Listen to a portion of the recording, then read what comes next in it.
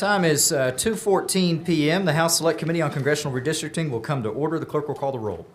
Chair Vasut. Here. Vice Chair Rosenthal. Here. Garcia. Here. Guerin. Here. Gervin Hawkins. Guerra. Here. Hefner. Here. Hunter. Here. Manuel. Here. McQueenie. Here. Metcalf. Here. Moody. Present. Pearson. Here. Spiller. Here. Tepper. Here. Thompson. Here. Turner. Wilson. Here. Wu. Quorum is present. Chair recognizes the following members are up on the dais today. Representative Jones, Representative Goodwin, Representative Schaffner, Representative Perez, Representative Trey Martinez-Fisher. I did not call. Did we get Guillen? I did not call Guillen. Chair will show Mr. Guillen here. Chair will show Ms. Hicklin here. All right. We miss anybody? Appreciate you dealing with our technical issues as we get started here today. Members, it's an honor to get to serve with you on this committee. To start with some housekeeping, our committee clerk is Edward Jacks, who's up here with me. Our assistant committee clerk is Dylan Menard. It's right down there. They're here to help you with any logistics. We also have Kylie Hicks from my office here today if you need any help. Any documents relating to the committee will be emailed to you and your chiefs by Edward or Dylan, as has already been done for today's hearing. We have set up a Dropbox for the members of the committee where we will post materials for committee meetings. You have already received an invitation to join that Dropbox. If you have any issues, let us know. You should be able to find the materials for today's meeting on that Dropbox. We will endeavor to scan any documents handed to the committee and place them in that Dropbox for your access as soon as we can. There will be food or drinks in the back if you need them. As you're no doubt aware, please ensure that a quorum of the committee does not meet in the back to discuss any committee business. By way of background for the members of the public and the members here today, as you may be aware, on July 9, 2025, Governor Greg Abbott issued a proclamation calling the 89th Legislature to convene in special session starting this past Monday, July 21, 2025. Under the Constitution, the length of each special session is limited to 30 days. Governor Abbott has asked the 89th Legislature in his proclamation to take up legislation that provides a revised congressional redistricting plan in light of constitutional concerns raised by the U.S. Department of Justice. A copy of the governor's proclamation can be found in the Dropbox.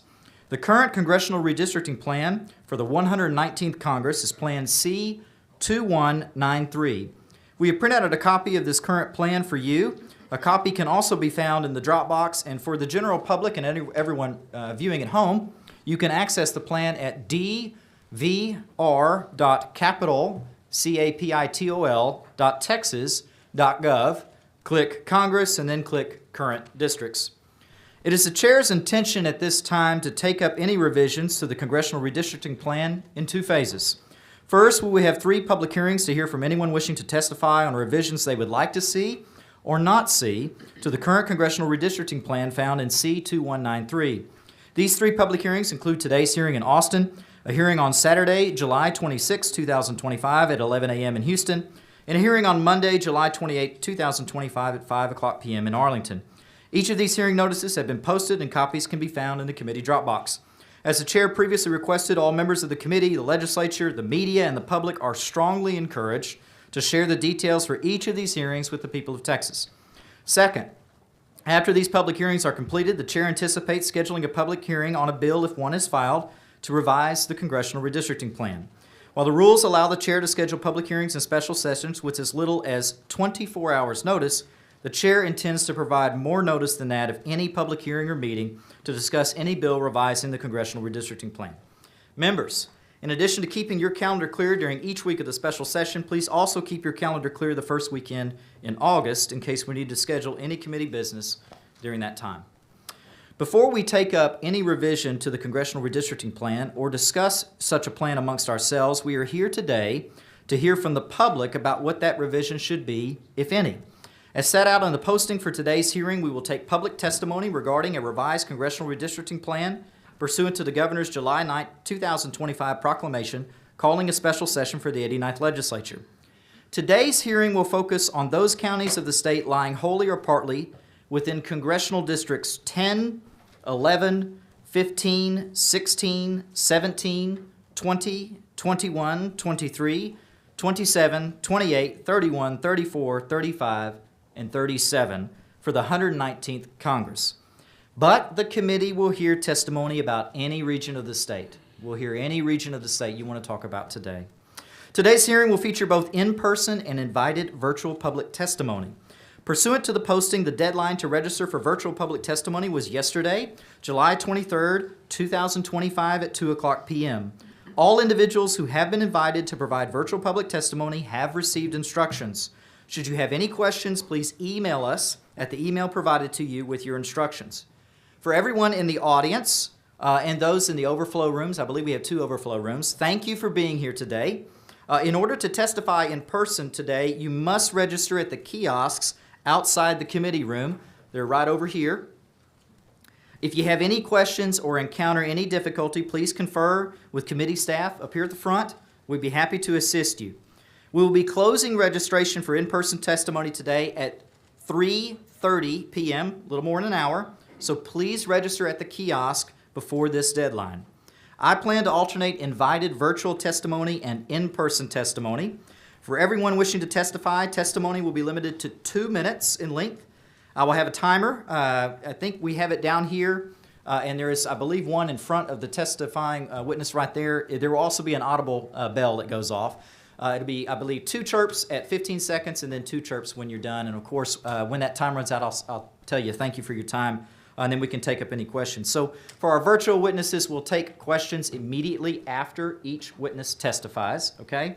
I just want to note that any questions you receive are not an opportunity to extend your time for testimony broadly. The reason why is we want to be fair to everyone here and generally provide the same amount of testimony for everyone, no matter who you are, no matter where you're from. In order to ensure a balance of public testimony across the 3 public hearings and to reasonably structure the committee's business, the public testimony for today's hearing will also be limited to 5 hours in length. The time right now does not count against that. We're only going to start that running while people are testifying and answering questions. This time, and I want to stress this time is not the only opportunity that you have to provide information for the committee to consider. This is just one of many ways. First, if you have more to say than the time allows, or we unfortunately do not reach you here today, as the hearing notice mentioned, we welcome you to bring up a written copy of your testimony. Please turn that in to Dylan at the end if we get to that point. If you had more to say, you couldn't get to, or we run out of time, please turn in your written testimony to Dylan. He's going to scan that in so every member of this committee will be able to hear from you.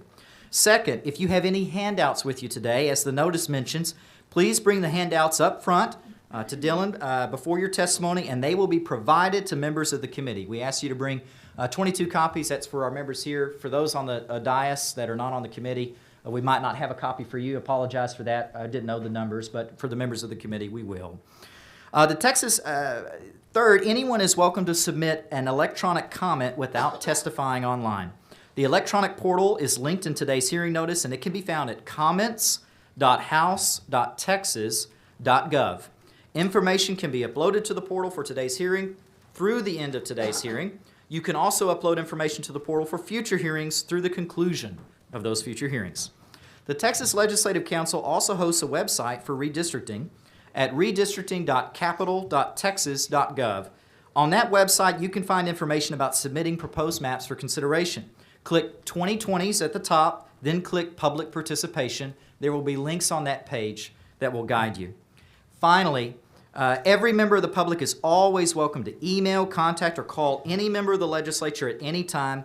And many of you have done that. We welcome you to continue to do so. So finally, logistics. For our virtual witnesses, again, we're going to take you one at a time. I'm going to announce the 4 that we will take just so that you know that your testimony is coming up. So if you're in those first 4 witnesses that I mentioned, just be ready. But we will take virtual witnesses one at a time. For our in-person witnesses, I'm going to bring you up in panels of 4. We have 4 seats right up here. If you're in here, great. If you're in the overflow room, just be listening. What I plan to do is I'll call up our 4 virtual witnesses, and I'll go ahead and tell you who the 4 on the next panel of in-person will be. If your name is called for the in-person panel, just make your way into the room up here to the front, and you can be seated at those chairs. That way, we can get to you expeditiously. Members, please hold questions for our in-person testimony until all 4 panelists have testified, and then, of course, you can question the panel. Finally, since we have no bill before us today, and we've gotten some questions about this, so I want to make sure this is clear, Since we have no bill before us, at any of these first 3 public hearings, all testimony will be neutral or on, which I will verify with each of you when you come up here to testify. With that, let's get started. Our first 4 witnesses for virtual testimony today are going to be Vice Chair, for what purpose? And then click your... Just so the members are aware, since we're in the Appropriations Committee room, the technology is a little different. In order to be recognized by the chair, please press the button on your microphone. It'll pop up on here, and then we'll recognize you. So, Vice Chair Rosenthal, for what purpose? May I make an opening statement? Gentleman is recognized for such purpose. Thank you. Thank you, Mr. Chairman, and thank you all for being here today. For the people that don't know me, my name's John Rosenthal. I'll be your co-host for the afternoon and evening. I'm a career mechanical engineer. I believe in practical solutions. This, in my view, is far from anything resembling a practical solution. I also note that it's an incredible responsibility for me to be here serving as your vice chair today. Sometimes oil field engineers get to take on some really big things, and I have had the privilege and the opportunity to work on some major undertakings. Nothing in my life compares to serving as the vice chair in this committee today. So I feel the weight and the gravity of this proceeding because there's a real fight on our hands, let's face it. I'm ready for it. I know my colleagues are as well. I'd like to ask the clerk to pass out this little packet. I've got the letter from the Department of Justice, the proclamation for the governor, and the committee hearing notice.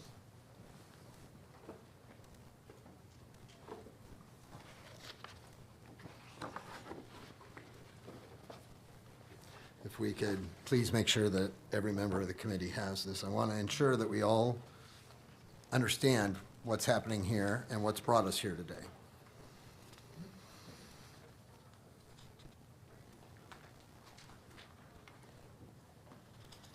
So members, I want you to pay special attention to the letter from the Department of Justice, which is what set this entire chain of events in motion. The congressional districts specifically mentioned by the Department of Justice are Congressional District 9, 18, 29, and 33. It's curious to me that none of these districts are mentioned among the dozen or so districts listed in our hearing notice. And I'll let you think about why that might be the case. Mid-decade redistricting is unusual, it's unnecessary. We are actually constitutionally required to redraw districts every 10 years following the census.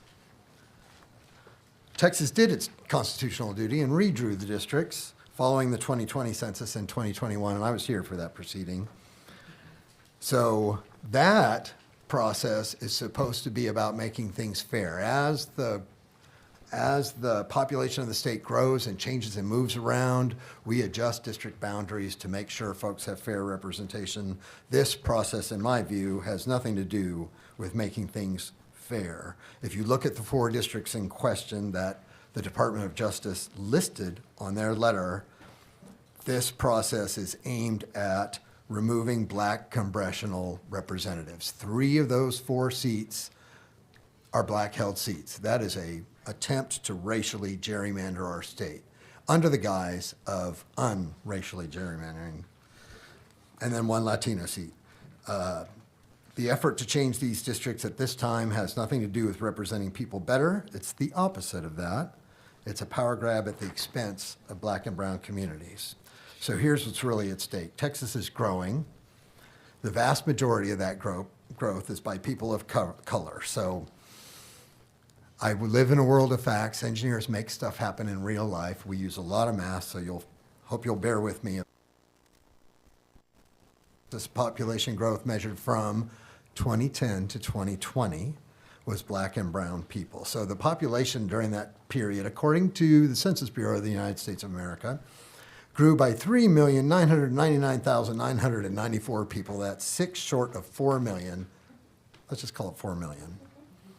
Of that growth, 187,252 were white, 557,887 were black, 1.98 million were Latino. So I have done the math for you already. 4.6% of that 10-year growth was white.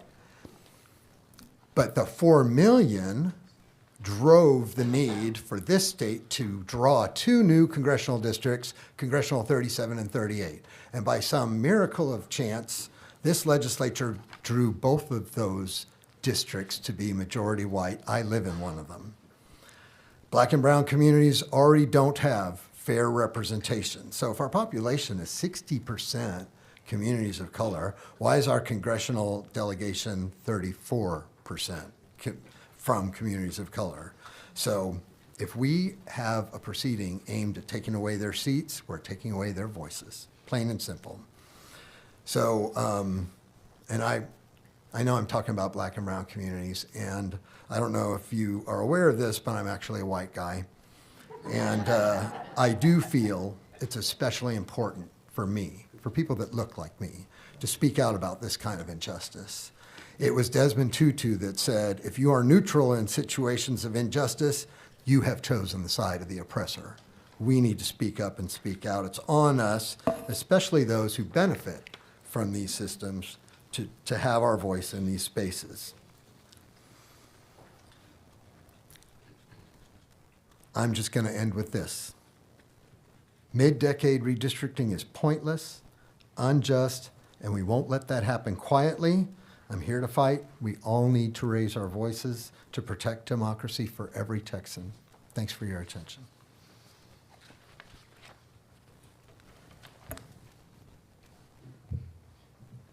Mr. Turner, for what purpose? Thank you, Mr. Chairman. Before we move on to testimony, a couple of questions, if I may. In terms of, can you hear me now? Yes, I can. Please Okay. restate your inquiry.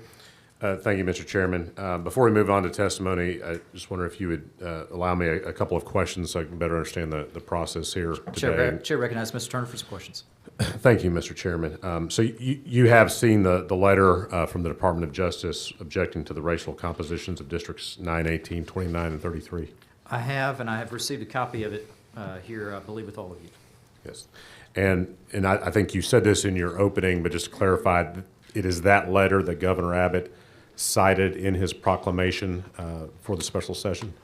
He doesn't cite to a specific letter in his proclamation. He does reference concerns, I believe, raised by the U.S. Department of Justice. Okay. Are you aware of any other way that DOJ has raised concerns beyond that letter? That would have to be a question for the governor. I'm not aware of any other letter, though, personally myself. Okay. I'm not either. I think it refers back to the letter. So the letter that you've read and I've read as well basically is asking Texas to dismantle those 4 districts because of their racial makeup. And my question is, do you believe, as the chair, does the committee believe that it is legal for us to intentionally dismantle majority-minority districts because of their racial composition? I don't believe that the letter is a specific request for us to dismantle any district. However, it's the chair's intention at all times that we are going to follow the Voting Rights Act, and we're going to follow the law. And we have no plans to this moment to change any particular district. The purpose of today's hearing is, of course, to hear from the public before we go into that process. Well, Mr. Chairman, the letter specifically says that these are coalition districts, meaning that they're majority-minority districts, and they say that they're unconstitutional. And we urge the state of Texas to rectify these race-based considerations from these specific districts. So it seems to me they're asking us to change the districts based on their racial makeup by virtue of the fact that they're majority-minority districts. You'd have to refer specifically what the Department of Justice wants to do or not wants to do to them. The chair obviously did not have this letter addressed to him. And as far as I'm concerned, the whole point of this process is solely to respond to the governor's call. And we're going to take up congressional redistricting in that 2-phase process I mentioned earlier. And I'd love to get to this first phase of hearing from the public. No, I appreciate that. And I appreciate your point about Department of Justice didn't address a letter to you or any member of the legislature. Will we be hearing from the Department of Justice today? I am not certain. Chair's not advised whether they have registered to testify. I believe that an open invitation was sent to everyone to register if they'd like to, and the vice chair has reached out to me and wanted to invite some individuals, and I've worked with him to do so, and we'll take any of his invited witnesses out of the regular order as a courtesy to the vice chair. Appreciate that. Would we be able to formally invite the Department of Justice to come and testify before this committee? If not today, then in I'd be happy Houston to or talk with you Arlington? about that. I know the vice chair was thinking perhaps, but we can talk about that. I think it'd be important to try to understand their legal basis for this exercise. Who are the, and just a couple more questions, Mr. Chairman, I appreciate we want to get to witnesses. Who are the legal advisors to our committee for this process? My understanding is the House has retained Butler Snow, and I believe that, I'm not exactly certain of whether or not they represent the individual members of the committee, or, but I believe to respond to your inquiry, it would be Butler Snow. Okay, but they are, you're not sure if they're available to the entire committee? That is a legal question. I don't want to give you an incorrect answer, right? So I'd be happy to look at that and get you an answer to that. Okay, I appreciate that. Are there any other outside law firms that you're aware of that are involved in the process? Not to my knowledge. Okay. And have you had, as you've kind of undertaken this process, have you had any discussions about this process with our Attorney General's office, General Paxton's office? I received I cannot waive the attorney-client privilege during the regular session as to the litigation. I did receive a briefing of the litigation, but no, I have not communicated with the Office of Attorney General regarding this redistricting process. Okay, and I take it from your previous comment, you've not communicated with the Department of Justice? I have not. Okay. How about the White House? I have not. Okay. How about a gentleman named Adam Kincaid? I honestly have no idea who that is. Okay. My understanding is he's the person who drew the maps in the last decade. Anyone with the National Republican Redistricting Trust? No. Okay. And lastly, have you seen any proposed maps that the White House has sent? No. Or President Trump's operatives have sent? No. I believe the only map that I have seen is the one that was posted to the public portal, which I reminded everyone, anyone in the public is invited to submit a map. Just because a map is put onto that portal does not mean in any way that that is a map this committee was intending to take up or otherwise. The public is free to submit whatever the public wants. Okay. So you've seen, no one has sent you any maps for this committee to consider? No. Okay. Thank you, Mr. Chairman. Thank you, Ms. Turner. Mr. Wu, for what purpose? I have some questions. Yes. Chair recognizes Mr. Wu for questions. Thank you. Mr. Chairman, I just want to follow up on Representative Turner's questions just a little bit. I'm personally very confused about why exactly we're here doing this. And from what I heard you say earlier, you've not been given any explanation or any notice from the governor of why he made the call. I have received the same proclamation that you have received. Okay. And this is not a process that you have personally asked for? This is No. redistricting, you've not personally asked for that?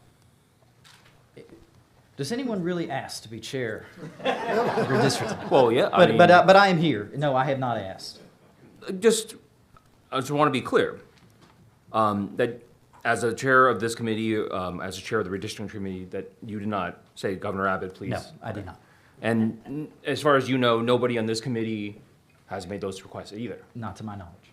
Do you know if any member of the legislature went to the governor and said, we really could use this right now? Not to my knowledge. Okay. Again, I'm limited to what I personally know. No, I'm absolutely. And, you know, I only know what I know, you only know what you know, and between the two of us, I don't think we know anything of why we're here. I think the chair would say that the governor has put an item on the call. It is prudent and proper for the legislative committees to take up the items that the governor has designated. And what the legislature does with that is up to the legislature, but it's the chair's position that the governor has placed this item on the call, and we're going to take it up in a two-phase Absolutely. process. And I know you keep up with this stuff. You're aware that we were recently, the state was recently involved in a three-week trial in El Paso Very general. over the maps that we passed in 21. I have very general knowledge, not specific. I was not involved in that. Same here. Yes.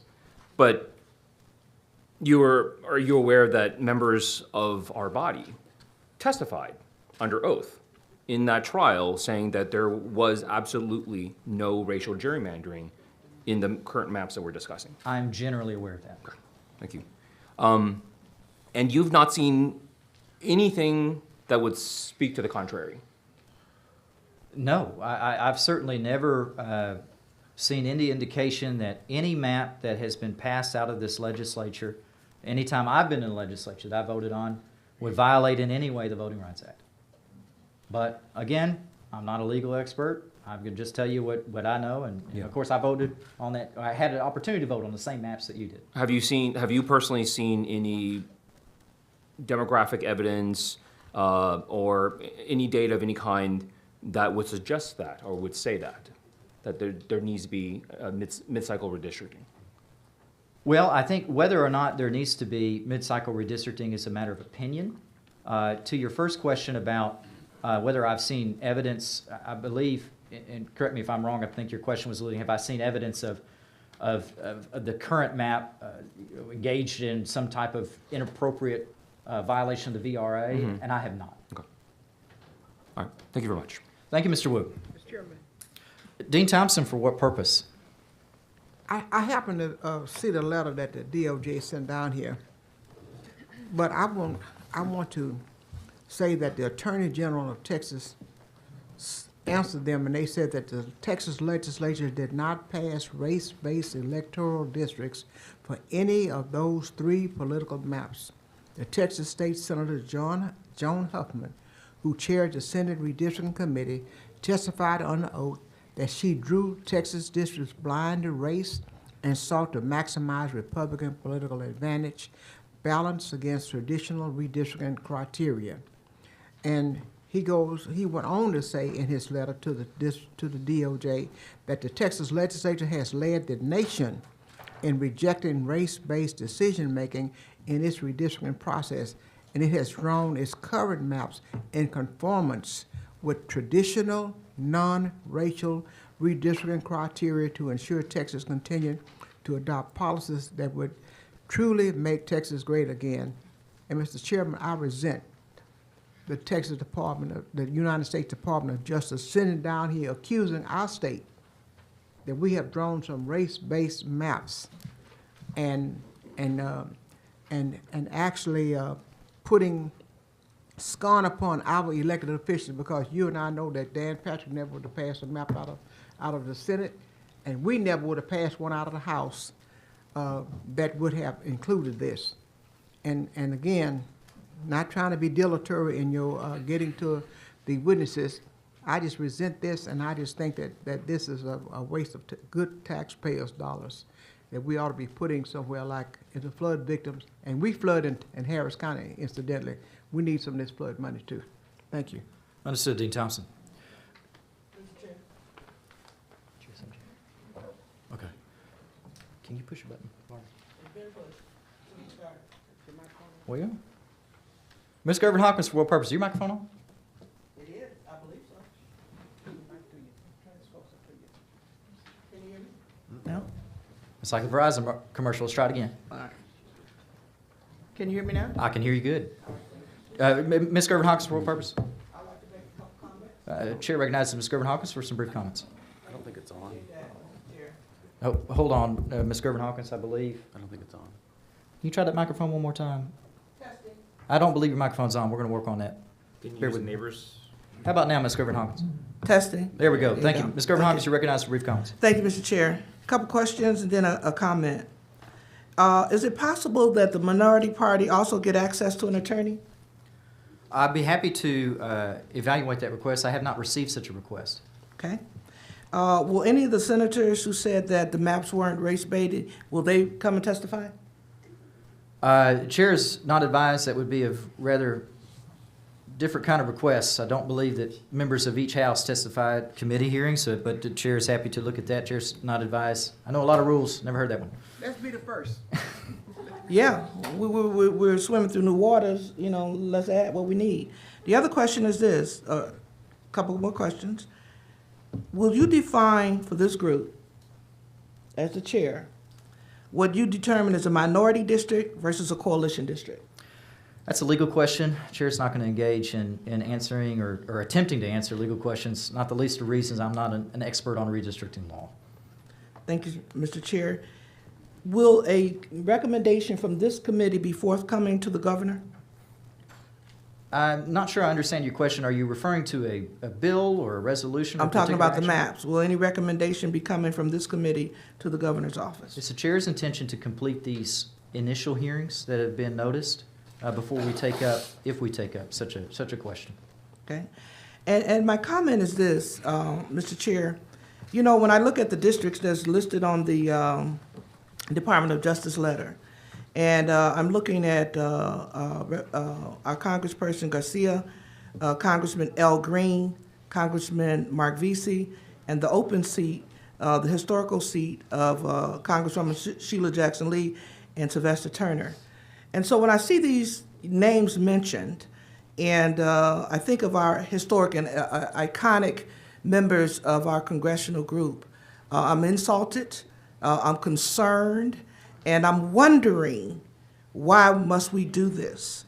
And what I'm hoping, and this is to the entire committee, let's not allow the White House to put its arms into Texas and divide our community. It's wrong, it should not happen, and we want to make sure that our legislators know this is wrong, and we will not stand by and just let it occur. Thank you, Mr. Chair. Thank you, Ms. Gervin Hawkins. Hearing no further matters before the committee. Oh, sorry, I just, Speaker Moody, for what purpose? Questions of the chair. Chair yields for questions. Thank you, sir. I was reading the proclamation that you cited, and there's a number of items that are listed in the proclamation. The one you've referred to states, legislation that provides a revised congressional redistricting plan in light of the constitutional concerns raised by the United States Department of Justice, or U.S. Department of Justice, how it reads. It's within the power and the purview of the governor to convene the legislature in a special session and set the agenda for that session. Is that your understanding? Subject to the rules of the House and the Constitution, yes. Is there any obligation upon I'll stick with the Texas House because I don't think the Texas Senate has rules. Is it incumbent upon the Texas House no lies. to take up and pass legislation in furtherance of the governor's call? Is there any mandate that we must do so? All legislative power is vested in the legislature. It's up to the legislature at its discretion. It's the chair's intention to take up this process, if at all, in the two phases mentioned. Yeah, and I appreciate you lining that up because I think it allows for us to understand the process that we're going to undertake. But we don't have legislation before us today. There is no bill. And I know that your intent is to take public testimony at this hearing today, one in Houston and one in Arlington in the next several days. How is that public testimony going to inform proposed legislation? All information that flows to the committee is available to committee members to guide them in making any decision, whether or not to file a bill, what the bill may look like, what amendments they may want to do to any type of bill. And so the first stage is to hear from the public to determine what they believe about whether they'd like to see revisions, and if so, what kind. And then that feedback can certainly be taken into account.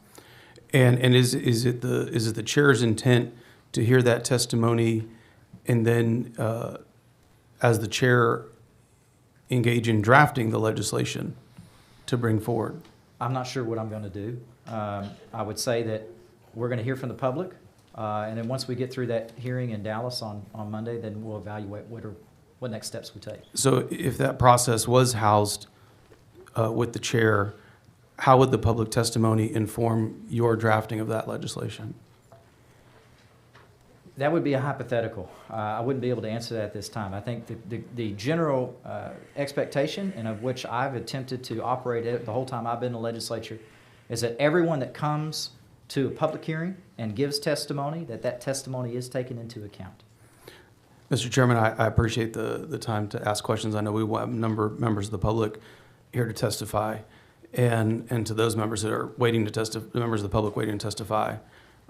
This is an opportunity, as the chair stated, to let your opinion be known and that this process should be and must be informed by your opinions about what we should or shouldn't be doing. There is no obligation for us to do this at all. At all. And I look forward to hearing from the public about whatever opinion they have on these maps. And my hope is that whoever engages in drawing these maps, because in the past it's been the chair, but whoever engages in drawing these maps and proposing this legislation also listens intently to the testimony that we're going to gather over the next several weeks. So thank you very much, Mr. Chair. Thank you, Mr. Speaker. I just have, Mr. Wu, for what purpose? I apologize, I have just a few follow-up questions. Chair yields for questions. I apologize, I didn't hear your answer exactly. In terms of the law firm Butler Snow, you said that is the committee's representation, or you don't know? I'm not fully advised on the full extent of their representation. Certainly, they can and have. Would you let us provided know who the attorneys are so we can talk to them directly and say, hey, do you represent us or not? The chair would be happy to circle back with the member. Thank you. Just on a quick procedural question, I know you said earlier that witnesses are being asked to testify neutral, changing no matter what they put into their affirmation. Rules require that just because there's not a bill before the committee. Okay. But people, witnesses, even though that they're listed as neutral. They do not have to be neutral. Okay, thank you. Yes, that is that's a good question, Representative Wu. Under the rules, that's just required for purposes when you don't have a bill. It's always neutral testimony to reflect that into the minutes. But members of the public are, of course, free to give any testimony that they like. Any further questions for the chair? Chair is none. Chair will move into invited public testimony. The first one we're going to do is virtual testimony. The first three that I would like to have, or first four I'd like to have on deck, so please be ready in the virtual panel. We're going to invite you in one at a time. Ellen Katz, Ali Flores, Eric Jacobson, Robin Peoples. Our first panel for in-person testimony, which if you would, please make your way up to these chairs. I'm going to take three. And I apologize for pronunciations of any name. Nothing is intended. I'm from Southeast Texas. I like to say Southeast Texas. Maybe they don't claim us in Southeast Texas, but I like Southeast Texas, Brazoria County. Greg Cesar, Joaquin Castro, and Sylvia Garcia, if you'll make your way up to the front. So let's go to our first virtual witness. Chair calls Ellen Katz to provide invited virtual public testimony.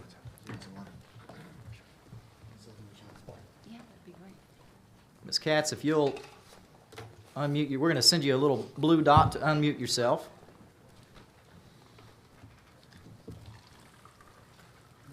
And if you could, make sure that we can see your video. Thank you very much. Can you hear me? We can hear you. Can you hear us? Yes, wonderful. Thank Okay. you. I'll show you registered. Bear with me one moment. Sure. Let me get your registration here.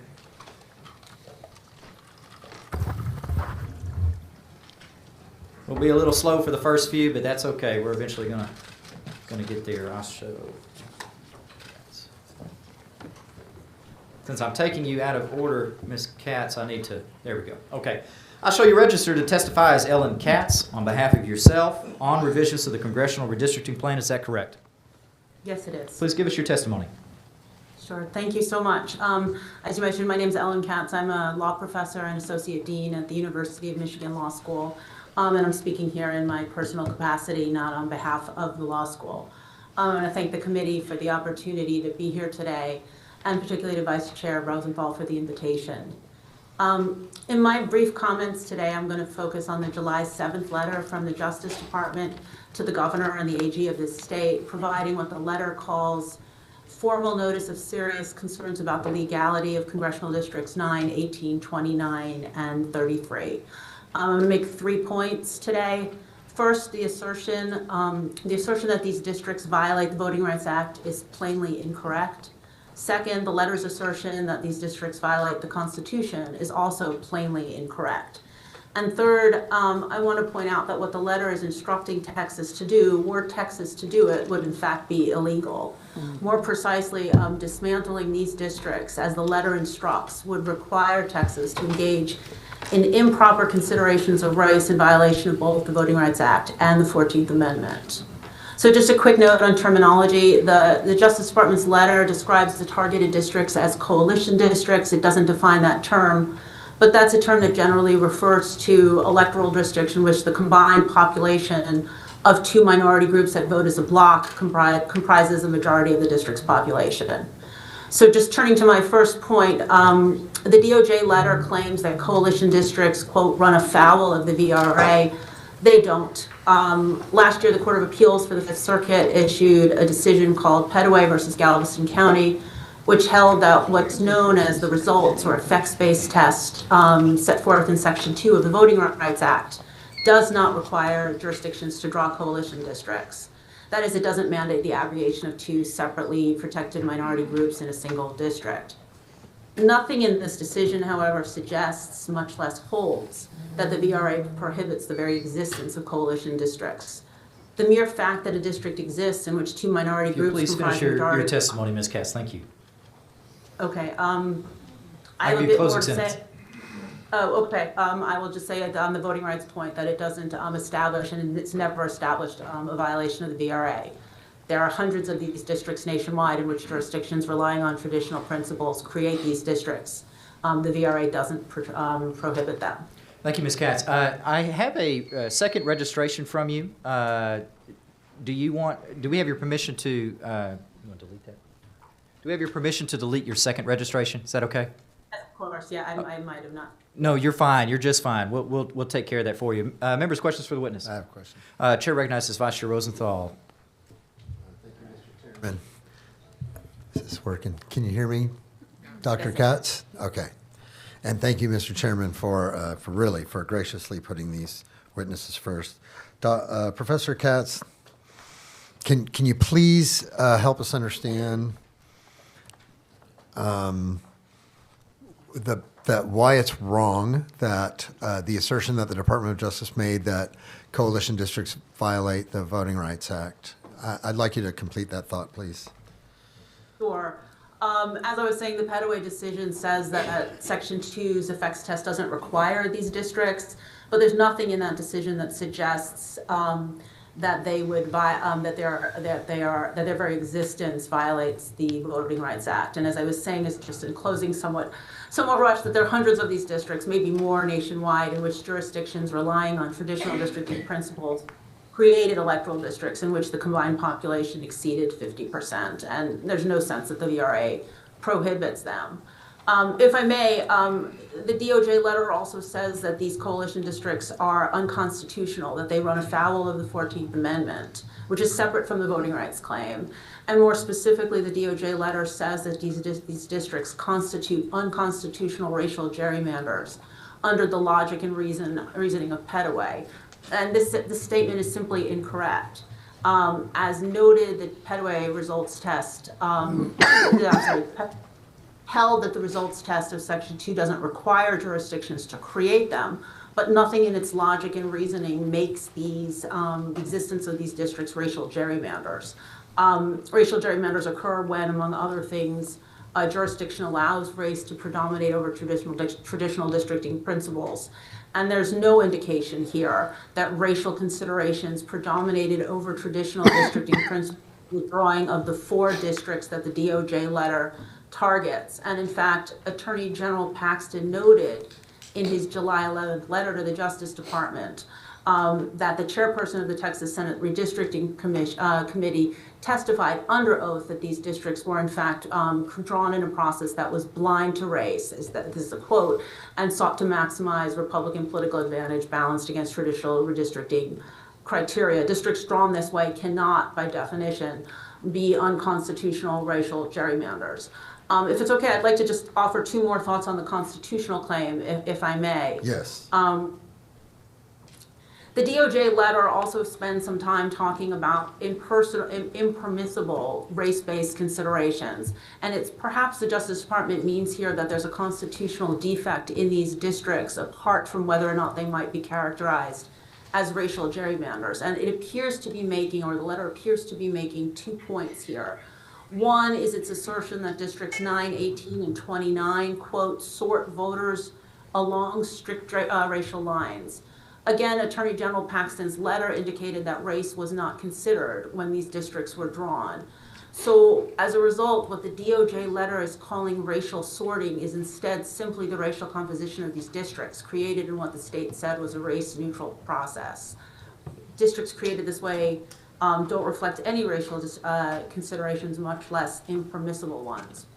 The second thing that the letter seems to be saying is that District 33 is, quote, another race-based coalition district, apparently because the letter claims the borders districts resemble those imposed from a federal court order a bunch of years ago. And just 2 quick points here.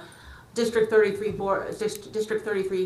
borders, in fact, are substantially different from prior iterations of the district. And second, it's simply false that race-based considerations in prior iterations of a district render unconstitutional new and different district boundaries drawn for race-neutral reasons. And in fact, back in 2022, the Court of Appeals for the Fifth Circuit held in a related context that overtly unconstitutional racial discrimination animating a state constitutional provision did not taint or otherwise affect the legality of an amended version of that provision. And if that's correct, the same has to be true for considerations that were wholly lawful when made. So in sum, the DOJ is simply wrong when it states that these 4 districts target, the 4 districts it targets violate the Voting Rights Act or the Constitution. They plainly do not, and quite frankly, it's not a close question at all. I do want to make one final point, and I do promise to be brief, and it is as follows. What would violate both the VRA and the 14th Amendment would be for Texas to do now what this letter urges Texas to do. The DOJ letter is insisting that Texas now inject race-based considerations into what Attorney General Paxton said had been a race-neutral process. The DOJ letter itself repeatedly employs race-based considerations by relying on the racial compositions of these districts as the sole basis to argue that they are unlawful.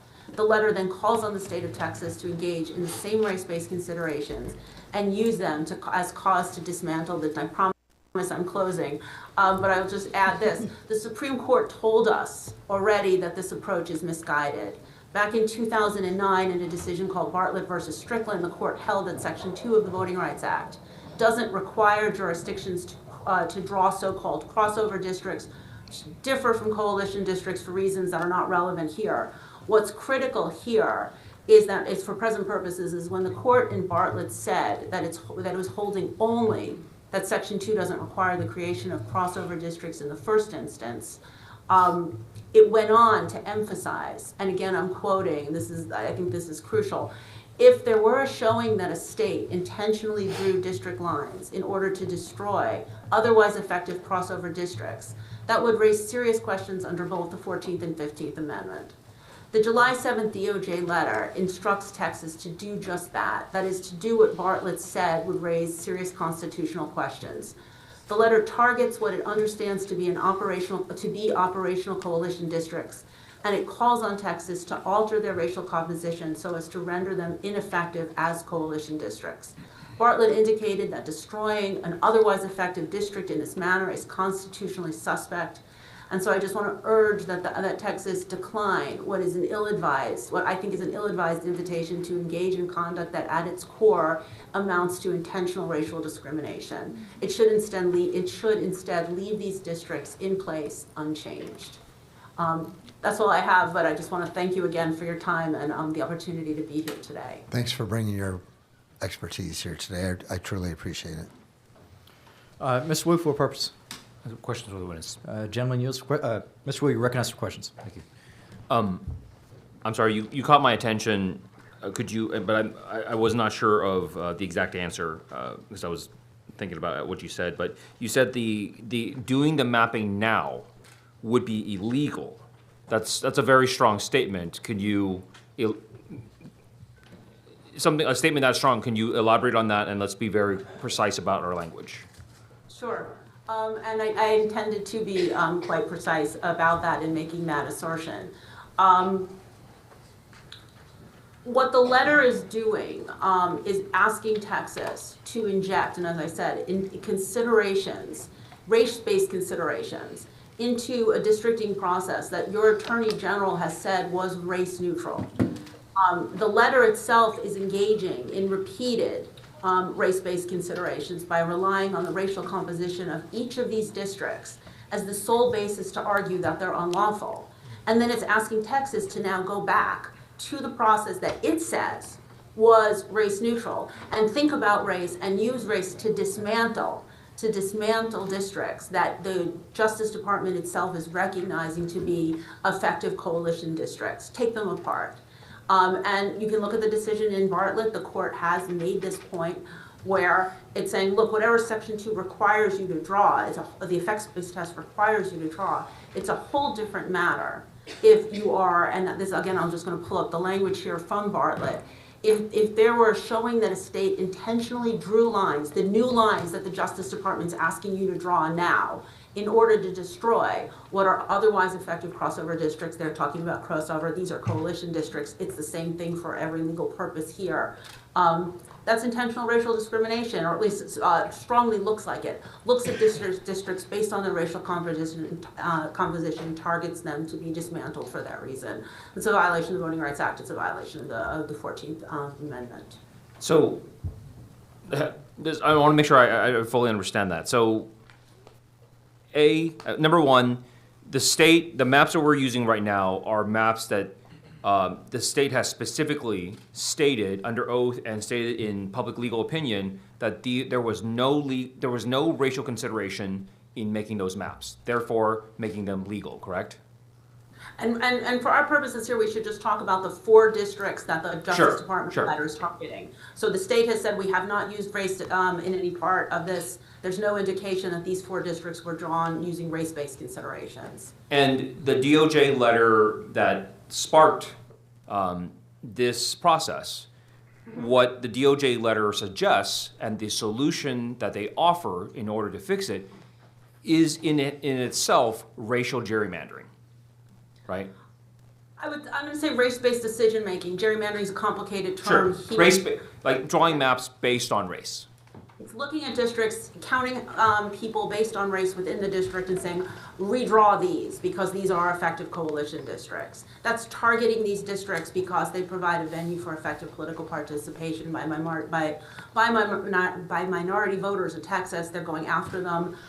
That's a race-based decision that the Supreme Court has said, don't do that, or at least, we'd be seriously worried if you were to do that. That's not what we're holding in Bartlett in related contexts. So you're saying that the DOJ letter, its intent itself is unconstitutional, like their attempt to, their desire, their end goal of doing this is in itself unconstitutional, and the method by which it wants to do it is also unconstitutional. Is that fair? I guess I would limit to the latter. Their intent, as I understand it, is to provide a basis for Texas to redistrict at this moment by saying that there's a defect under the Voting Rights Act and under the Constitution for these existing districts. There is no defect. It's simply, for the reasons I already stated, right. They don't violate the Voting Rights Act, they don't violate the Constitution, the existing districts. So instead, they're saying, go look at race now and dismantle performing coalition districts, what it understands to be that. And the Supreme Court has told us that that raises serious questions under the Constitution. Thank you. Mr. Irvin Hawkins, for purpose. Mr. Chair, I'd like to ask the witness a question. I'm going to yield to you in just a second. I just want to remind everybody you must be registered at the kiosk to testify in person. The deadline to register is coming up at 3:30 p.m. Mr. Irvin Hawkins, recognized question witness. Professor Katz, if indeed we went the DOJ route, would that then open up the floodgates for our state House and Senate seats also? I mean, I think that would depend on if you were to redistrict there as well. To redistrict by targeting districts based on their racial composition in the way this letter does suggest to me that you would be causing problems. I didn't understand that the state and the state House and Senate. Well, I'm just saying if the DOJ letter was correct, Mm-hmm. instead of we know it's illegal and not proper, but if we were to adopt this and establish a record towards this, it potentially can open up the same methodology for our state House and and Senate seats, correct? I think, if I understand you correctly, yes. I think if the logic that is underlying this letter suggesting you redistrict for these reasons were applied more broadly to other districts in the state, for the state house, the state senate, I think the same arguments would apply, yes. Thank you, ma'am. Mr. Manuel, for a purpose. To ask a question of the. Chair recognizes Mr. Manuel, question witness. All right. I am a lover of history, and I know most people aren't because they find it boring, and I get that.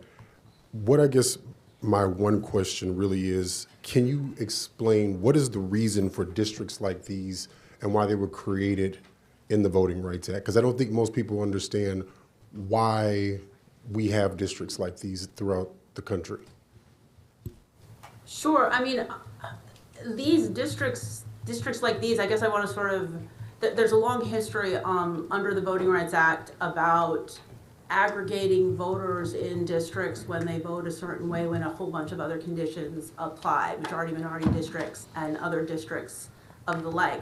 I just want to be clear here that those are not the districts we're talking about right now because of Texas's claim, assertion that the Attorney General has made, that has been made under oath by your elected representatives, that race was not considered in the creation of these districts. So if you want to talk, we can talk about going back to 1982 when Congress amended the Voting Rights Act in response to the Supreme Court's decision in Mobile versus Bolden, recognizing that certain forms of electoral structures, particularly at-large districts, but also single district lines that divide communities where there is a history of discrimination, where there is racial bloc voting, where there's a distinct socioeconomic status, there's a whole literally laundry list of conditions, that the failure to create districts that allow voters to aggregate their votes in a certain way is a form of racial discrimination.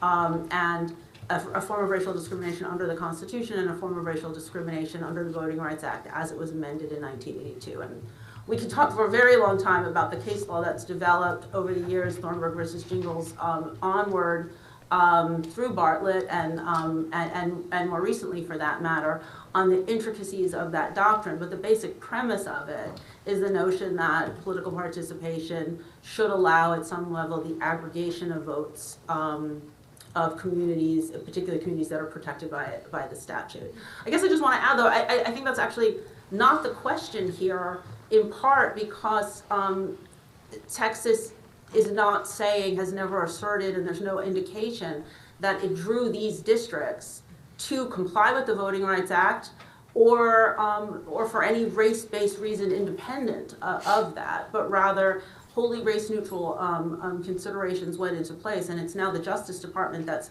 coming in and saying dismantle districts that one might even say organically developed as places in which minority voters are exercising, are having a meaningful right to vote in them. I promise I'm not moving your thing.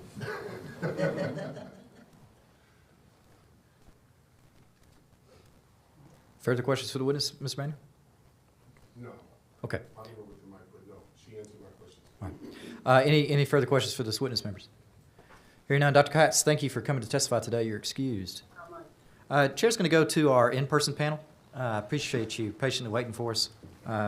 Chair calls Greg Cesar, Congressman. Kassar. Was it Kassar? Kassar. I apologize. Thank you, Chairman. Let me pull up your registration 1 second. Yes, sir. I show you as Greg Kassar, Congressman, Texas 35, here to testify on behalf of yourself on revisions to the Congressional Redistricting Plan. Is that correct? That's correct, Please sir. give us your testimony, sir.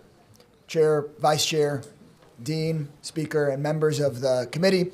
I'm Greg Kassar. I currently represent Texas's 35th Congressional District, and I'm here to speak to support the hundreds of thousands of Texans that I represent and their voting rights, from urban to rural Texans, conservative, liberal Texans, from Bexar to Comal to Hays to Travis County.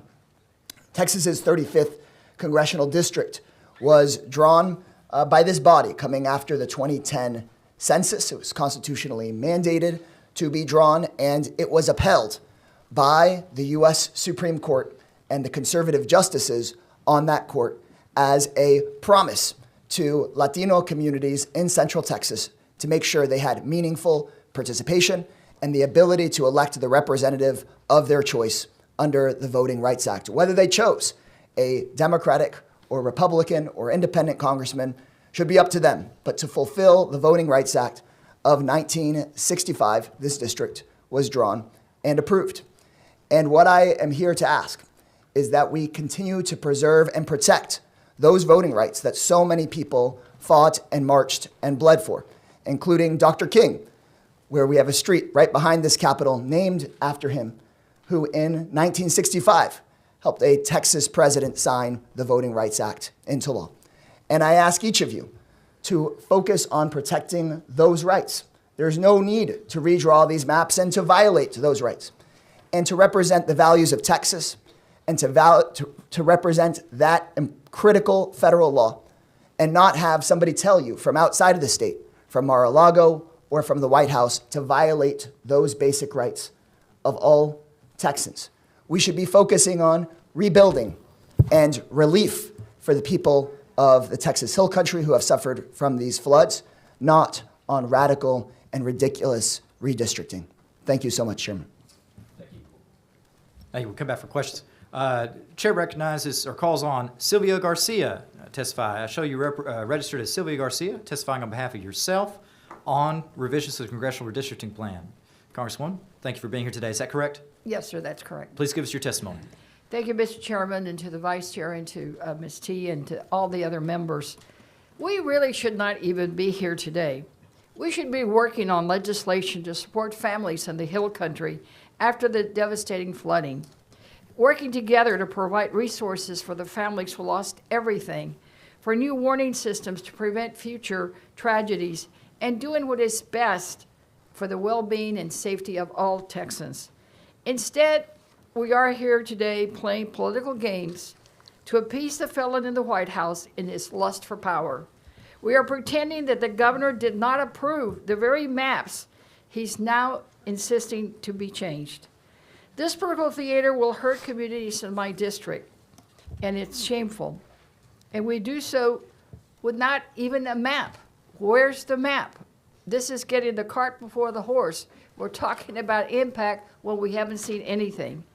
We know the Republicans in Congress are widely unpopular. We've all seen the polls that show that the vast majority of Americans oppose Trump's big ugly bill. But here we are. So let me tell you just a little bit about District 29, which it's a targeted district on the Justice Department letter, which I'm honored to represent. Our shared values and culture far outnumber our differences. We are a community that values faith, family, hard work, and service. From Lindale to Alding to Pasadena to Galena Park and Jacinto City, we are a community and we stick together. Ripping up the 29th district will silence the voice of these communities, and that will be a travesty. The population growth in Texas has been because of the Latino population. The Voting Rights Act protects districts like the 29th with common interest, priorities, and background. Given this, I urge you to reject this partisan gerrymandering of Texas, reject the map that may come soon from the felon in the White House, and do what Texans want. End this charade and support the families who are grieving, build up our infrastructure, enhance our resiliency, and do what matters. Let's stand up for Texas. With that, I thank you, Mr. Chairman. Thank you, Congresswoman. Chair calls Joaquin Castro. I show you registered as Joaquin Castro, testifying on behalf of yourself on revisions to the Congressional Redistricting Plan. Congressman, thank you for being here. Is that correct? Yes. Please give us your testimony. Thank you, Chairman and members of the committee. I'm proud to represent my hometown of San Antonio, Texas, the 20th Congressional District. And I was a freshman in 2003 when, as Democrats, we left the state for Ardmore, Oklahoma to stop mid-decade redistricting more than 20 years ago. It was wrong then, and it's wrong now. And you all are being used. You're being used by the White House and by Donald Trump. You're being used because he doesn't want Democrats to control a majority of the Congress so that there'll be no investigations. There has been no discussion in Congress about the floods that occurred in Kirk County and the loss of so many lives. There has been no discussion on the Epstein files, no discussions on the Iran leaks and all those messages by the Secretary of Defense and others. There literally is no accountability right now in Congress. And the people that are going to pay for this are the folks in black and brown communities in our cities. They're going to have their districts cracked and packed and unblacked because of this effort. That's what's at stake here. Whether you all are going to work for the people of Texas, as we used to do or try to do, or whether you're going to take your commandments from Donald Trump and the White House. I hope that y'all will choose to do the business of the people of Texas, as this body has a history of being independent from the federal government, not a stooge for it. I yield back. Thank you for your testimony. Mr. Manuel, for what purpose? No purpose. Mr. Wu, for what purpose?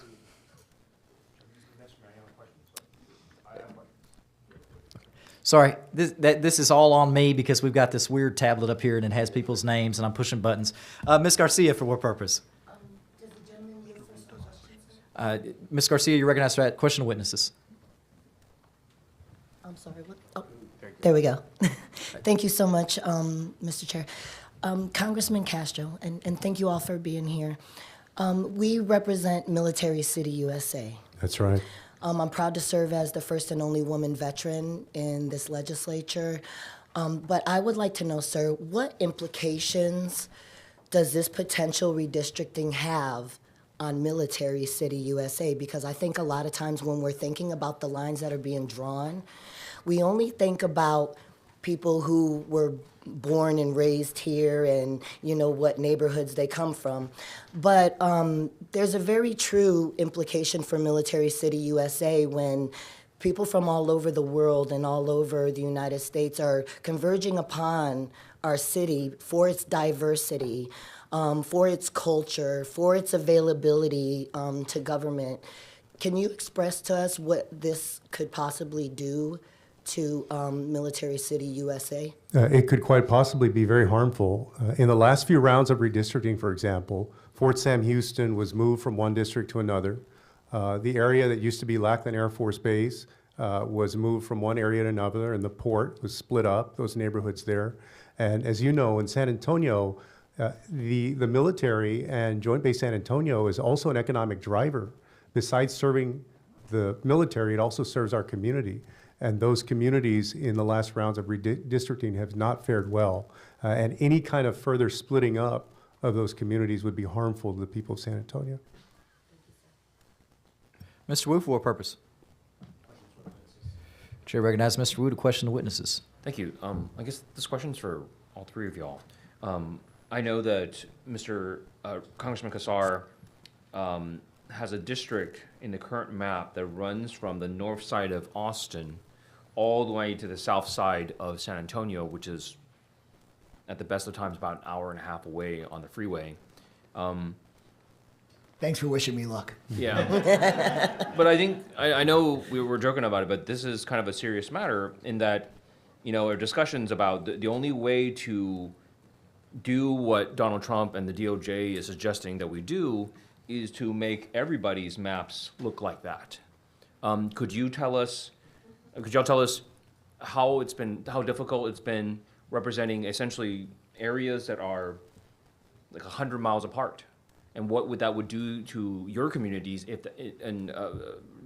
Congresswoman Garcia and Castro, like if your communities were paired with a community that's 100 miles away, that's an hour away, what would that how would that affect your communities? Representative, thank you so much for your question. It's critical that these maps be drawn and that maps be drawn to have compactness and to keep communities of interest together. Right. We've done the very best we can, despite, like I said, representing rural areas, suburban areas, two different major metropolitan areas, to bring people together and have folks know that they can call us. Just like you all, we field thousands of calls from folks that don't have a partisan matter in mind, but just want to make sure they get their back pay from the Army, or they change their address and need to get their Social Security check, or are looking to make sure they get the proper veterans benefits.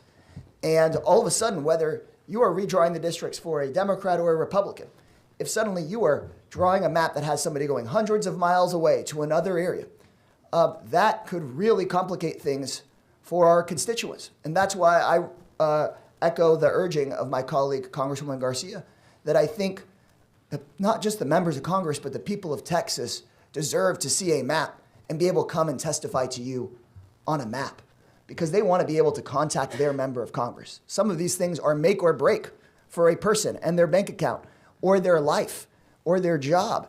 And I think many of my Republican colleagues, I'll tell you, have told me privately that they are deeply concerned with a map being drawn without their input, without the input of legislators, without input of their constituents, because you could draw all sorts of crazy maps that ultimately disenfranchise those constituents because they may have no idea which congressional district they're in, because the person across the street has a different member of Congress and the person up the block has a different member of Congress.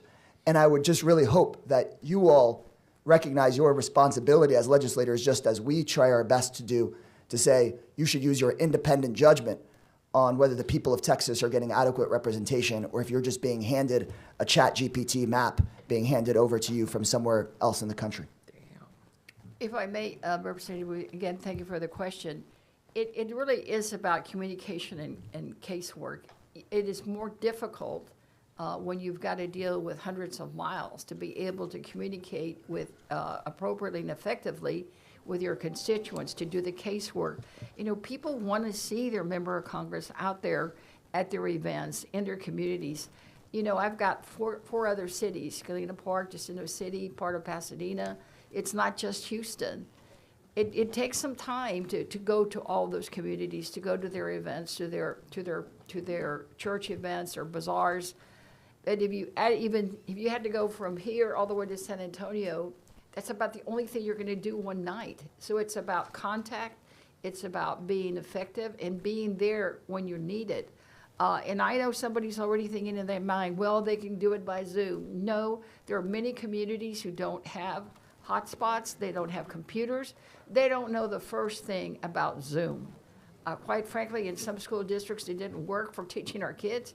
It ain't gonna work for telling our seniors what's happening to their Social Security or explaining to them why they're one of 17 million Americans who are losing their Medicaid.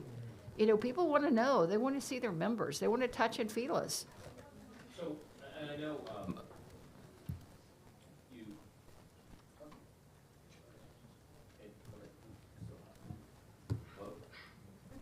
One second. Try now. Hello?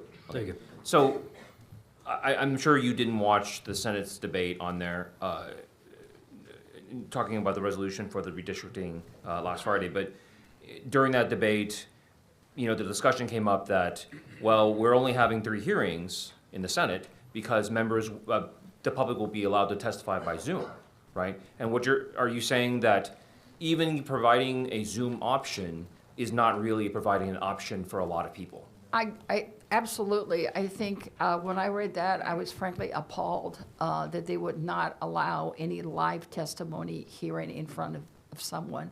I mean, we're Texans. We like to see people eyeball to eyeball and ask them the question. You know, you can't have any empathy for a senior who's losing their Medicare or Social Security because of the big ugly bill.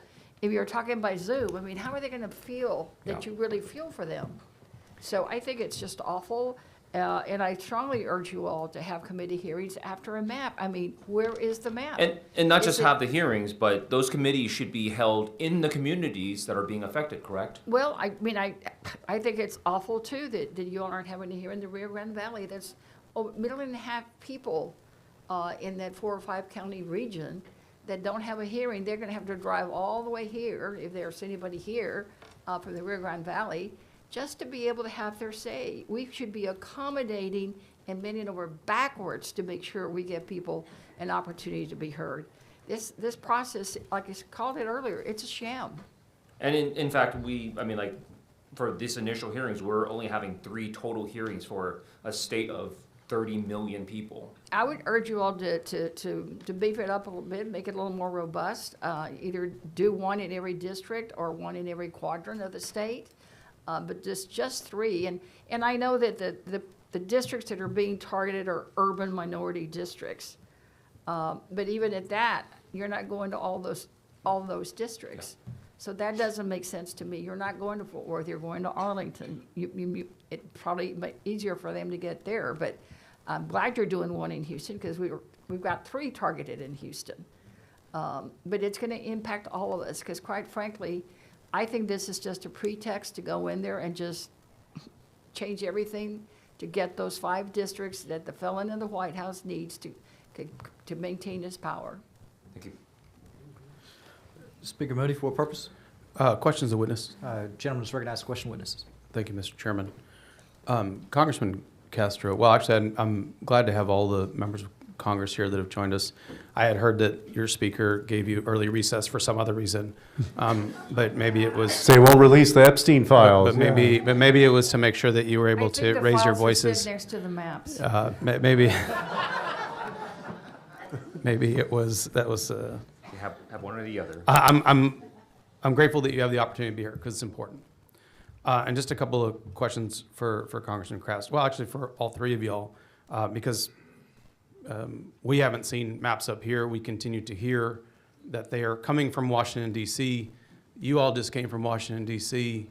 Have you all seen any proposed maps? No. I haven't. Nothing official. Okay.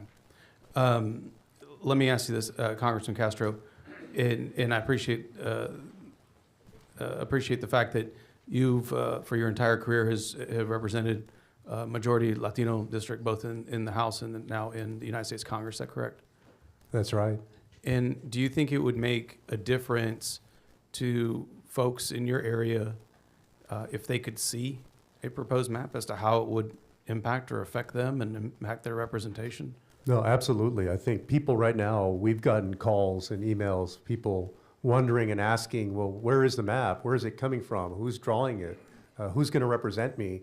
I think, and you all have constituents, people sometimes call you very frantically about different things. You know, we deal with people who are having trouble with the VA, for example, who are desperate to get IRS refunds, who call, 2 days before because they're going out of town and they realize that their passport has expired. Different things that to them are very personal and sometimes frantic matters. And, and so knowing who their member of Congress is and having easy access to that office and that person or their staff is important. And when you change those maps mid-decade, you're going to leave a lot of people, first of all, very confused and disrupted, those communities. And it's very likely, at least from, all we know for sure, right, is that the president wants you guys to draw 5 more Republican seats out of the existing map. And bear in mind, the districts are already very gerrymandered. I realize that the state for about a generation has voted mostly Republican. If you look at the statewide races, there's about somewhere between a 10 and 13 point difference. But right now it's 2-1. So now you're trying to make it 3-1. And that's going to mean that you're cutting up a lot of communities, including Latino communities and African American communities, Asian American communities, and it's going to be incredibly harmful. Well, and it's what I want to kind of get down to, because obviously we can see the DOJ letter that highlights 4 specific districts. So we can look at those and we can understand, obviously, Representative Garcia, yours is on that list. We can understand the makeup of those. We can try to understand what should or shouldn't happen with those. But what input can your constituents have? Your district's not on that list, but if we're drawing new districts, this body could choose to adjust your district as well. No, that's absolutely right. I think it's important that it be said that there is going to be a domino effect on the other districts. It's not like you can discreetly go in there and redraw 4 districts or even 5 without having oftentimes a significant impact on the other congressional districts and the communities that are represented by those members of Congress. So there will be a terrible domino effect. And there's no hearing in San Antonio. Thank you all for going to Houston. Thank you for going to North Texas for your hearing today. But y'all, we live in a state of 30 million people. That's bigger than a lot of countries around the world. You should be having really about 10 in-person hearings in a state like Texas. And then the state Senate, I know, is having a bunch of virtual hearings. Let's be honest, most of our constituents, yours and ours, are not even going to know that those hearings are taking place. They're not going to know that there's a Zoom thing or whatever platform it's on where folks can come and I would hate to see this legislature do that and be used in service of one person, really whoever that person is, but we know it's the person in the White House because they're trying to use Texas. And the last thing, Joe, from here, sorry, Representative Moody, that a lot of on our Republican colleagues who have privately said that they weren't for this, some of them, they and their public service will be affected too. If you redo the maps, you also realize that you're putting their public service in jeopardy as well, even though many of them, even though we have deep disagreements on policy, have tried earnestly to represent their constituents. And the White House is saying, we don't care about your service. We don't care which of you comes back to Washington to represent the people or not. Donald Trump wants 5 districts because he doesn't want any investigations or any accountability, including on the flooding in Texas, and that's why we're doing this. And would it be your position that if at some point during this process a bill comes forward, a piece of legislation comes forward, that does impact your district or Representative Cassar's district or Representative Garcia's district, that it would be important for the members of the public in those impacted regions to have the ability to comment on something they can see? Yeah, absolutely. They need to be able to comment and give input on a live map once you have a live map. And we know what it looks like. And I'll ask a simple question. Why?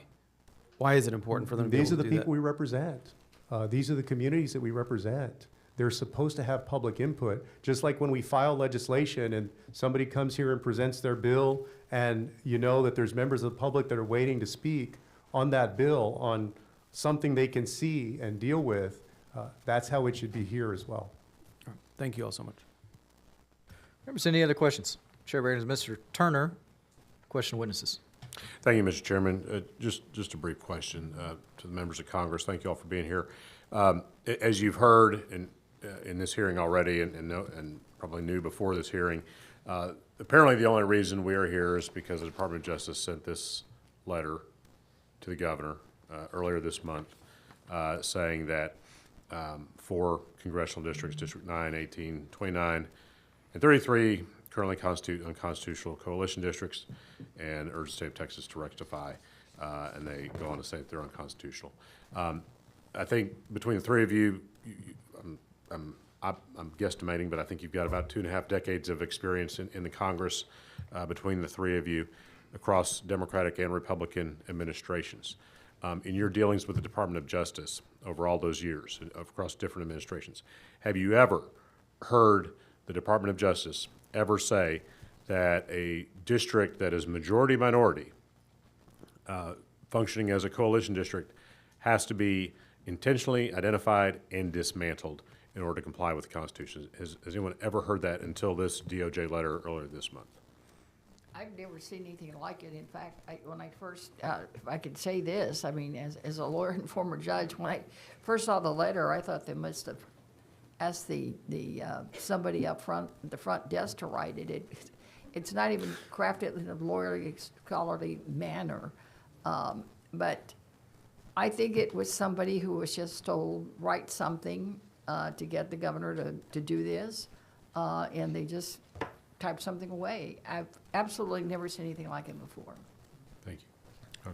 No, I've never heard anything from Democratic or Republican Department of Justice to this effect.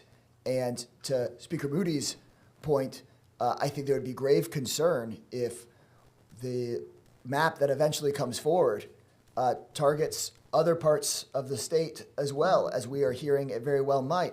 And to Congressman Castro's point, by changing 2, 3, 4, or 5 districts that are majority people of color, in fact, you likely are drastically changing the districts around them. And so, the requirements, as I understand them for redistricting, is to have real hearings, not to have show hearings and then go do something completely different that the public is never allowed to comment on, including the public that votes for and supports their conservative or Republican members of Congress who may have their maps radically changed. And so the The Department of Justice letter, in my view, is unprecedented, and what I am hearing rumblings of is that whatever map gets handed down from the White House may target many districts, Democratic and Republican, that go far outside the scope of even that unprecedented letter. Okay, thank you. Congressman Castro, have you ever seen anything like that? I never have. This is my 23rd year of public service. Like I said, I went through the 2003 round of redistricting, sitting where you all are sitting, and now on my 13th year in Congress. And I think that the argument they're making is a perversion of the Voting Rights Act and who it was meant to protect. And that's what they're trying to get away with. They're trying to use you all to achieve that. Thank you. Well, I just would Representative, reemphasize. if I could add something. Sure. You know, my fear is that the short-term game is getting the 5 seats to retain the gavel of the House and get the agenda done. I mean, that's the power grab. But I think the long-term game is to repeal the Voting Rights Act, which could be devastating, not just to Texas, but so many other parts of the country where we rely on the Voting Rights Act to make sure that we ensure, one person, one vote, fairness and representation for all, and the whole concept of our democracy of we the people, represented by people we elect, not decided by some politician, a felon in the White House who just wants to have power. So I think this is more than just us. It's more than just Texas. I think this is about the future of electing folks. If we're going to be doing this every 5 years, that is really disruptive at all levels of government. And I think that the representative is correct. If you do it in the Congress, then naturally you're going to have to go and look at the Senate districts, the House districts, even school boards. It could have very potential devastating effects. And also a domino effect across the country. If Texas does redistricting, it's likely that it's going to set off a domino with other states, whether it's California, New York, or others, that also start their own redistricting processes. Thank you. Members of the public, it's 3:41 p.m. Chair previously advised that the kiosk registration would close at 3:30. Is there anyone else wishing to register to testify on revisions to the Congressional Redistricting Plan? Chair hears none. The chair will close registration at this time. Any member of the committee have any other questions for this panel of witnesses? Chair recognizes Ms. Garcia to question witnesses. Thank you, Mr. Chair. Bear with us one second. Thank you, Mr. Chair. Congressman Kassar, my question is for you. Can you kind of describe to us, because like we've mentioned, a lot of our constituents, especially where these areas are going to be redrawn, are rural. They don't have access to social media or Zoom. Can you kind of describe what the fiscal implications will be on our communities as we look at federal aid, benefits, even taxes? Can you kind of describe to us what that means? Because although I know we're talking about maps and lines and maps and lines, a lot of our folks, especially in my community, don't really know what that means. So if we could kind of tell them nickel and dime what it means to their pockets for this redistricting to happen in the way that it is.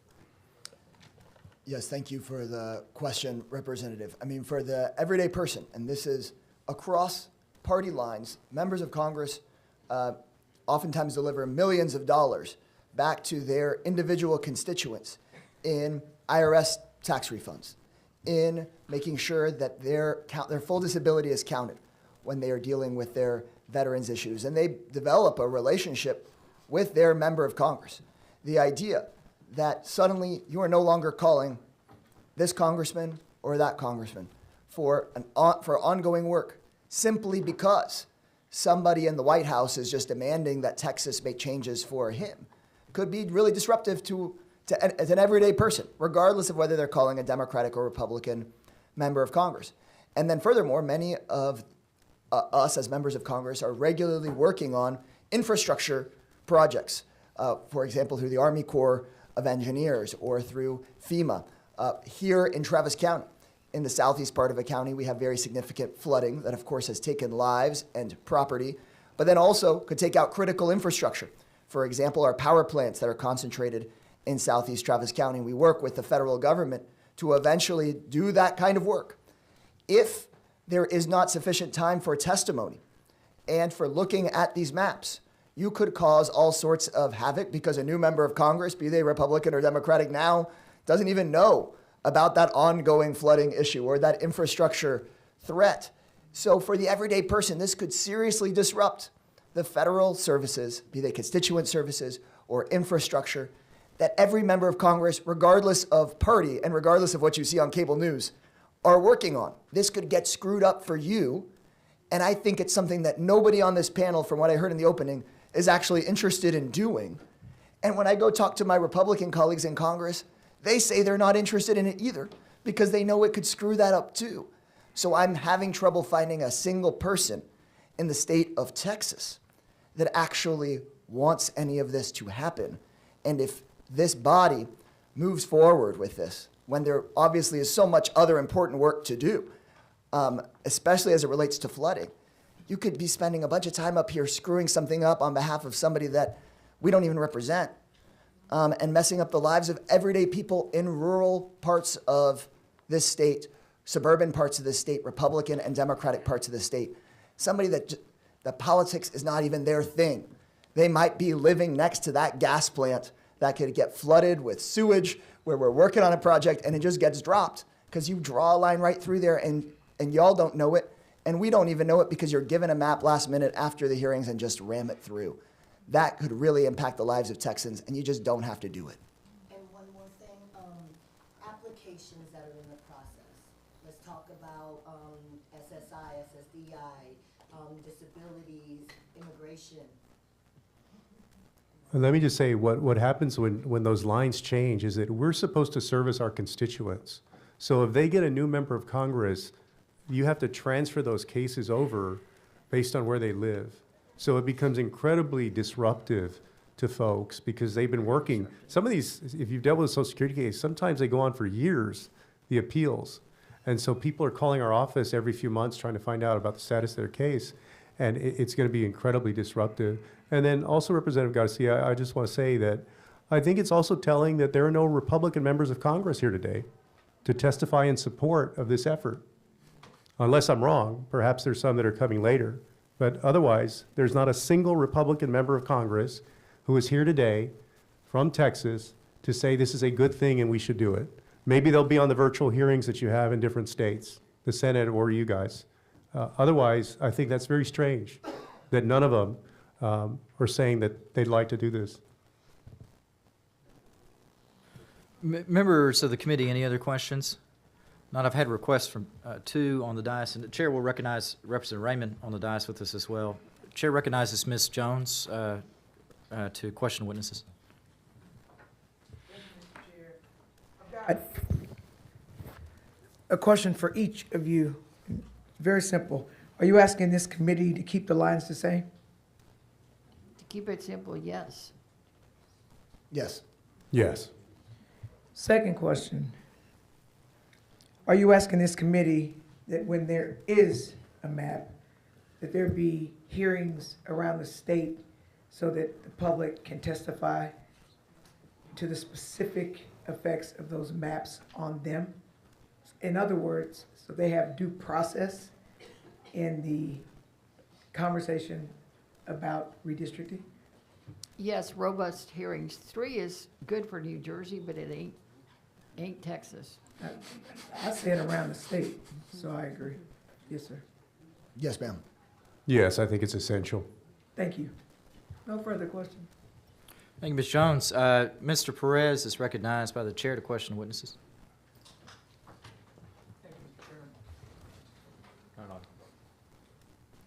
That on? Great. Here we go. Thank you, Mr. Chairman. Mr. Chairman, I do appreciate the opportunity for allowing us to participate, even though we're not part of the committee. As was mentioned by the witnesses, I want to talk a little bit about, I guess, the current gerrymandering and the current makeup. Something that I have expressed my concern is that the current districts are incredibly segregated and that these are the most racially segregated maps that Texas has seen since the Civil War. To put it in context, Hispanics, Blacks, and Asians make up 60% of Texas's population. But when you look at the 25 Republican colleagues that you all have, 90% of them are elected by an Anglo-majority electorate. And I think that speaks to the segregation that currently exists. So my question is, Congresswoman Garcia, since your district was specifically in the letter, the only way that the President Trump can achieve his objective by saying that he wants to convert your district to a Republican district is by shifting out 200,000 Black and Latino constituents and spreading them out amongst, one of them would be District 36 to your east, District 7 to your southeast. One, what is that going to do to your constituency in terms of community cohesion? I'm hoping you can talk about the communities that would be broken up in this effort, and how that would affect their representation being in a segregated district where they don't have the opportunity to make a difference in that district when come election time. We really don't have time to fully answer that question. I'll try to make it brief. You know, as crazy as it sounds, I actually saw a map that someone said, well, this is what they could do. And it obviously doesn't come from the felon in the White House. This is somebody's idea. They actually had my district going all the way to Orange, Texas. And Orange, Texas has got probably very little community of interest with the north side of Houston where I live, which is predominantly Latino. But the only thing we do with Orange is wear orange on Go Astros days. That's probably about the only affinity we might have. But you're absolutely right. They're really going to have to stretch it out there. It's like they're going to blow a bubble and then just see how the bubble is shaped. But it's going to tear us apart, and it's going to leave a lot of people without representation. It's even as something as simple as being able to find someone who can speak your own language. When we get Spanish-speaking callers, we get Spanish-speaking callers sometimes from all over the country because they see me on TV speaking Spanish about an issue, and the calls start coming the next day. Or there'll be calls. I've had calls from other members, especially from West Texas, that they'll tell them, we'll call Garcia in Houston. But all we can do is take the call because by law, we cannot spend resources, personnel, or any type of funding outside our districts. So it's going to tear people apart. They're going to have less representation, and their casework is just not going to happen, especially if there's language barriers involved also. So thank you for the question. Members, any other questions of this panel? Chair recognizes Mr. Raymond to question witnesses. Chairman, thank you very, very much for allowing me to, I don't want to question the witnesses. I wanted to ask a couple of questions of the chair if I could, just to clarify. Would that be okay? Chair, you have questions? Thank you. As I understand it, and we've established before the hearing, but I think reestablished during the hearing, I'm looking at the letter from the Justice Department, and it says, as stated below, congressional districts TX of 9, 18, 29, and 33 currently constitute unconstitutional, quote, coalition districts, and we urge the state of Texas to rectify these race-based considerations from these specific districts. And so, this was sent to the governor. It moved the governor to put on the call that we needed to have a session that included, a special session that included responding to the Justice Department's request. Is that the way you see it as well? I think you've said you see it that way, so I'll say you see it that way. As the chair stated earlier, you'd have to ask the Department of Justice what they mean with this letter. Well, the letter pretty specifically says, I mean, you can read the second sentence in the first paragraph. So that's what it says, and it specifically says that these four districts, 9, 18, 29, and 33, currently constitute unconstitutional coalition districts. So the question I have for you, Chairman, is then you as chairman, presumably, laid out put together the notice of public hearing. Is that right? You put it? That is correct. Okay. In it, and the reason I ask is because you cover the congressional district in which I live, which is District 28. And so you say in the notice, this hearing will focus on counties of the state lying wholly or partly within congressional districts 10. I'll start with this, 10. So is it the chair's position that 10 is also one of the districts in addition to the four that the Justice Department references? You're adding District 10 to that, is that right? The chair noticed the hearings based off of since there were going to be 3 initial hearings on any revisions to the plan, which was in response to the governor's proclamation, I divided the state up into 3. That is the sole reason why today's hearing, as is customary every time that we've done redistricting, to my knowledge, we have these types of hearings, they sometimes refer to them colloquially as field hearings or informational gathering hearings. And there has to be some type of division of focus to encourage us to focus on something. And so I split the state up into three. The decision was made based off of the districts that were the closest to Austin, which is where we were going to be today. That's how that list came up for today's hearing. But as the notice indicates, any member of the public is free to testify on any district they wish. But Chairman, you did not list every single congressional district in the state. You very specifically in your notice to the public, you said you would focus on districts 10, 11, 15, 16, 17, 20, 21, 23, 27, 28, which is where I live, 31, 34, and 35, and 37. You did not list all of them. You did I not. listed every single district when you add all three of the hearing notices up together. And there's a bold statement in the notice that says, but the committee will take testimony about any region of the state. So my question to you then, and you can say, no, you don't believe that 10, 11, 15, 16, 17, 20, 21, 23, 27, 28, 31, et cetera, you don't believe that they currently constitute unconstitutional coalition districts. Is that the chair's position? Or do you think that they do? I think you need to ask the Department of Justice I'm what they asking you think because you about listed them any in the- particular but you- districts. but the- My position is, and always has been, that any map that I have voted on as a member complies with the Voting Rights Act. Correct, but the reason that we have this hearing is directly because of this letter from the Justice Department, and they specifically point out Texas 9, 18, 29, and 33. They do not point out 10, 11, 15, and certainly don't put 28. So I'm asking you, why would you have put those specific numbers? And by the way, it's my Because the understanding chair you're not- did not set this schedule based off of the letter from the Department of Justice, but from the governor's proclamation, which is not limited to particular districts. But the governor has said, he has said many times by now that this letter, this request by the Justice Department is the reason that he has put it on the agenda. And because he has put it on the agenda, you are having a hearing today. You've said that.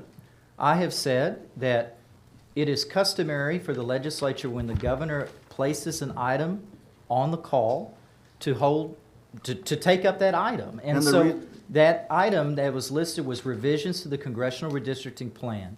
I then set up these pre-hearings, these field hearings, we'll just call them field hearings, based on the prior precedent, which has always been followed by the Redistricting Committee, is to canvass every area of the state with hearings focused on particular regions. I then divided the state in three, aligning the regions closest to where the hearings were taking place. Chairman, I believe we're going to be taking up disaster because of the disaster on July the 4th. Would you agree with that? Whether or not, certainly a committee, a select committee has been appointed Right. to take up the disaster items, and they've held a hearing already, and they will hold another. Would you agree that they're doing it because of the recent disaster? I would say that would probably be Yes. obvious, but I would say Yes. this. And so, Chairman, with all Let's respect. keep the questions limited to the Okay. business before the committee. But that was an example that, just like the reason that we're taking up disasters because of July 4th, because of that storm, the reason we are taking this up, and the governor has said it, and I just want to establish, the governor has said that he is taking it up. He's asking us to take it up because of this letter from the Justice Department. And my question, and I'll move on, but in this letter, which necessitated the governor, I guess, putting it on the agenda, necessitated you having this hearing, was because of these four districts, which the Justice Department says are unconstitutional coalition districts. And what bothers me, I have to tell you, because it includes my district, my area, is that then you expand that to all these other districts. You specifically put them in the announcement, Chairman. Now, if you don't want to answer it, that's okay. But you either believe or you don't believe that the districts that you have added to the agenda, because you specifically pointed them out here, including mine, 28. You either believe that they are also, like the Justice Department believes, unconstitutional coalition districts, or you don't want to answer it. I'm just curious. I would reject the gentleman's hypothetical. I think that the chair has succinctly answered already why the list is the way it is. It was chosen because the governor's call asked for revised congressional district plan. I then followed the practice of every redistricting that I'm aware of, which is to have hearings that go around the entire state in the sense of covering all the regions. We had 3 hearings. We divided the state in 3. Ipso facto, the list. Chairman- And yes, the chair will acknowledge the number distinction, but as the chair has already stated, I did not set these hearings based off of that July 7th letter. well, Chairman, And it so I've answered your question. Chairman, you know I love you. You've helped me on the floor. I appreciate you, brother. But when you put my district, 28, along with all these others, on your announcement here, it seems to me you're indicating that you believe it's an unconstitutional district. That is, It's not a the chair's hypothetical. position is that every map he's ever voted on complies with the Voting Rights Act. And So in the other gentleman words, you should believe- not construe anything the chairman believes to indicate that he believes any particular district that's currently drawn or previously drawn violates the Voting Rights Act. Thank you. You've answered it. You said that all these districts, 10, 11, 15, 16, you believe are constitutional. Thank you. Okay. Any other questions? Thank you, panelists, for being here today. We appreciate your testimony. You are excused. Thank you for your time. Thank you. Chair's intention at this time is to go back to virtual testimony. I want to try to keep it balanced between the two. As the chair previously indicated, there were three other individuals we were going to reach on virtual testimony. I'm going to call them now at this time, one at a time, so please be ready. The chair calls Ali Flores.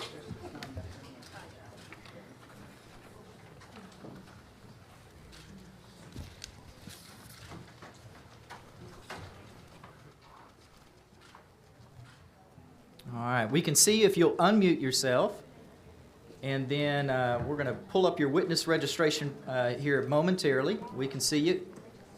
Can you hear us okay? Yes. And we can hear you. Thank you very much. I'll show you registered as, pull that up real quick. Perfect. Thank you. I'll show you registered to testify as Ali Flores on behalf of yourself on the revised Congressional Redistricting Plan. Is that correct? Yes. Thank you. Please give us your testimony. Yes. Hello, my name is Ali Flores, and I'm a student at UT Austin. I was on the ground in 2024 helping drive what became the highest student voter turnout our university had ever seen. We made it clear that students want serious attention to the issues affecting our generation, and that's been reflected by Congressman Lloyd Doggett, who's consistently shown up, listened, and represented our district with integrity. Yet, here we are facing a redistricting effort in the middle of a decade with no new census and no clear justification. If this moves forward, it could completely reshape the district I live in, organize in, and vote in, breaking apart a community I felt finally represented me. What message does it send to young voters when the moment we show up in force, the goalposts are moved and our districts are redrawn? We finally get involved, and now it seems that the rules are being changed because we made our voices count. Not long ago, you could walk from one side of UT's 40 acres to the other, crossing several congressional districts in the process. Additionally, primary elections are already confusing and underpublicized, especially for new voters. If this redistricting effort moves forward, students could be shuffled into new districts with different representatives right before a competitive primary. That kind of sudden change doesn't just cause confusion, it makes participation harder in a system that already isn't built for young people. We're balancing classes, jobs, financial aid deadlines, and now we're expected to keep up with last-minute shifts in political lines too. Members of the committee, this decision matters not just for Austin, but for students and young voters across the state who are finally engaging with the political process in meaningful ways. Redrawing districts mid-decade risks undoing that progress and discouraging participation at the exact moment it's growing. I'm asking you to reject this redistricting push, keep our UT Austin community whole, and protect the broader principle of equal representation over partisan advantage. Thank you. Thank you, Ms. Flores, for your testimony. Members, any questions for the witness? Chair has none. Thank you, ma'am. You're excused. Thank you. Chair calls Eric Jacobson.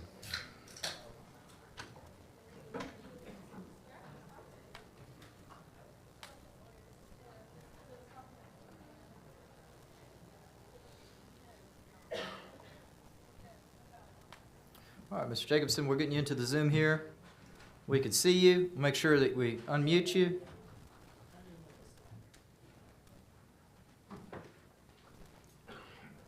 Okay, you're going to receive a little blue box. There we go. Okay. Can you hear me? We can hear you now. Let me go. I'm going to pull up your witness affirmation form momentarily. Appreciate you hanging with us through this process. I'll show you registered to testify as Eric Jacobson on behalf of yourself on revised Congressional Redistricting Plan. Is that correct? That is. Please give us your testimony. I'd like to thank everyone for holding this hearing and for allowing me to speak. I'd also like to express my thanks and agreement with many of the things that our congressional panel and Dr. Katz spoke of earlier. I hope that if you all have any detailed legal technical questions for me, you would refer those to Dr. Katz and not me. I have been a voter in Texas for the better part, it's a little over the last quarter century, and that's really the only expertise that I bring here. I think the reasons for redistricting are plain and simple in normal circumstances. It's because populations have changed, demographics have changed to the extent that they might necessitate consideration of the Voting Rights Act criteria. And, you know, frankly, I do think that Texas needs to work on the compactness of their districts. There's no reason why someone 500 miles away should be in the same district as somebody in a state with the population that we have. I think Texas has always been known as relatively independent. It's often advocating for local government, states' rights, and so on the basis that people in a particular region, in a particular community, know what they need. They know how to ask for what they need. They can group together and build consensus around what they need. I just have trouble seeing how that's possible when someone's in a district that starts in Blanco and ends in El Paso, for example. Please complete your testimony. Okay. I also think, though, that this is not the right time to redistrict. There's no basis for it from what I've heard and read. And I would just urge that in the future, redistricting plans be based on those criteria and the law. Thank you very much. rather than- Members, any questions for this witness? Thank you for your time, sir. Witness is excused. Before the chair calls the next witness, the next in-person panel is going to be the following four people. When I call your name, please come in and come sit at the front. Gary Bledsoe, Gabriel Rosales, Alicia Perez Hodge, and Dr. Angela Valenzuela. If you're one of those four, please make your way into the committee room and sit here at the front.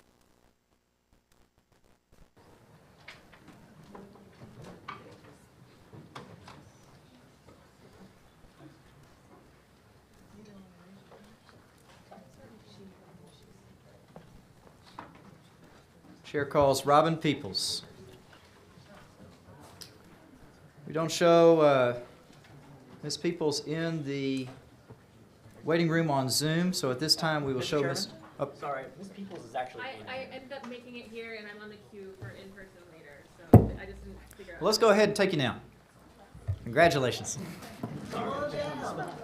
Job opportunity.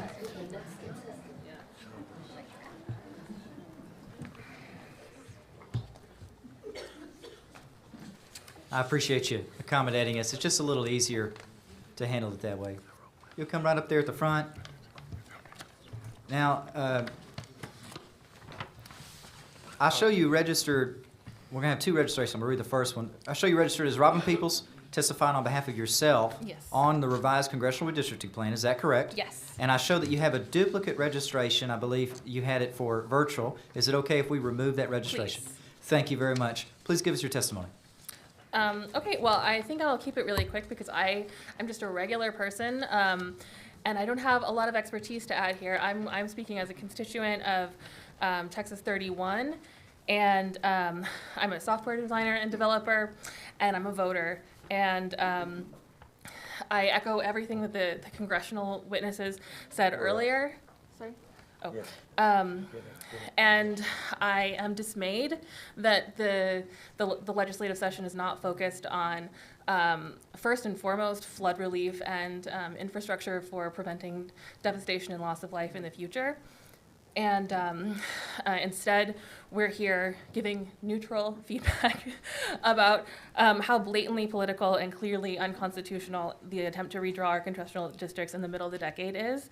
It's clear that it will have racist impacts on Black and brown communities across Texas. The redistricting process is critical and deserves the time and attention that other witnesses have specified about the number of hearings, the number of opportunity for impact and input, and it should not be like shoved through so quickly at a time when we're dealing with disaster in the state. So thank you for your time. Thank you for your testimony. Members, any questions for the witness? Chair recognizes Vice Chair Rosenthal, the question witness. And thank you, Ms. Peoples, for taking the time to make your way to this Capitol building and run this maze and show up in this environment. You started your remarks by saying you're just a normal citizen. Yeah. I think you're the most important person we need to listen to, the citizens that walk into this room. I agree. And as a citizen, as one of our constituents here, you feel like we should be prioritizing flood relief, the Yes, people and of not Texas. me, but the thousands of people that care about this, if not millions. I agree with you, and I hear that a lot, and I cannot thank you enough for being here today. Thank you. Thank you. Chair recognizes Ms. Garcia to question witness. Thank you, Mr. Speaker. Mr. Chair. I'll take it. Premonition. We Ms. can vote later. Peoples, again, my comment was based on yours as well. I want to share with you that 3 years ago when I came here, I was just an Air Force dental assistant and just a mom and just a combat veteran. And now I'm a state representative, and that was 3 years ago where I came and testified just like you. So I humbly thank you, and you are one of the most important people in this room because it's people like you who take time out of your life who care enough to help us get elected and to be here. So thank you so much for that. My deepest condolences to anybody who's been impacted by what we can only describe as a biblical tragedy in the Hill Country. I have the honor of leading a search and rescue team that's out there helping, and as a member of this committee, it is an honor to be here, but please understand that our hearts are with you. As a lot of us here in this legislature, although we stand as state reps, many of us are also behind the scenes helping the devastation and impact. And so we do agree that there are more things that we need to be focused on right now. However, we're still here to make sure that we're doing our due diligence and doing right by Texans. So thank you so much for that. Members, any other questions for the witness? Thank you, Ms. Peoples, for being here today. We appreciate you, and you're excused. All right. Chair calls Gary Bledsoe. Chairman, I have some written copies. Should I hand them over to the You certainly clerk may. now? Please hand them to the clerk right over here.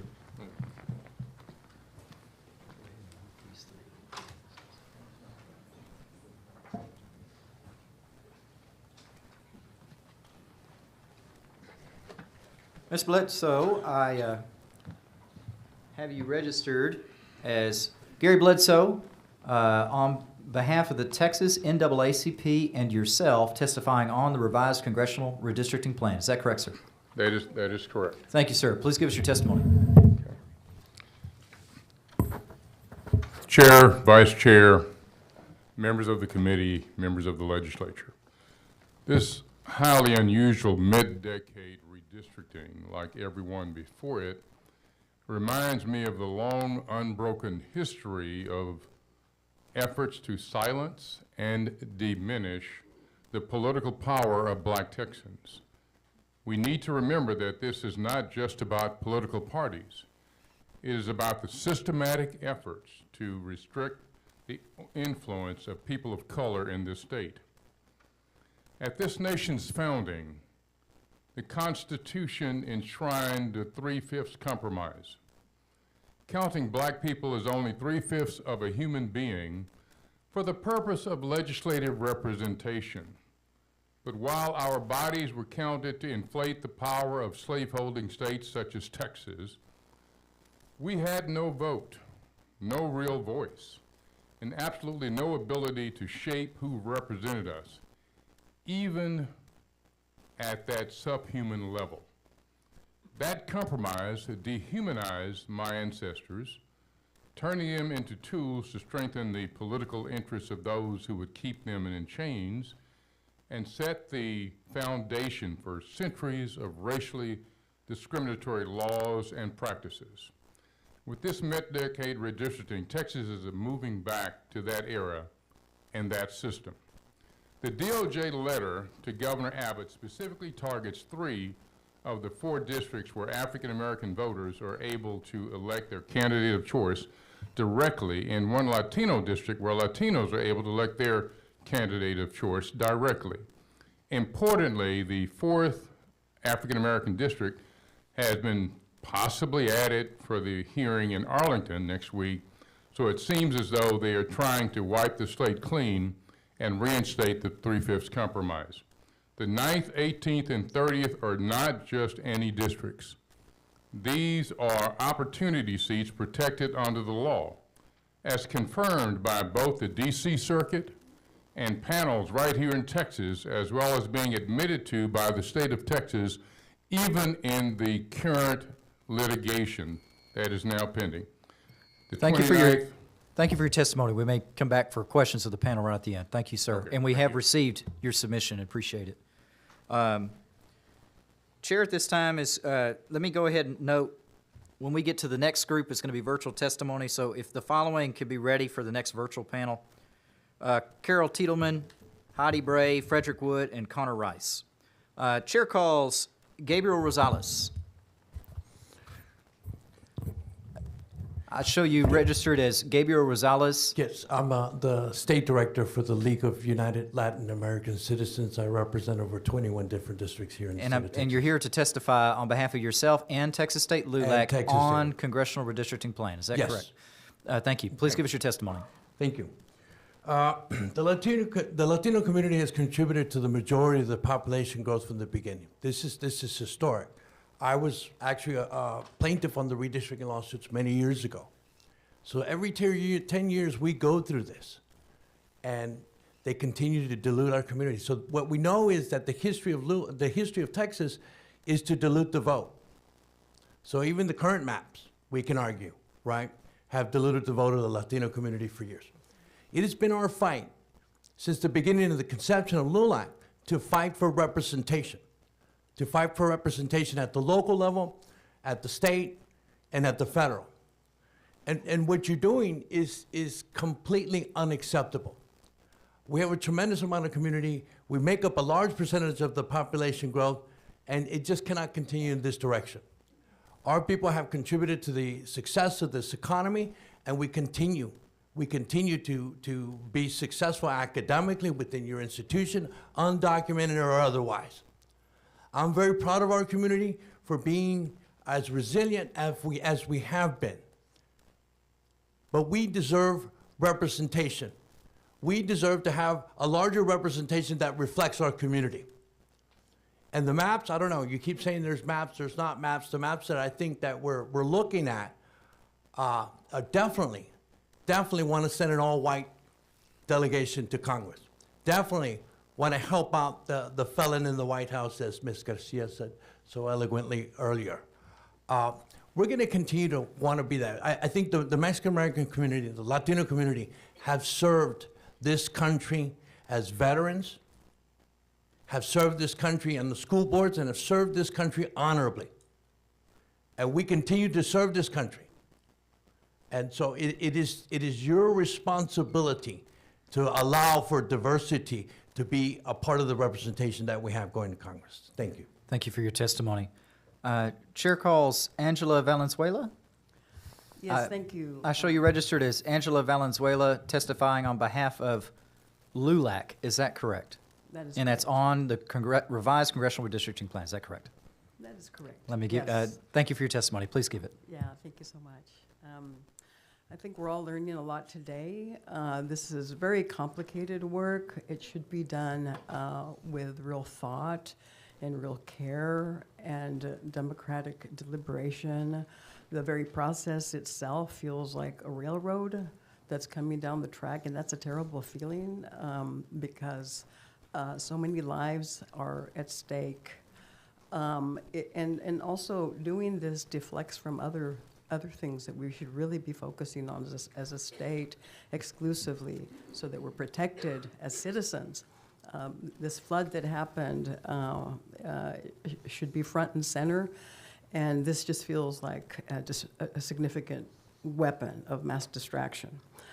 I mean, I think that it makes a lot of sense for us to be represented as Black and brown people equitably in the state, because we do contribute, we have a voice, we're professors, we're scholars, we're researchers, we're also just rank and file folks that need to be represented. They need to go to someone in Congress and feel that, as we heard earlier, that they have a relationship with them and that they can count on them. And that's what's being jeopardized. This is a very reckless process. I feel very, very uncomfortable about the whole thing. I mean, I think you heard that you're being played. I never like being played. I mean, if there's anything I don't like in my life is being played. And y'all are being played big time. Yeah, and so, have some self-respect here. That's what I would say, have some self-respect. Thank you for your testimony. Chair calls Alicia Perez-Aj. If you'll please come up to the front here, ma'am. And while you're coming to be seated, I'm going to come back to you. Mr. Rosales, actually, I had you registered only testifying on behalf of Texas State LULAC. Is that correct? That's correct. Okay, thank you for correcting the record. Ms. Perez-Hodge, I show you registered as Alicia Perez-Hodge, testifying on behalf of LULAC. Yes, sir, that is correct. And that's on revised congressional redistricting plan. That is correct. Please give us your testimony. Yes, sir. I am originally from Corpus Christi. I knew Todd Hunter when he had a full hair, beautiful blonde hair. Texas LULAC strongly asserts that fair representation is not up for debate. It's required by federal law, the U.S. Constitution, the Voting Rights Act. Voting Rights Act championed by a great Texan named Lyndon Baines Johnson. Please do not forget that great legacy of a man who lived among us, Mexican Americans, who lived among blacks, and remembered that they needed democracy as much as people with blonde and blue eye. And he stood up against the Dixiecrats. Please don't forget that as Texans, that we do not bend the knee to anyone in Washington. And Lyndon made sure that that never happened. So I please ask you to remember that. This includes a safeguarding of Latino majority districts, such as Congressional District 29, from being dismantled under false pretenses. Any attempts to redraw such districts as part of a partisan scheme must be rejected. Our communities will not be erased or sidelined. We demand maps that respect our numbers, our rights, and our rightful role in Texas' future. Texas LULAC demands redistricting plans honor the explosive growth of Latino populations by increasing, not diminishing, our political voice. The Voting Rights Act requires equal opportunity to elect candidates of our choice, yet Texas lawmakers have long history of suppressing Latino voting strength. During the last redistricting cycles, maps were drawn that increased the number of majority white districts, ignoring the very communities that had driven the population surge. This cannot continue. Any map that reduces Latino representation is not only unjust, it's illegal and must be challenged. And Todd, don't forget, darling, you grew up among us, so please don't forget us. Thank you for your testimony. I'm trying to envision Chairman Hunter with all the blonde hair. Beautiful blonde hair. Members. I remember. Members, questions for the panel. Chair recognizes Ms. Gervin Hawkins to question the panel. Yes, thank you, Mr. Chair. Attorney Bledsoe, you know, you've been around a long time with the NAACP, working very closely in that arena. You know, Madam one Chair. thing I think is so important, and could you just concisely share with this body the importance of not creating racial divide? Well, Madam Chair, that is such an incredible point, question, because what's occurring in our country, and particularly in our state, we see a rise of hate crimes and antagonism between our students. This morning, we had a news conference with K through 12 and college students talking about this being part of adding to the divide. You see the N-word being directed towards students in K through 12 and school districts doing nothing about it to respond to that. You see students down at Texas State talking about the concerns that they have and the disrespect they're receiving on campus and how the campus is not responding. You know, ironically, I'd met with the students in the Department of Justice to try to address some issues there, but then they fired the department individuals who were handling it 3 weeks after we met with them. So you understand it's a real problem, and what this says is that you don't matter.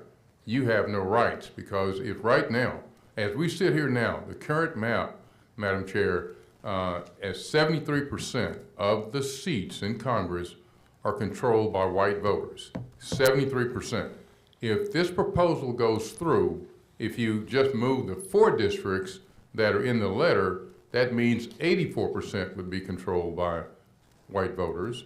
And if you add 5, as the president has indicated, that would mean 87%. So whites are 40% of the population, already controlled 73% of the seats. And we're talking about moving it to 84, 87%.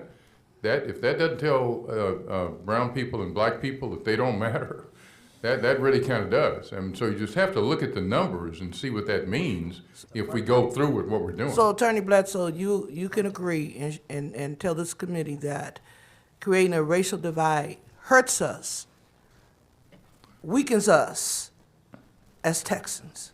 There's no question about that, because people are empowered. We look at South Lake, we look at Lubbock, we look at Slayton, we look at Grand Prairie. We look even here in Austin, where we've had incidents like that where people don't matter anymore. The rise of hate is really and truly there. So as leaders, you would agree that we should be the example and stand up to this and say we want fairness and accessibility to everyone. We as leaders should be the example to not only just Texans, but the greater America. Would you agree with that? I would 100% agree with that, and I think that dovetails into what Dr. Valenzuela said earlier, because what's happening is people are coming into our house telling us to have division in our house, and they're telling you how to run your house and making people angry and hate each other down here when they're somewhere else dealing with their issues and their people running the show. So it's gosh awful wrong, Madam Chair. I think you really hit the nail on the head. And would you agree that by the White House stepping its arms in our community, dividing our community, and then he goes off into the sunset while we're fighting each other and have created a divide that could be unrepairable? Would you agree with that? That's absolutely true. He doesn't have to deal with it. He doesn't have to see it. And all those people are going to be crying and they're going to be upset. And I think the acrimony, you know, one of the reasons that we've done in this country is we've tried to bring everybody in. Our country has become an example around the world of how a country should be run, but now that's being torn down. And so one of the reasons why that's done, all the experts will tell you, is so that all people buy into the government that you have, right? And so we want people to be supportive of the government. We don't want people to be antagonistic towards the government and potentially disruptive towards that government. And that buy-in will be lost because you're telling us we have no role. We don't have a vote. We don't have representation. So that means we're outsiders, and that can mean some very dangerous things. Thank you, sir. Mr. Manuel, for what purpose? To ask a few questions of Ms. Angela, please. Gentlemen, recognize question witnesses. It's Doctor. Ms. Venezuela, thank you so much. I'm really asking this because I love your passion on this, and we both said the same word, apartheid. What I want to know is, has there ever, and I know I'm going to ask some questions that might seem a little asinine, but I promise that's not the point of it. Has there ever been a time in just this state that Latinos or Hispanics have been represented by someone who was white and they did not have an option to be able to represent themselves? Who was right? Who was white? Oh. Who was white and didn't have an opportunity. Like it was a majority Hispanic district, and somehow you weren't represented by someone who looked like you, who spoke like you, who was from the community. Because I know at one point in time for black people, we could only be represented by someone who was white. And so I know how. I think maybe Gary can answer. Well, no, that. I'm really more asking it from the point of view where you were saying from LULAC and you're saying people being played, because I'm trying to see is what is it that from the Latino experience, the Hispanic experience of what it feels like to not have your voice heard in a room. When you're talking, if someone else wants to answer it, that's what I'm trying to get to. Yeah, no, I mean, we're talking about like sort of, layers and systems of oppression, Right. right? And so, one layer is that you're present, but you're not even heard, right? You testify and it just evaporates into the wind, right?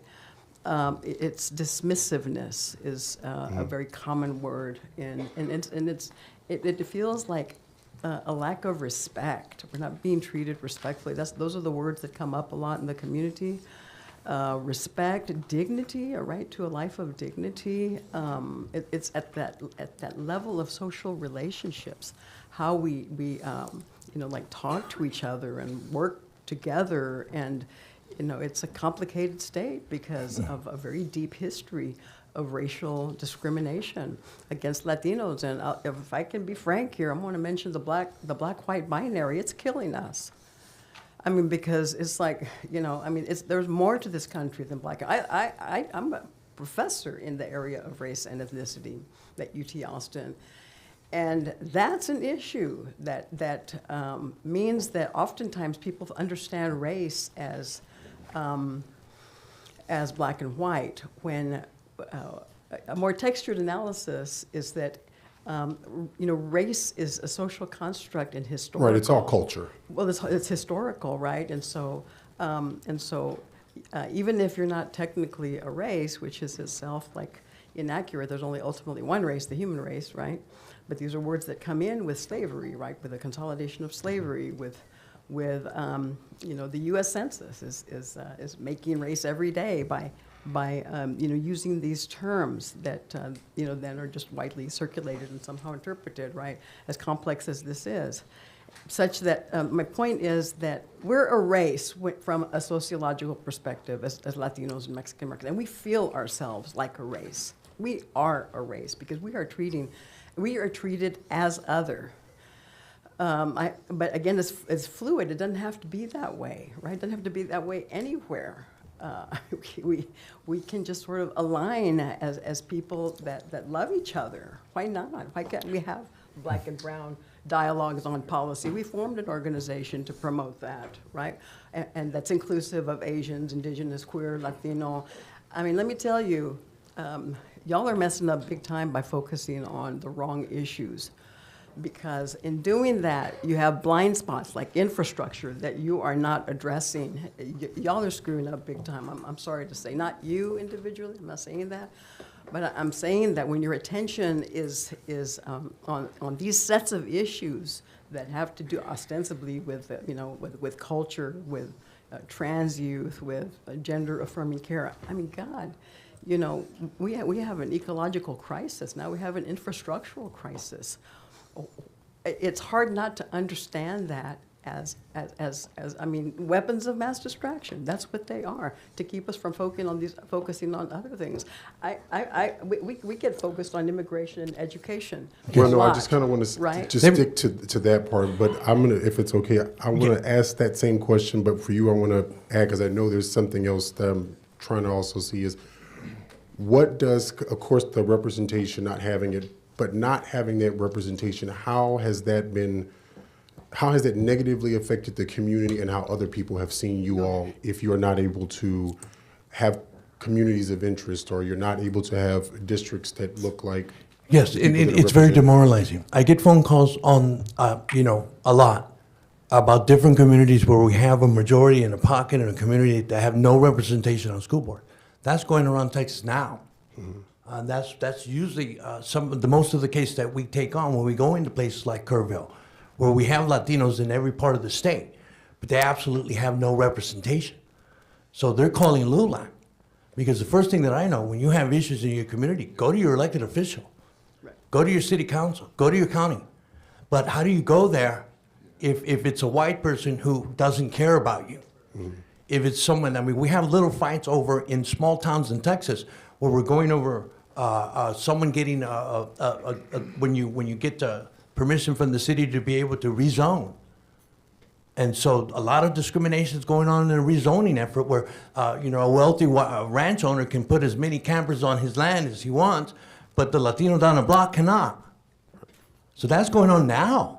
Even with the way the state is set up as it is now, I get phone calls all the day about discrimination cases, and there has been an uptick since the election of that president across the state. So what you're talking about, how it feels, that's what the Latino community is going through now, and it's demoralizing. You feel like you can't get anything done. You have no trust. And con mucho taco, they don't vote. Why are they not going to vote? Because why would they? If they have representation at the city council. It's been our fight for the single member district lawsuits, to empower our people and our communities to be able to have seats at this table. That fight hasn't ended. That fight still needs to happen in many of our communities across the state. So to the answer to your question is, it's very demoralizing that we can do as much as we can, contribute as much as this economy that we can, but we don't have representation on water boards, on school boards, and city councils across the state. And it shouldn't be that way. We need single-member districts in small rural areas, especially. It is. And like I said, we've got a history of voter suppression. When people ask people why Latinos don't vote, well, try voting in a little town called Uvalde. Try running for office in Frio County and see what happens to you. So what's going on here is a complete attack against the Latino community. It's demoralizing.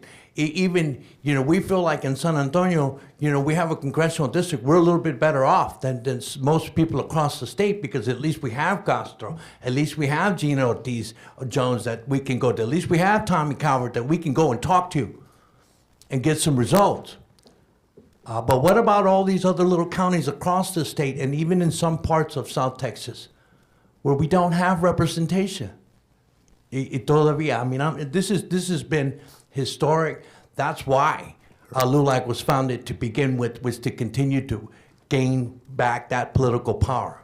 Okay, thank you so much. And Leslie, to you, Mr. Bledsoe, we live in a state that has the highest percentage of black people, African Americans, in this country, and the representation doesn't show. And with you being with the NAACP, and what I don't think most people truly understand about the NAACP is it started because of mass lynchings of black people.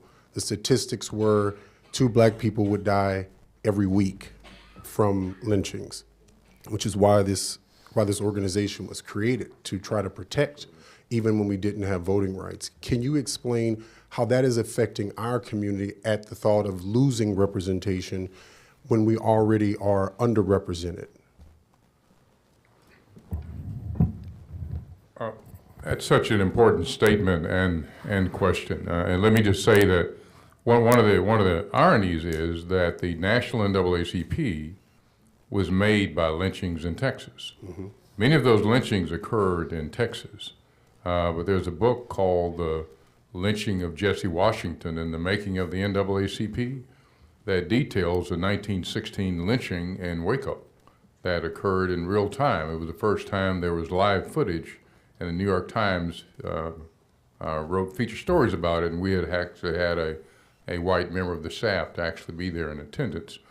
But that kind of feeling of alienation has dissipated some over the years, and now it's all coming back. What's occurring in recent times is really something that is designed and intended to make people feel like they're outsiders, that this is not yours. The whole idea that kind of started with the Tea Party thing before, take our country back, as if others don't have a share in the country, and that when the Constitution, when Barbara Jordan said, "We the people" didn't include me. Well, that's a big concern. And so in our community, when we see attempts like this, it really generates some real animosity towards what's happening. And voters are very sophisticated. They understand exactly what's going on. You don't have to really explain it to them. And the level of let's just say, the level of being upset within the African American community is huge. You look on social media, you know, it's kind of like when you develop those ideas of being able to have this system of communication where people communicate with each other. And you see it in Dallas, you see it in Houston, you see it in the rural areas. And so we've got people that are just upset, and they've been inundating us with calls. We've had town halls on this, and they've been in participation at the town halls. All the organizations, even some that are not really civil rights type organizations, but you find that the organizations in the black community are all upset because they understand what this means. Because see, when you look at the whole what's actually intended with this, and the rights that are going to be in jeopardy, and you look at what's actually going to occur if this is being able to be achieved, you have to be very frightened, because right now that representation of African Americans and Latinos is what is now saving this country. And so that is kind of a bulwark saving the country from itself, because as you said, like Dr. Valenzuela said, you know, people being played. And because there's no reason for us to even be here right now. There's no reason to be here. Can I interject? Because I just want to get to one other point, because you said something, and it brings me to something which is important, I guess, for my young mind, is we don't have any maps right now, so we don't know what any of this is going to look like. And for me, and I want to know if this is your opinion of well, is this seems a lot like redlining, where all of a sudden communities of interest were completely separated, and then all of a sudden you were like, I wonder why this poor side of a black community is just poor and desolate, and then it gives you the right to call them ghetto, lazy, they don't do this, but you cut them off from every source of income that they traditionally have had. And I'm wondering if you see that as the same. I think that's actually a brilliant point, because that's what it is. And that's pretty much what Professor Katz said in the beginning, because that's what the letter is telling the legislature to do. Go and find where they are, and you have to move them. You have to move them so they can't elect their person of choice. So that's clearly redlining. And so you look at the map and see what seats you can take. You come up with this mythical idea calling opportunity districts coalition districts, when, like, number one, coalition districts are legal, they're not illegal. But number two, all those districts in the letter, they are opportunity districts. 9, 18, and 29 have been held by courts to be opportunity districts. And the 33rd was actually created by a court. They created by a 3-judge panel of 2 Republicans and 1 Democrat that created the 33rd. Okay, and the other thing I want to say about that is everything is so ridiculous, is that the process that Senator Huffman testified to about what occurred during the last process showed that what occurred was that they said they drew the maps race blind. And then they sent the maps to Ken Paxton to make sure they complied with the Voting Rights Act. So black people and brown people are nowhere to be found in that process, and the legislative record shows that they had no impact on the actual outcome and changes in the map. So you're telling us that somehow that map that was drawn without black or brown input or influence, that was approved and supported by Ken Paxton's office during that process, that map ended up with race-based seats? I don't think so.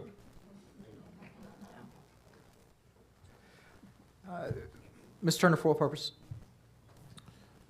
I'm sorry, that's a mistake. I don't. Okay. Understood. Mr. Perez, for what purpose? To ask the witness. Chair recognizes Mr. Perez. Question to the panel. Thank you, Mr. Chairman.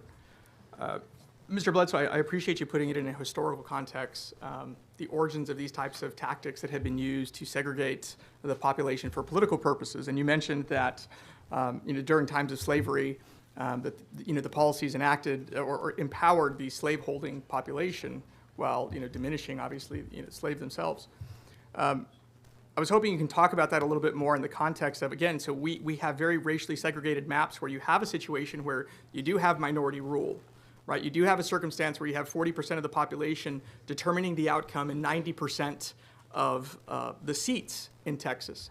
You also have a circumstance where, when it comes to apportionment, we have an undocumented population where that's equal to 1.7 million Texans, the equivalent of 2 congressional seats. Texas was happy to have those undocumented immigrants for political purposes to gain those seats, but when it came time to fairly represent the population, that's nowhere to be found. So I'm hoping you can kind of put some historical context to these strategies, because these strategies do have origins dating back to the times of slavery, dating back to the times before the Civil Rights Act. Virginia was the largest state. They had the largest House delegation because they had the largest slaveholding population. In Alabama, under Governor Wallace, they refused to grant apportionment for 60 years. If you can talk about how some of these strategies have led to very similar results that we're seeing here in Texas, and why we should not go down this route. Well, I think that's a great point, because it's actually wicked to invite someone here so that you can use them for numbers and mistreat and abuse them, which is actually what's happening. So when I made the comment, I know that historically the 3/5 rule is about African Americans, but I intended that to encompass our Latino brothers and sisters, because that's the whole idea. There is the underrepresentation of Latinos as well. This last session, just to be very honest about it, 50% of the growth was due to Latino Texans. And you get 2 new seats, both given to white voters and none to Latinos. That's clearly discriminatory. So, and if we take a look at history, Texas suffered under discrimination when it was under Democratic rule.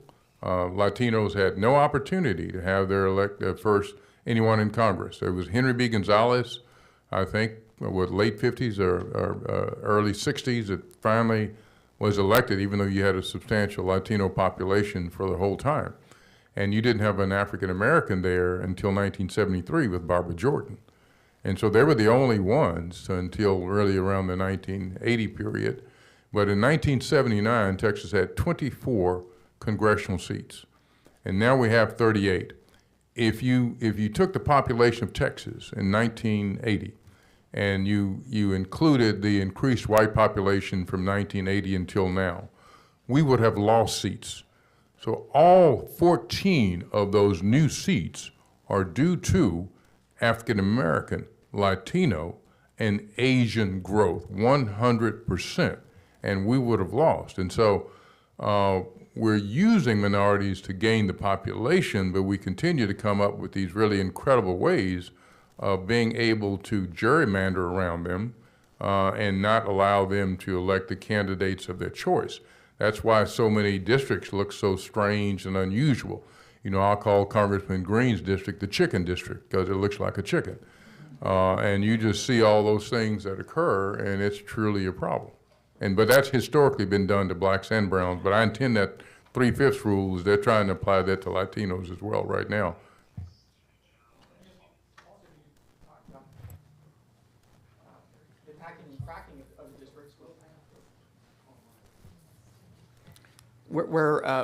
We have 12 of the 13 Democratic seats are packed, where they have a racial makeup of in some instances 90%, black or Latino population, and that's also designed to ensure that the population's freed up, where they're not in other districts that affect Republican turnout. And then you have the vast majority, I think 75% of the Republican seats that are cracked, where they are engineered, where they have less than a 50% Latino or black population. And it's no coincidence that you have You have it on the Democratic side, these PAC districts and the crack side. So if you could talk about the packing and cracking that also and how that impacts. That's another great question. What occurred last time in 2011 was that the way to try to dilute the minority vote, there was a decision to use the suburbs and to dilute the black and brown vote in the urban areas by including the suburbs. But due to the growth being minority, Asian, African American, Latino, the suburbs have become increasingly diverse. And so since the suburbs are diverse, that's changing the demographics within the districts. And so that's why, for example, you saw in 2018, the 7th Congressional District in Houston and the 32nd Congressional District in Dallas both flipped. And so this time they did something a little bit different. What they did this time is they decided that they were going to use rural areas to anchor to suppress the vote in the urban areas. So I heard all the great discussion on the committee earlier about 100 miles and the questions to Congressman Kazar about having 100 miles difference. Well, Congressional District 13 in the northwest quadrant of the state, there are 413 miles from one point to Dumas up in the northern part of the district, bordering Oklahoma. And you have 38 counties in one congressional district. And so the districts became elongated, so you get the rural areas in to do that. So what they did, they cracked the minority population. That's why, like you take the Dallas-Fort Worth Metroplex. That Metroplex has enough population to have 10 self-contained districts within the Metroplex. But instead of having 10 self-contained, they packed everything into 30, 32, and 33 in that area, and then they cracked the rest of the community to go out into with the rural areas to suppress the vote to create 12 other seats. And so that's what happened. They did it with the 22nd in Harris County. So that was the idea. So like, for example, they cracked populations. They cracked population out of Tarrant County and put it into District 30 or what have you. So there are things like that that have occurred all throughout the map, the cracking and packing, but they put as many as they could in the Metroplex in 30, 32, and 33 in order to do that. But they did more cracking this time than packing the map drawers. But with the big thing that they did, though, was joining the rural areas, because the rural areas don't have much in common, as we've heard so many of you on the panel say already. But the rural areas are now dominating the urban votes by the way they've drawn the districts.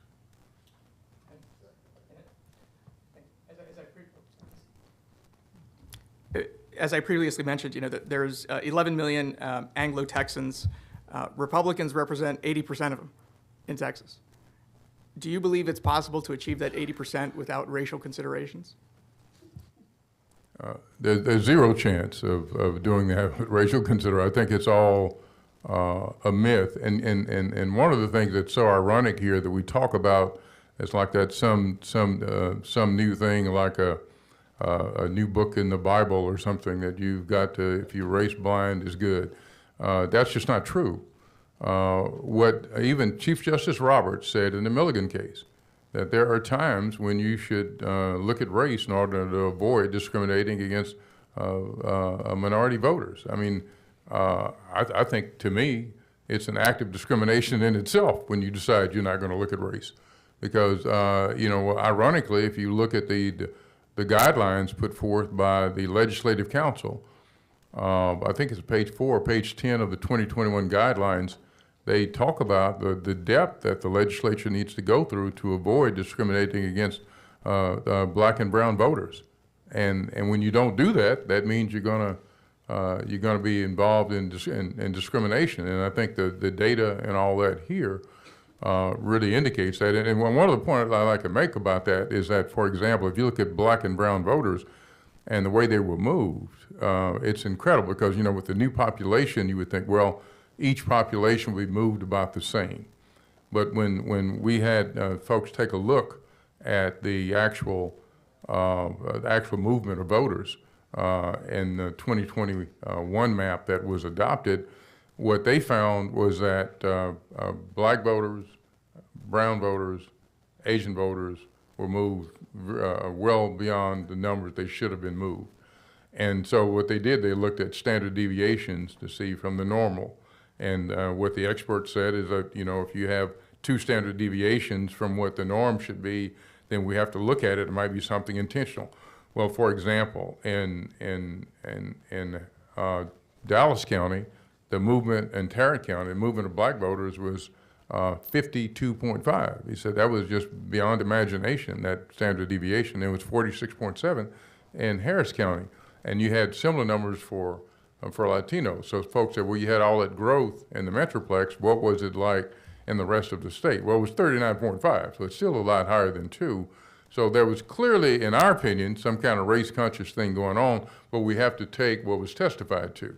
And the state took the position, and they have sworn testimony from a number of witnesses saying we were race-blind in how we drew the map. But I agree. I look at the map and say, how could you do this kind of gerrymandering and it'd be race-blind? Because it's clearly, how do you take care of such numbers of Latino growth, and you don't give Latinos the least one? Latinos probably deserve 2 more congressional districts, and they got none. And so it's very clear that there was somebody with a mindset.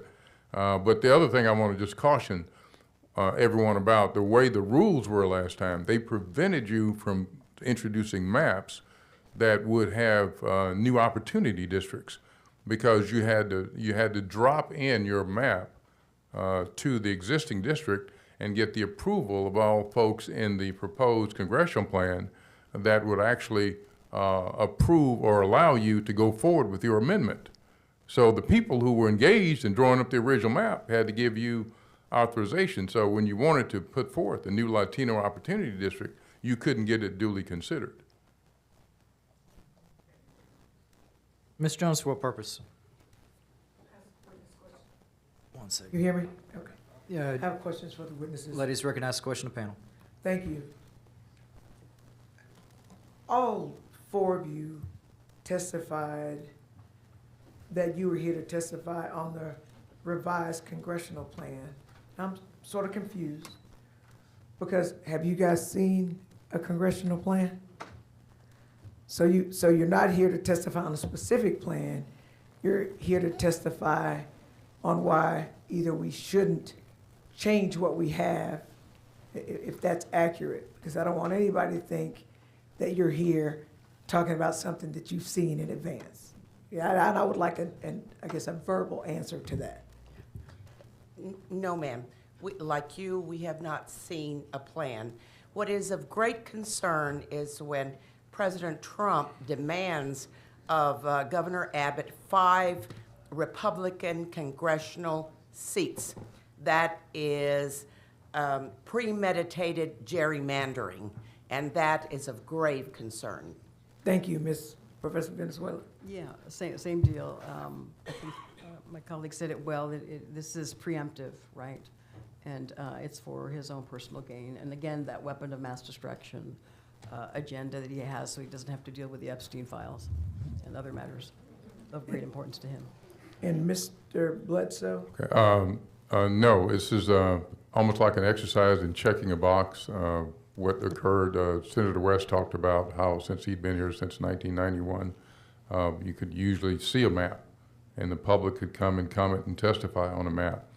And so this is kind of new. It's like checking a box where people can talk. There's no real consequence to what they say, and no disrespect, but it has been disregarded in the past. It sure was in 2021, and it was in 2011. And Mr. Rosales? Yeah, I think it's concerning with the Department of Justice letter that it names Latino and African American seats that they're going after. They're not being overt. They're being very straightforward about who they're going after. It's reverse racism. So right. So for me, it's we know what they're doing.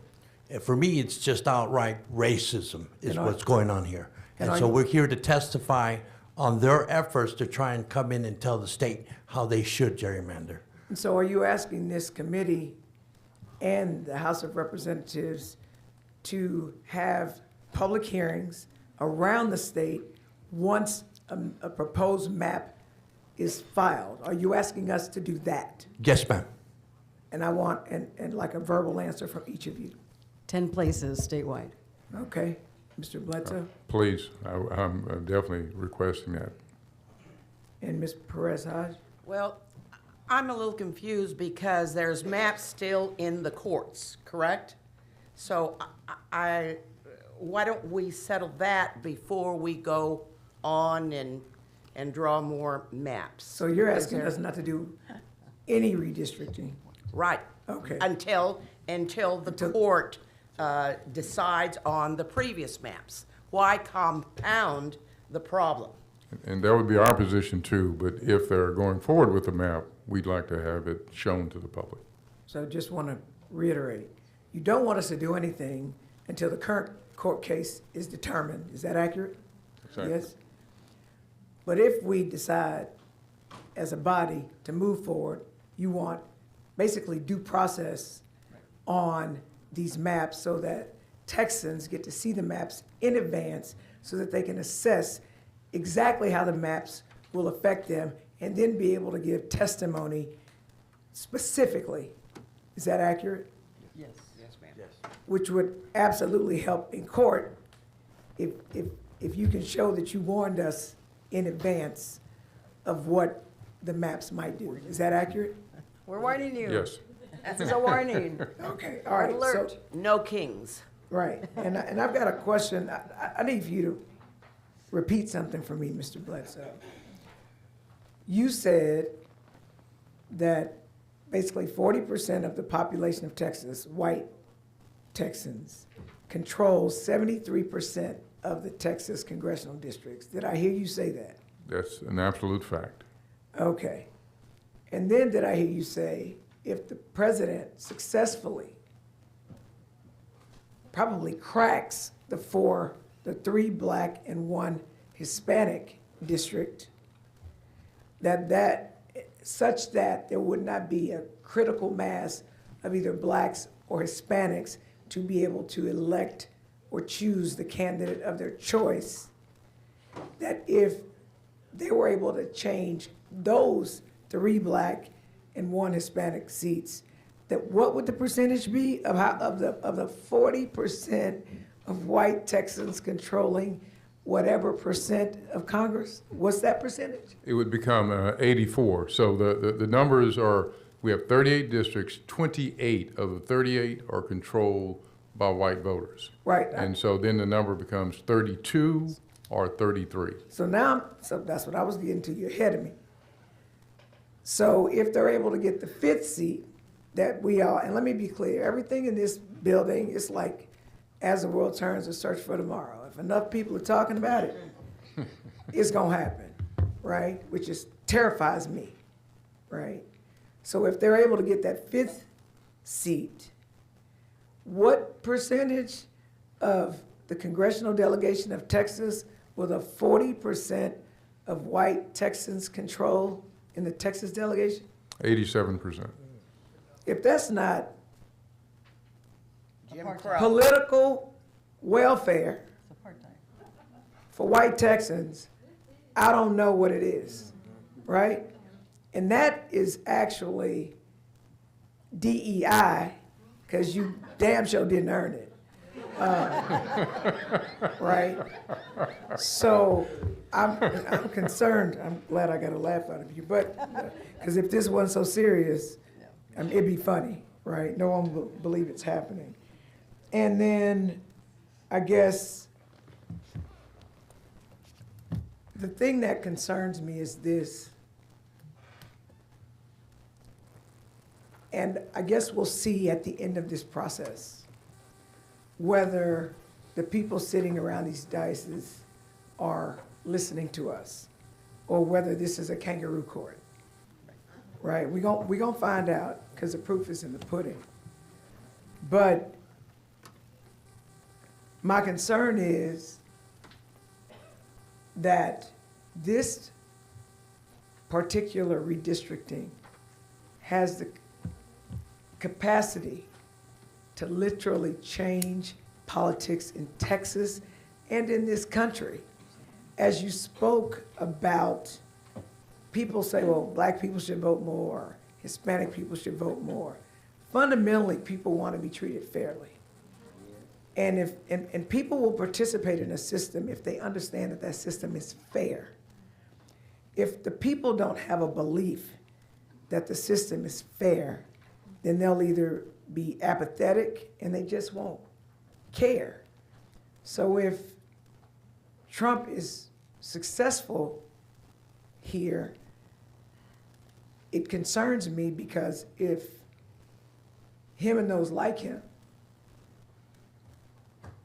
maintain control of the House, because that's the only place he can be stopped, then I fear that we might be slaves again, right? Because we're moving backwards, and it will literally undo the advances that black and brown people have made through the civil rights struggle. And we may not be able to overcome it. And I also fear that if we're successful here in Texas, it will be the roadmap to around the country to dismantle this democracy and basically enslave us and make us indentured servants again. So I just want to thank you for coming and educating people, because I think that a lot of people didn't know what cracking and packing were, right? They didn't know that. And with the emphasis on invisibling, and I just made that word up, us, by getting rid of our history so that we don't know what our history is, then we're absolutely doomed to repeat it. So thank you so very much for coming. I appreciate it in helping the public at large understand what will happen if we don't figure out a way to stop this. Thank you so much for what you've said. And you remember we had that slogan maybe 10, 20 years ago about one Texas. Somehow we need to get back to that, but we're a long ways away from it. But thank you for those comments, because I think that's where you want to head. Thank you. Members, any other questions for this panel? Hearing none, thank you all for your testimony. This panel is excused. As you may have noticed, we have a court reporter over here on the side who's been gracious. She's smiling at me because everything I say, she has to take down. And as I talk, she's having to take that down. Anyways, we've entered the twilight zone. We're going to take a brief break so that our court reporter can have a break, if that's okay with you guys and maybe all of you as well. So the House Select Committee on Congressional Redistricting will stand at ease for 5 minutes.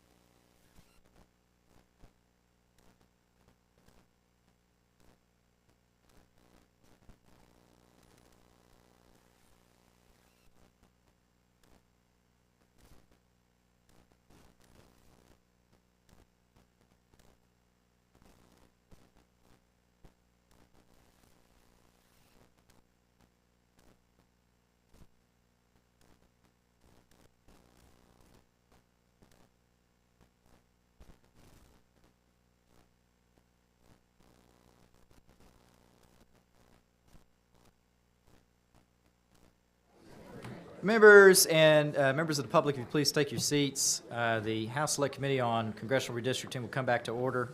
That's what we, in common parlance, refer to as a Texas legislative 5-minute break. That was perhaps a little bit more. And so I do want to bring us back and give some time for the members to make their way back in here. Just so everybody knows, for keeping track here, we have spent about 2 hours and 14 minutes so far on public testimony. Now, some of that was an exchange between myself and Mr. Raymond, of which I'm not going to credit 10 minutes of, because that's how much that took. So we've really only spent 2 hours and 4 minutes. So for planning purposes, we got 2 hours and 56 minutes left. And I would just encourage the members of the committee just to remember, as we bring these panels up, let's be as expeditious as we can so we can hear from as many people as possible. And for that being said, we're going to go back into public testimony at this time. I had mentioned earlier our virtual panelists, and I appreciate you waiting on us to bring you back up. Before I call these virtual witnesses, our next in-person panel is going to be comprised of Regina Vanberg, Susanna Carranza, Lauren Pena, and Danielle Bryant. If those 4 individuals could make their way into this room and be seated at the front, as soon as we do these virtual witnesses, we will come to you, and I appreciate everybody for your patience. At this time, the chair is going to call Carol Titleman. I hope that I pronounced that correct. Carol Titleman.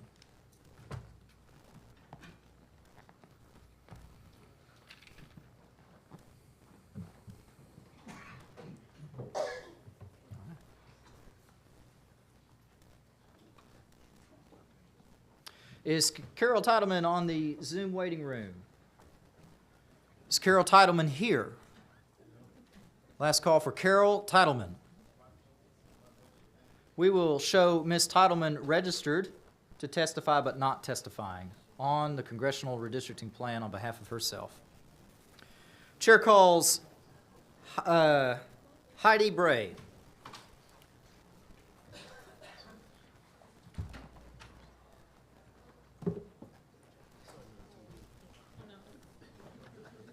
Chair calls Heidi Bray. Is Heidi Bray in our waiting room? We do not see her. Is Miss Heidi Bray here? Chair will show Miss Heidi Bray registered to testify on behalf of herself on the revised Congressional Redistricting Plan, but not testifying. Chair calls Frederick Wood.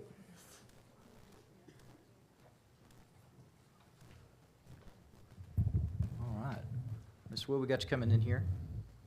I'm sorry, Frederick Woods. Okay, we can see you, sir, if you'll unmute.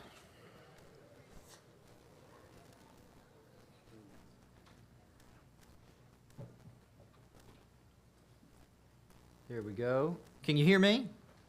Yes, I can. Can you hear me? I can hear you. Let me pull up your witness registration form just a moment. Dot our I's and cross our T's. I'll show you registered to testify as Frederick Woods on behalf of yourself on revised Congressional Redistricting Plan. Is that correct, sir? That is correct. Please give us your testimony. Hello, my name is Fred Woods. I'm a community leader and activist in Northeast Houston and proud resident of the 18th Congressional District. I strongly oppose any effort to redraw congressional districts mid-cycle to increase one party's likelihood of representation, further tipping the scales of power in the U.S. House of Representatives. Governments on all levels work best when they reflect the constituency they are to serve. This ideal cannot be achieved by manipulating maps by means of cracking and packing congressional districts targeting communities of color. It is also unacceptable that the public has no visibility to any proposed maps prior to this hearing or means to comment after maps have been selected. This is not good governance. This is a continuation of petty politics, power grabs, and one party's allegiance to an insurrectionist out of fear you will lose your place in society. You are stealing elections and killing democracy.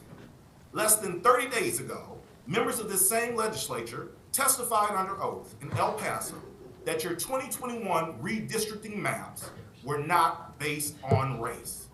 How can those same people now claim that they are?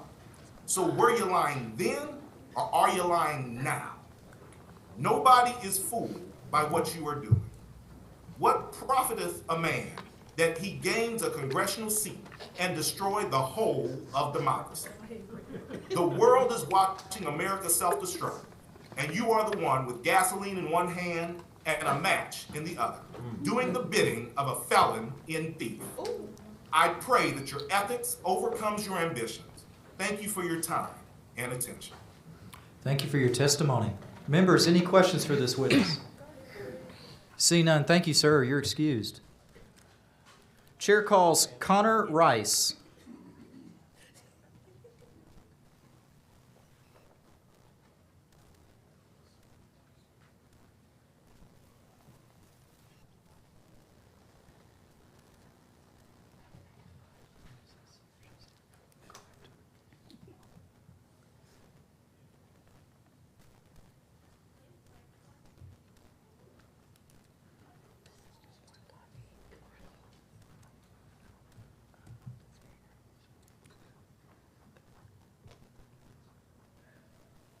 Mr. Rice, if you'll, there we go. Got your camera coming. Awesome. Are y'all able to hear me? We are, and we're able to hear you. I'm going to go through your registration here momentarily. I show you as registered to testify as Connor Rice on behalf of yourself on the revised Congressional Redistricting Plan. Is that correct? That's correct. Thank you. Please give us your testimony. My name is Connor Rice. I am from Corpus Christi in Chairman Hunter's district. And I'm also here not just as a Texan, but as someone who believes that Texas governs Texas. We don't take orders from Washington, or we shouldn't. And we should not be redrawing our democracy to satisfy political operatives in the White House. As Reba McEntire once said, freedom. It isn't easy, but it's worth the fight. And right now, what's at stake is our freedom to govern ourselves, without manipulation, without interference, and without bending to federal pressure. This redistricting process should reflect the will of the people, not protect incumbents, not answer partisan demands from DC. What's worse is we're in a special session right now, being used not to fix infrastructure, not to fully fund Texas public schools, not to help communities recover from disaster, but to fine-tune gerrymandering based on the fear of the future and rumored pressures from federal leadership. And let's be clear that no official maps have been made public. We're being asked to trust a process that hasn't even shown its hand. In Corpus Christi, even the rumored proposal and rumored maps threaten to siphon voices from the Rio Grande Valley and fracture our city, binding us for far-flung communities that have no shared values or concerns. That's not representation, to say the least. That's political engineering. And it flies in the face of what Texans expect from our government, which is independence. You know, we believe in local control, in fair maps. And if this committee wants to defend Texas values, it must show that Texas answers to Texans, not Washington. I encourage this entire committee to reject any gerrymandering or redistricting proposals. Spend your time fighting for disaster relief, or funding our schools, or lowering property taxes. Because here in Texas, we fight for freedom, and we do it on our own terms. Thank you, committee. Thank you. Members, any questions for this witness? Hearing none, thank you for your testimony. Witness is excused. I saw on our Zoom that it looks like Ms. Heidi Bray is in our waiting room now. I'm going to go back, and the chair calls Heidi Bray.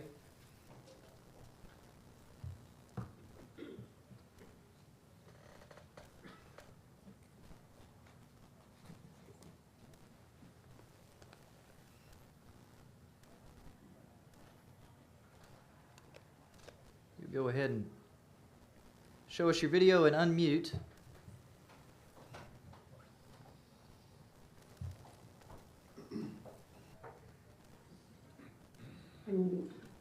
Yes. We can hear you. Could you? Is it? Do you have video? We'll have to be Yes, able to I do. see you too. Let's see. Okay. Let me see. Right here I do. Oh, there we go. Can you see me? We can see you and hear you. I'm going to read your registration form if you don't mind. Yeah, I don't mind. Thank you for your patience, and glad we were able to get back to you. I show you registered to testify as Heidi Bray on behalf of yourself on the revised Congressional Redistricting Plan. Is that correct? Yes, sir. Please give us your testimony. My testimony is that Abbott has wasted billions and billions of money fighting for our democracy. He is now willing to give 5 seats because Trump asked him to. Whereas at the state of Georgia, when asked to find 11,780 seats for his win in the past election, the Georgia State Secretary of State had the balls in democracy. He stood up for democracy, where I don't see Abbott standing up for democracy. You are not to do redistricting. It was just done in 2021, and it's against the Constitution to do it within 10 years. You were supposed to go out to each district and summarize who lives where. So I don't see why we are doing something unconstitutional at this moment. Thank you for your testimony. Members, any questions for this witness? Seeing none, the witness is excused. Thank you very much. Thanks. Chair is going to go to our in-person panel at this time. Chair calls Regina Vanberg. That's me. Did I say your name right? Yeah, you did. Thank you very much. Bear with me, we're going to have to pull up your witness registration forms for this panel real quickly. I'll show you registered to testify as Dr. Regina Vanberg, testifying on behalf of yourself on the revised Congressional Redistricting Plan. Is that correct? Yes, sir. Thank you. Please give us your testimony. Good afternoon, Mr. Chairman and committee members. My name is Dr. Regina Vanberg. I'm a congressional candidate for Texas 21, but I'm not here to speak only for Texas 21 today. Could you possibly pull your microphone just a little Sure. closer? Thank you so much. I'm here to do what every one of us must do, defend our fellow Texans, all of them, from every district, from every party. The only appropriate response to D.C. for this self-admitted and self-serving attempt to change Texas maps and interfere with our elections is war drums. That is what our nation should hear echoing from the heart of Texas, from these very halls. Donald Trump has plainly said that he expects Texas to redraw its maps to make him more comfortable come the 2026 elections. But his mistakes are not Texans to bear. Losing power is what is supposed to happen when elected officials become unpopular with the people. That is the point. That's the value and virtue of free and fair elections. You are under no legal obligation to redraw maps mid-decade. This isn't required, it's requested, and it's wrong. Please do not set this precedent. Texas will need to redistrict again, but not like this. Not during ongoing litigation, not in 30 rushed days, and not to serve a failing federal administration, especially when your attention is urgently needed for flood recovery in Texas 21. When it is time to redraw, do it through an independent redistricting commission, chosen by the people after the 2030 census. In other words, please do it right. These are not ordinary times. The stakes are high. Texas is watching, our nation is watching, and in this historic moment, the world is watching. What will we show them? The gutting of democratic ideals, or Texas standing at her full height to defend them?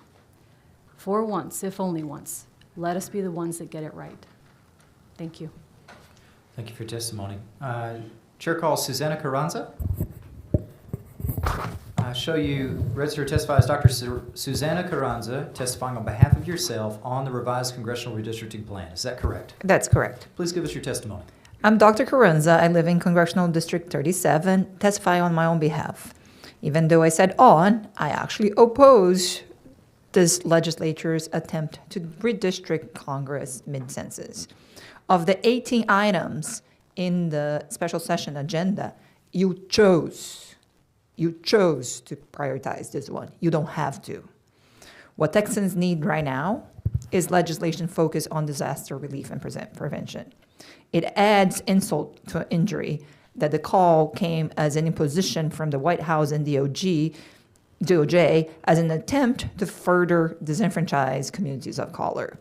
Based on 2020 census, we all know that the majority of Texas growth was from minorities, yet we reduced the number of minority districts. And legislators said, we didn't look at race, so there can't be racial gerrymandering. And now they're saying, oh yeah, we look at race, and it's wrong because it favors minority too much. And then now you're going to break down these communities. That is absurd. It's not acceptable that we don't have a map. It's not acceptable that you're cutting testimony in 5 hours. And it's not acceptable that you're really trying to break up minority districts. I urge you to choose what's good for Texas, to do your job, and stop right now this ridiculous process, because you don't have to do this. You have to work for Texas. You should be focusing 100% of the time on disaster prevention, on making our infrastructure more resilient to the many more crazy climate events that we know is going to happen. Thank you. Thank you for your testimony. Chair calls Lauren Pena. I show you registered to testify as Lauren Pena on behalf of yourself on revised congressional redistricting plan. Is that correct? Yes, sir. Please give us your testimony. Hello, my name is Lauren Pena. I actually live a walking distance from here on the other side of 35 in one of the first housing projects ever implemented in the United States.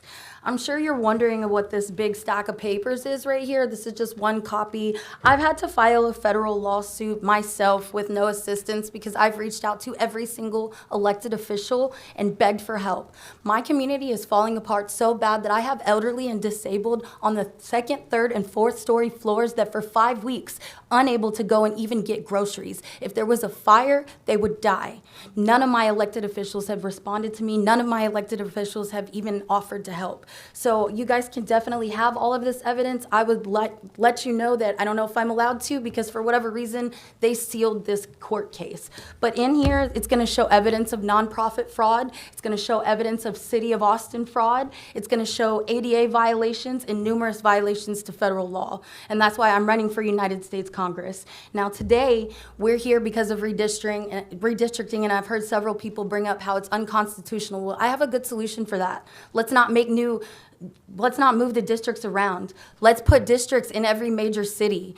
If I can get one representation from the entire city, millions of people are going to get help. There's 4 million people in Texas currently living in poverty. I'm a survivor of 10 years of human trafficking in my district. And in fact, my congressman was here earlier, Greg Kassar, one who did not answer an email, one who refused to see me, one who I got a scholarship to fly up to Washington, D.C. to learn some political trainings and things like that. For weeks, I reached out to his office and begged to speak with his staff so that I could get assistance with all of these civil rights violations. So I'm asking you guys today for, I guess, so it looks good on everybody, just make a district in every major city and then let the city decide who's going to represent them. Instead of chopping us up, breaking us up into black, brown communities, attacking all the different, types of people, let's go ahead and just make one district in the city, and the city can decide who represents them, because this is ridiculous. And I'd be more than happy to hand over all of this evidence to you guys, but you need 22 copies, and I'm too poor. I can't afford to do it. In fact, I'm so poor that 4 of my children,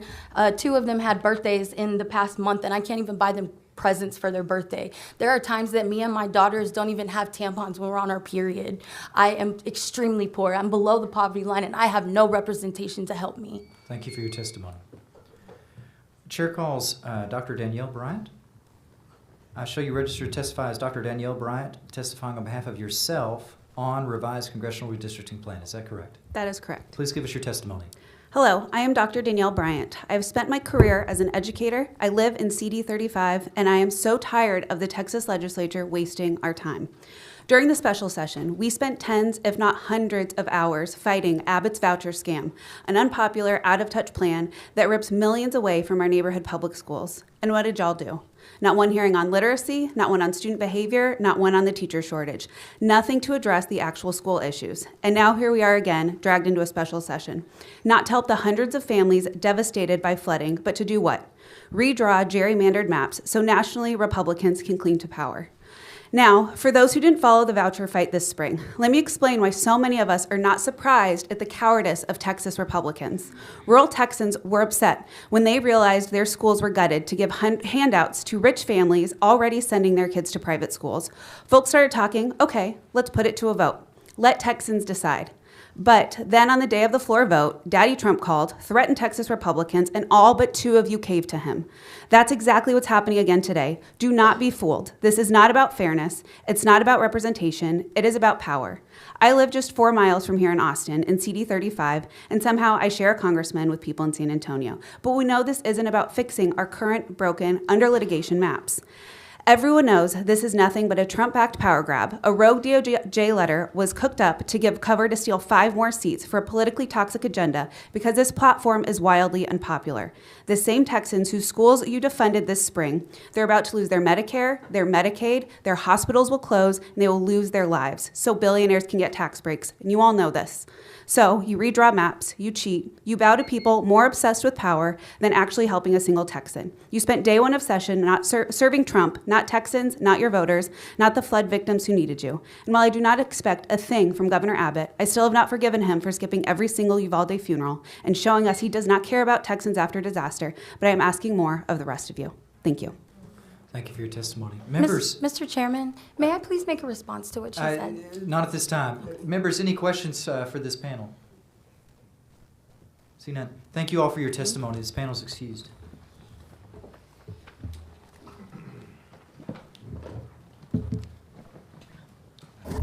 We'll go back to our virtual witnesses. Before I call out those names, our next in-person panel is going to be Conchita Reyes and Nina Perales. If you'll make your way into the room and be ready for us once we do this virtual panel. Chair calls Scott Cardillo.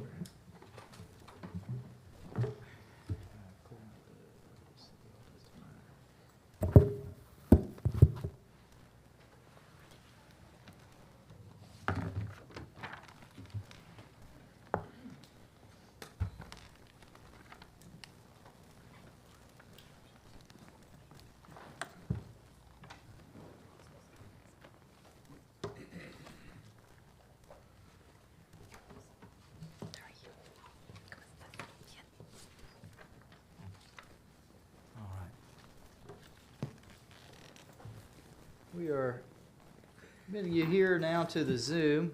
It's actually Scout Cardio. I apologize. Said that incorrectly. Give you a moment to join.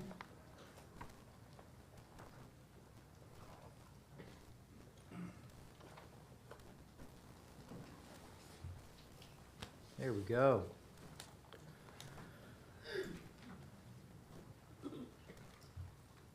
You got your... There we go, video perfect. I'll show you, can you unmute yourself actually? I think I see you muted. There we go. Can you hear me? Yes, I can hear you. Perfect, we can hear you. We show you registered to testify as Scout Cardillo on behalf of Bulletproof Pride on revised Congressional Redistricting Plan. Is that correct? Yes. Thank you. Please give us your testimony. Hi, everyone. Firstly, I want to make it abundantly clear that as an organization, we recognize that the Texas Legislature has a constitutionally protected right to redistrict.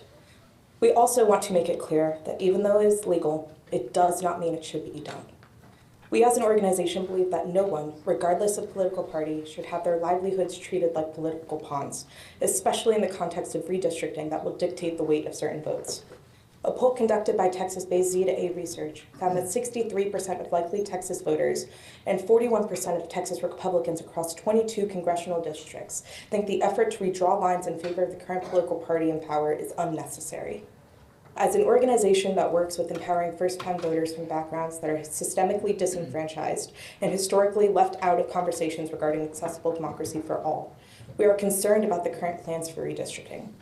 Regardless of party, we urge you to reconsider the proposed redistricting and ensure that all voices are being equally seen, heard, represented, and valued in these conversations. Your zip code should not determine the weight or value of your vote, and it is quite frankly disrespectful to constituents for those of you in power to use your constitutionally granted rights to launch attacks against your own constituents for the sake of your personal political gain. Thank you. Thank you for your testimony. Members, any questions for this witness? Chair is none. Thank you. The witness is excused. Chair calls Levada Levels.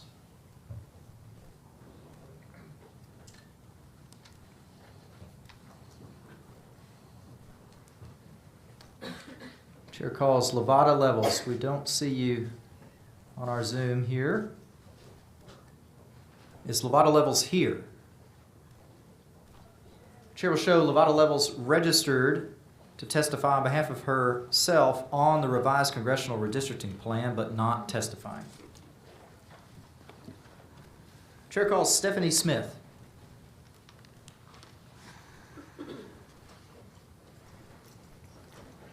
Chair calls Stephanie Smith. Don't see you on our Zoom here. Is Stephanie Smith here in person? Chair will show Stephanie Smith registered to testify on behalf of herself on the revised congressional redistricting plan, but not testifying. Chair calls Christy Stockman. Christy Stockman. And look how low it is. I don't know if it. Oh, there it goes. There you go. All right, we can see if you can unmute yourself. I'll just bring the mic up. Here comes the blue ball. There we go. Can you hear me? I can, Perfect. We can hear you. but I'm Christy Stockman, not Stephanie Smith. No, you're absolutely fine. I Okay. show you registered to testify as Christy Stockman, Correct. testifying on behalf of yourself on the revised congressional redistricting plan. Is that correct? That's correct. Please give us your testimony. Like I said, my name is Christy Stockman. I am a citizen and not affiliated with any particular group or organization. I live in Corpus Christi, as I've lived for most of my life, though I grew up in Clear Lake City, just outside of Houston. Corpus is currently represented by Michael Cloud, the 27th Congressional District, one of the most gerrymandered districts in the country, if the allegation is to be believed. What I saw when you folks were doing, what you folks were doing up here in the legislature, I got steaming mad. At first, I thought, great, a special session, if that's what the governor needs to deal with the natural disaster in the Hill Country in place after Kerr County wasted 10 million taxpayer dollars to do just that so that folks never go without warning again, so be it. But that's not what you people are doing. It's a good old-fashioned bait and switch with a power grab added in. Instead of helping those who are harmed and keeping us out of harm's way in the future, you want to see if you can rig an election. You want to engage in discrimination against communities of color. You want to go back to disenfranchising Black folks and Latinos the way it's always been.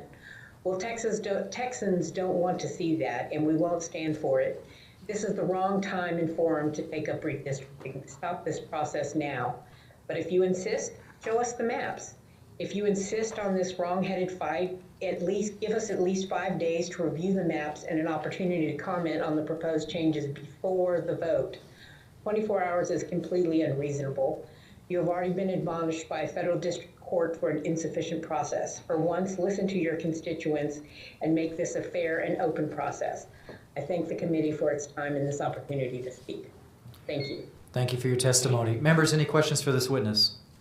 Hearing none, thank you. The witness is excused. Chair calls Terrace Goodwin. I'm actually here in person. Yes, we had you on our list. If you'll come out up to the front, we had you register twice. No, you're fine. We're just gonna correct this for you.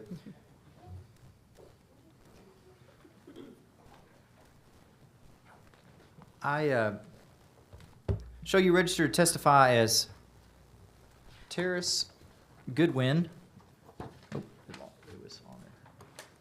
No, it's not. Okay. I'll show you registered to testify as Terrace Goodwin on behalf of yourself on the revised congressional redistricting plan. Is that correct? Yes, sir. And we had you registered twice. Is it okay if we have your permission to delete the other registration? Yes, please. We will do so. Please give us your testimony. Perfect. So like I said, my name is Terrace Goodwin, and I'm a nurse, a mother, and a longtime resident of Bell County in Congressional District 31. And I do have something written down, but as we've been hearing things, something came to mind and I don't want to miss it. And that's that I haven't heard anything today so far giving a reason or an argument for this, other than that the governor said so, and then we also know that Trump told him so. The chair and others have said here and in court that the current maps don't violate the VRA. They weren't racially motivated or drawn. No one in the committee asked to redistrict or to be on this committee. No one here today has testified for it, And you don't serve the president or the governor, you serve us. So why are we doing this? Why are we here? Like we heard, yes, y'all are congressionally allowed to do so, but that doesn't mean it's right, and that doesn't mean that that's what the people want. Last month, Donald Trump called on Texas Republicans to redraw the maps mid-decade, in his words, to gain 5 more Republican seats in Congress. Shortly after, following a conversation by Trump, redistricting was added to the special session. It's not coincidence. It should occur once every 10 years based on census data, a measured process. Texans haven't even had a fair chance to review these maps or provide meaningful public comment. That alone should disqualify this.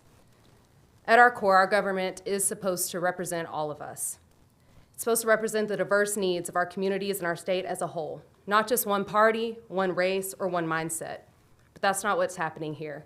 As we heard, the demographics of our beautiful state are not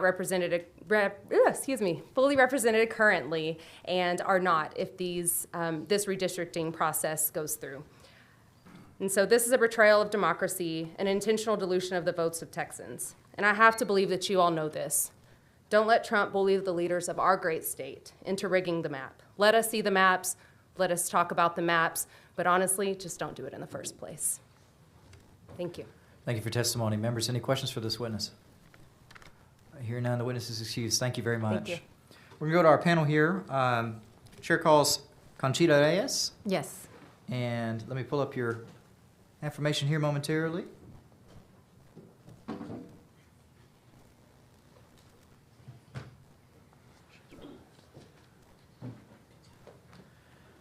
I show you registered to testify as Conchita Reyes on behalf of yourself. And also with LULAC Council 60 as a member. And also on behalf of LULAC Council 60? Correct. Do we have your permission to update your registration to say that? Yes, you do. Bear with us one moment while we do that. LULAC Council 60. 60.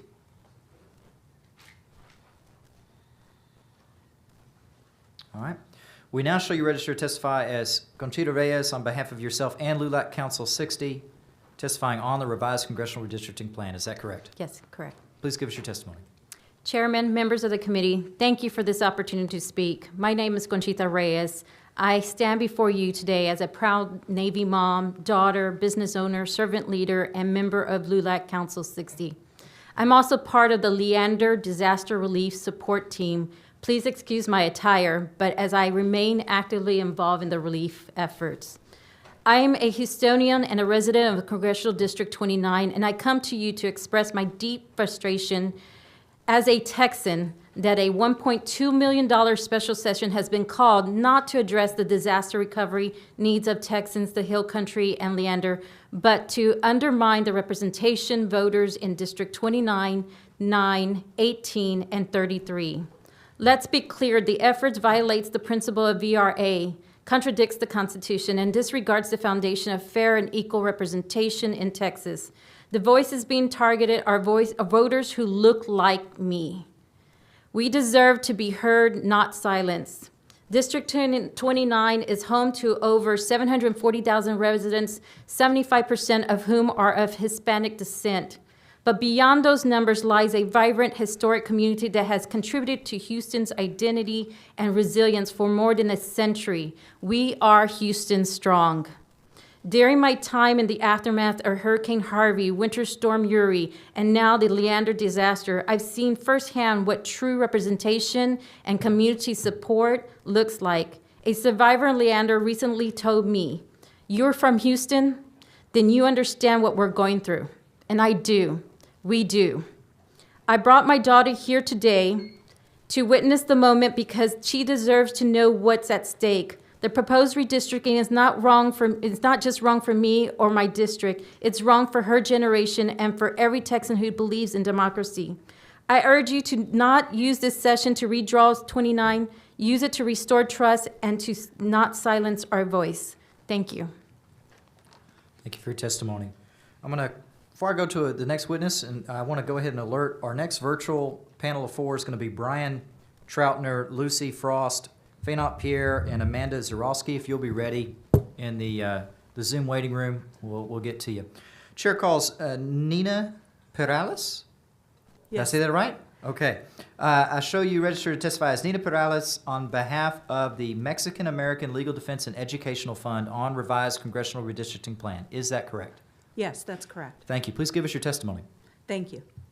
Mr. Chairman, Mr. Vice Chair, and members of the committee, my name is Nina Perales. I'm the Vice President of Litigation for MALDEF, the Mexican American Legal Defense and Educational Fund. We are the law firm that represents Latino individual voters and organizations in the current Texas redistricting litigation. And I'm here to answer any questions that the committee might have regarding that case. Among the coalition of Latino organizations that we represent from around the state is LULAC, and it's our great honor and privilege to represent LULAC as well as the other plaintiff organizations. We just finished a 3 to 4 week trial in El Paso, which dealt in part with the congressional redistricting. In that case, our claims include that the Texas legislature in 2021 did not draw a sufficient number of Latino majority congressional districts, and that in fact the growth of the Latino community since 2010, but certainly since before that as well, can support the creation of an additional Latino majority district in Harris County, in addition to 29 represented by Congresswoman Garcia, from whom you heard earlier today, as well as enough Latino population to support an additional congressional district in the Dallas-Fort Worth Metroplex. That would be in addition to Congressional 33, represented by Mark Vesey. In light of the growth of the population over the past 2 decades, Section 2 of the Voting Rights Act does require the creation of additional districts. If the committee and the legislature decides to take up redistricting, it is certainly true that you cannot subtract from the current level of representation that we have. That would violate the Voting Rights Act. And our final request would be to please allow public review and comment of any plans under consideration, because currently we're unable to comment on any proposed plans. Thank you. Thank you for your testimony. Members, any questions for this panel? Chair recognizes Speaker Moody to question the panel. Thank you, Mr. Chairman. Ms. Perales, I want to kind of highlight the last bit of your testimony. You talked about the ability for people to comment on any proposed changes. And well, let me start with this instead. And we've talked about it throughout the hearing, this letter from the Department of Justice to the Governor and the Attorney General. You've seen that letter? I have, as well as General Paxton's response. Okay, so let me ask you this, because we've heard from some other folks, and obviously I've known you for some time, and you have quite a bit of extensive history in litigating these types of issues. And so I'd just like to get your opinion on the letter that the DOJ sent to the state of Texas about these, about the need or constitutional concerns that they have. We agree with the concerns raised by the first witness in this hearing, Professor Katz. With the letter, there's a number of things that are very odd or unusual about the letter. Perhaps it was hastily prepared, but it's factually incorrect when it refers to Congressional District 29 as a coalition district, as the law understands it, because Congressional 29 is over 50% Hispanic citizen voting age population. It is not a coalition district. It is a single minority Hispanic opportunity district. Another example would be the strange characterization of CD 33, which is represented by Mark Vesey in Dallas-Fort Worth. That district was not created as a Voting Rights Act district, but rather a remedy for racial gerrymandering by a past legislature. And so the way that the letter was approaching these issues was just very odd and not consistent with reality. So let me drill down onto the District 29 issue that you raised. Hispanic citizen voting age population, HCVAP. Anybody who's been in this process, they've heard that terminology. If you haven't, that's what it means. Why does that matter? Why does that threshold matter Like, why do we look at that number? Is there a reason why we look at it? There is a reason, and it's very important, because the Supreme Court has told us that if we're asking the question whether there needs to be, for example, in this case, a Hispanic majority district in a particular location, the very first question that the court will ask is, are there enough people there to constitute a majority, for example, of the Latino population? That is the very first question, and if you answer that question in the affirmative, as we have with 29 for several decades, then you move on to additional questions, resulting in the conclusion that the district is required by the Voting Rights Act. And I think it's important to draw this distinction because HCVAP, different from HVAP, different from Hispanic population, right? So Hispanic population would be everyone Hispanic in a particular area, correct? That's right. Hispanic citizen voting age population takes into account not just total population, but those over age 18, those who are U.S. citizens. So what you're really referring to there is the voter eligible population. So if you've got, and in District 29, you said the HCVAP is what?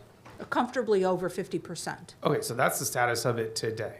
And so I just want the committee members to understand the Hispanic population in that district is far more than that because we're actually winnowing down. The HCVAP is the lowest threshold because the court has told us we're going to gear off of that number. If we're going to afford protections, we're going to gear off of that number because those are the folks that can actually vote in that election, right? Yes. Okay, and so this letter identifies a district as a coalition district that is actually a majority Hispanic district. Tell me the difference and tell the committee the difference. Well, as the law, as cases discuss it, a coalition district is where you combine more than one minority group to exceed 50%. And that may be the case in other districts. That doesn't tell us anything about its constitutionality or legality, but simply a coalition district is a coalition of minority groups. That is a different type of district than the district that is what we would say majority Hispanic, in this case of 29. The letter is factually incorrect when it refers to 29 as a coalition district. So as a fundamental part of this letter, the Department of Justice has misidentified a congressional district as and look, I believe that there's a whole nother conversation about protections for coalition districts, but this goes to the point of the reason why we are here is because a letter was written by the DOJ to the state of Texas. And in that letter, one of the 4 districts that were identified doesn't even qualify under what they say it qualifies as. And that's under Supreme Court case law. Yes. What is that? What do you take from that? I take from that the letter perhaps was hastily prepared, it's carelessly written, it doesn't follow the standards that are used by the U.S. Supreme Court when it discusses these types of districts. You know, I share your concern and the fact that we are here talking about this, and a letter coming from letters come from the DOJ, probably, that's something you would take seriously. You're pointing out something that is factually wrong and has now become a premise for why we're here. I mean, it doesn't shock me. This is the same administration that levied tariffs on an island of penguins. But look, and I say that for a little bit of levity, but this is serious in that this is talking about people's representation and what matters to them. I want to go to the last point of what you raised in your testimony, and then that'll be the end of my questions. You talked about participation, the ability to participate. And we are grateful. I see here still 158 witnesses that have registered, either in person or virtually, that want to weigh in. And we have multiple hearings. There are a couple more hearings that are coming. But we have no maps in front of us. We have no bill in front of us. Do you think that this participation is meaningful for you when you don't have a map to look at? I want to express gratitude for the opportunity to testify today.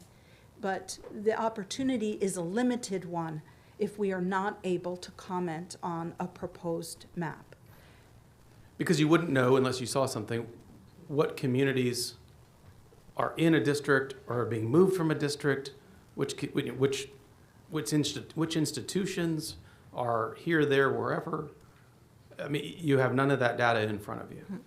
It's impossible to know, and honestly, with the naming of 4 districts in the Department of Justice letter, and what we read in the newspapers, which is all we know about certain goals that have been announced for the redistricting, if it's 4 districts, if it's 5 districts, the ripple effect from redrawing even 1 district can be substantial. And so we are potentially looking at a significant redraw of the congressional map, and it would be critically important to see maps under consideration and be able to comment on them so that the committee and the body understand what are the risks, what are the rewards, what are the potential legal liabilities. Well, and I want to talk about, so you talked about the ripple effect. I think the members of Congress maybe mentioned that a little bit too in their testimony. Mm-hmm. Because when you're drawing these, and for those people who haven't participated in this process at that level, when we draw our House and Senate districts, there's deviations, right? You can 5,000 down, or this, you can. There's a little bit of variance within the districts. When we're looking at congressional districts, that's different, isn't it? That's correct. The U.S. Constitution requires that every congressional district contain the exact same number of people. So in the Texas Congressional Redistricting Plan, all of the districts have the same number, except for one district that gets have one more person. So that's it. The deviation there is one person. So the ripple effect, when you move 5,000, 10,000, 15,000, I mean, because everything has to be identical, you will necessarily see a ripple effect across. The ripple effect is greater in congressional redistricting because of the need to equalize population across When we the have the districts. ability to have a little bit bigger variance like we do in the House and the Senate, you could maybe massage that around the edges a little bit. But in congressional maps, as you point out, that is a 1-for-1. So it is Yes. going to be exacerbated when you change one. The ripple effect is greater, is it not? Yes, that's right. There's not the same kind of flex that you would have in Senate redistricting or House redistricting. And I know when we do our redistricting in the House side, we talk about breaking county lines, and that has a lot of legal significance. Not that we don't do it, but it has legal significance.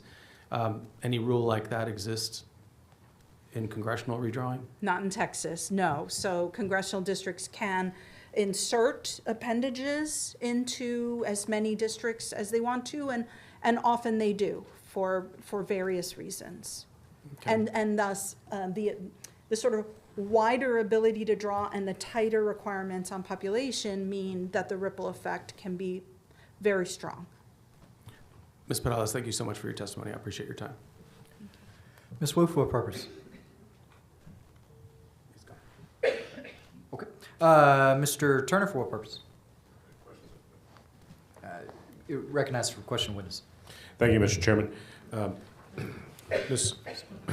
Thank you both for being here. Ms. Perales, I have a few questions just to follow up on your testimony and your dialogue with Speaker Moody. First, I think you were being very humble as you introduced yourself, but I want the committee to understand the scope of your experience and expertise as a lawyer who has specialized in voting rights and redistricting litigation. Am I correct that you have argued numerous cases in federal court over the years, both on Texas redistricting and voting rights? Is that correct? Yes, I have. Okay. Is that including the United States Supreme Court? Including successfully in the United States Supreme Court in the Texas redistricting case, Lulac versus Perry. Very good. Thank you. So you have considerable expertise as to what the requirements of the Voting Rights Act of 1965 are, as well as the constitutional requirements with respect to redistricting. Is that fair to say? I am familiar with the standards. Very good. Humble, as I say. Well, I want to, while you're here, I want the committee to be able to take advantage continue to take advantage of your expertise and experience. You mentioned in your testimony that the legislature in 2021 had the opportunity to create 2 new Hispanic opportunity districts, one in Houston, one's anchored in Houston, Harris County, and the other anchored in the Dallas-Fort Worth Metroplex, where I'm from.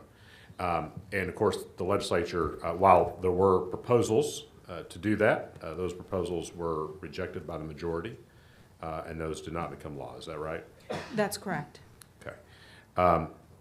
And that is one of the subjects of the recent trial in El Paso. Is that right, of which the decision is still pending? Yes. Okay. In that trial, which you referenced, what was the state of Texas arguments as they defended those 2021 maps? Did they did the state contend that they drew those maps based upon race? No, I would observe, and I don't think the team who tried the case for the Texas Attorney General's office would disagree. One of the critical points of the state's defense of its congressional redistricting plans is that they claim they were drawn blind to race. Drawn blind to race. Okay. So that testimony would appear to be somewhat contradictory to this Department of Justice letter that the governor received in early July this year. Is that right? Yes, the testimony is that the maps were drawn race blind. The DOJ letter asserts there's evidence showing that the maps weren't race blind. The Attorney General's response to the Department of Justice is that the maps were drawn race blind. Okay. So we have a disagreement then between the Department of Justice and the official position of the state of Texas from our Attorney General's office. Yes, there is a disagreement. Okay. You mentioned that the Voting Rights Act does in fact require the creation of opportunity districts or majority-minority districts in certain circumstances. Does the Voting Rights Act require identifying majority-minority districts, be they coalition districts or otherwise, identifying them and then dismantling them? Have you ever seen such a directive from the Department of Justice?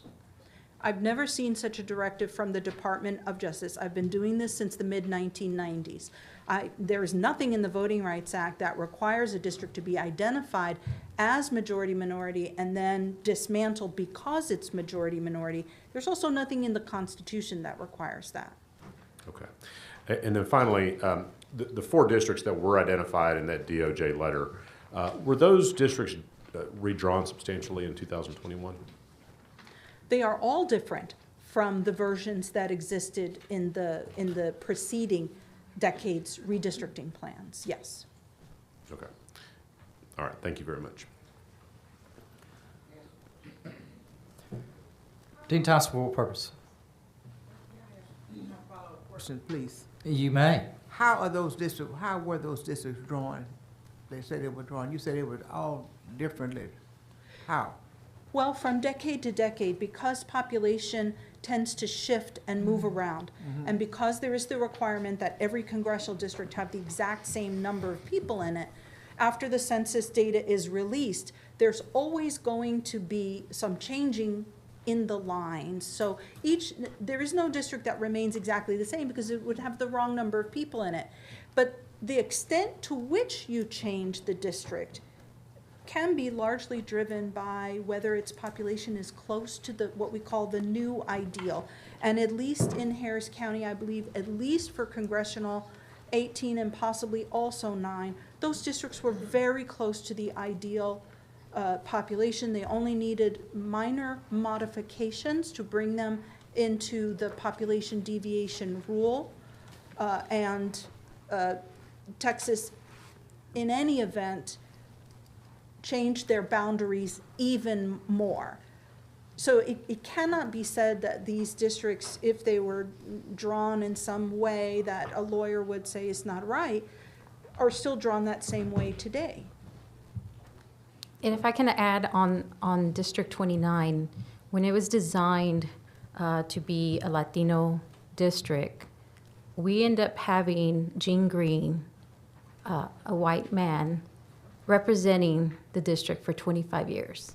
I was here when that district was drawn. Only recently, we have Sylvia Garcia, who has in office for 6 years. Yeah, Ben Reyes ran for that district when it That's was right. first drawn. Uncle Ben. Thank you very much. Thank you, Dean. Vice Chair Rosenthal, for what purpose? Witnesses. Chair recognizes Vice Chair Rosenthal, the question witness. Thank you, Mr. Chairman. I actually don't have much of a question. I just want to thank you both for being here. Ms. Perales, I'm going to say there are very few humans on the face of this planet that can take such complex things and break them down into simple terms that help us understand. So my father was an advanced research scientist in mathematics, which is pretty complicated. And he used to say the most brilliant people he knew were the ones who could make something so complicated sound so simple. So thank you for bringing your expertise today. Thank you. If I can also add, if we notice these two districts, well, the 3 districts are being looked at in Houston and Dallas. Have y'all noticed the time frame? It's FIFA 2026. So we're disrupting dollars as well. So I hope that stays in the back of my mind. I'm an accountant, so I follow numbers. That's why I pointed out that it's cost us $1.2 million to call this special session, which should be the focus of the disaster that has happened in the Hill Country and Leander. Thank you. Representative Spiller, for what purpose? Question the witness. Chair recognizes Representative Spiller, question witnesses. Thank you, Mr. Chairman. Ms. Prowse, I'd like to follow up on some of the questions. I appreciate, first of all, let me say this, and I'm going to try not to completely demonstrate my ignorance to the world today in asking you some clarification questions, but you and I may not politically agree in some areas, but I do respect your testimony, and I appreciate your testimony, appreciate you being here today. I'm trying to better understand some of your testimony, in particular the questions that Speaker Moody asked relative to Congressional District 29. Because, as I understand, you said that it is not a coalition district. Is that correct? Okay. That's right.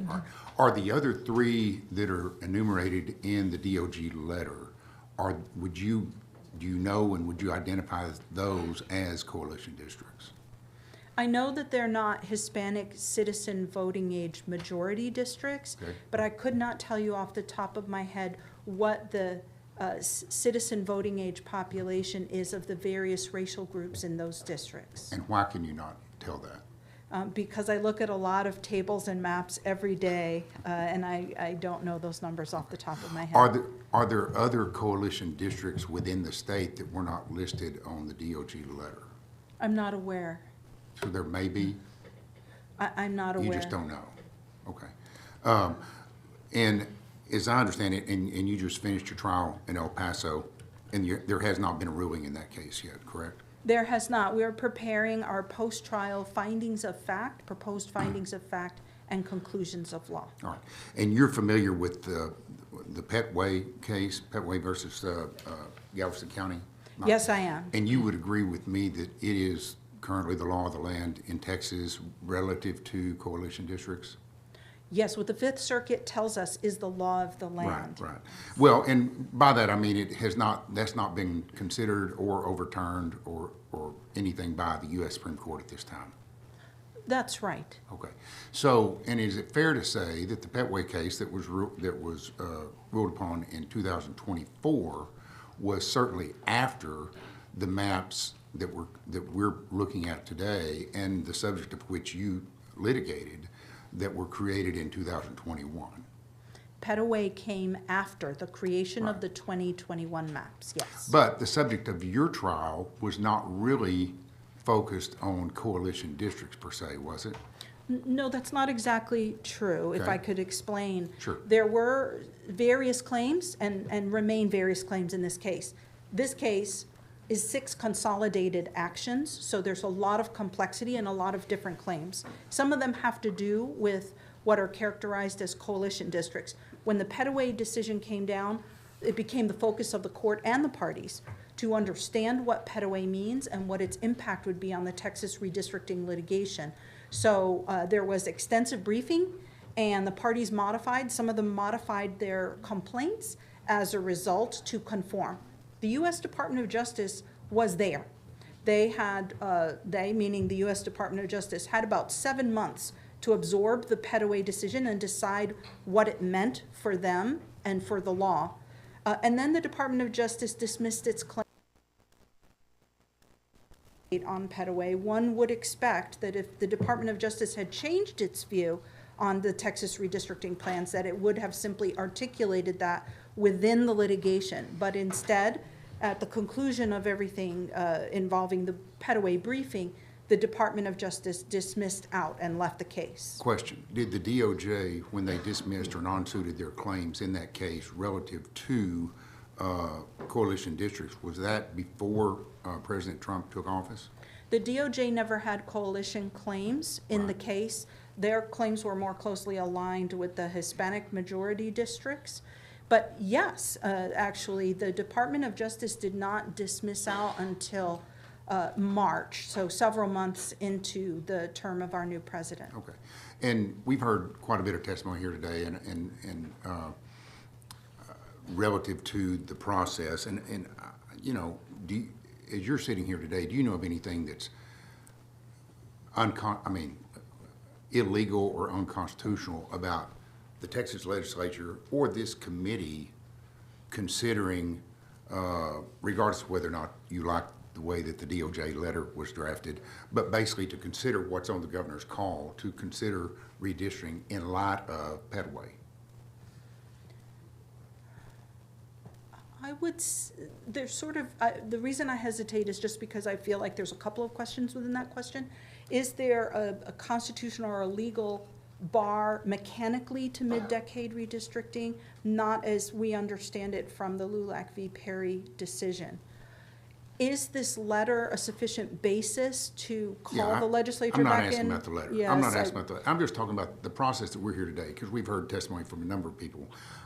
But I'm assuming that your opinion is we have the right, as if the governor puts something on the call and we consider that, and we're sitting here considering that and considering testimony like yours today, that we have every right and maybe obligation to do so, and then make a determination whether it would be proper to amend those in light of the Petaway decision or not.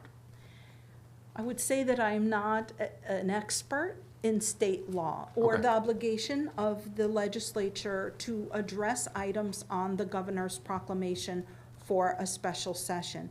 Do legislatures like Texas primarily carry the responsibility for redistricting? Yes. Should the legislature have a good reason to do so? I also believe yes, and that reason is not present here. Right. I thought you might have that opinion. That's okay. Apologies. But the let me ask you that. But on the let's go back to Petaway, because the way I understand it and read it, and again, I'm trying not to show my ignorance, but previously you had the Bartlett versus Strickland case, which basically said that that these coalition districts were not required. But then you had Petaway that says that they're not authorized. I think is, in summary, I think I would say that that's the ruling there.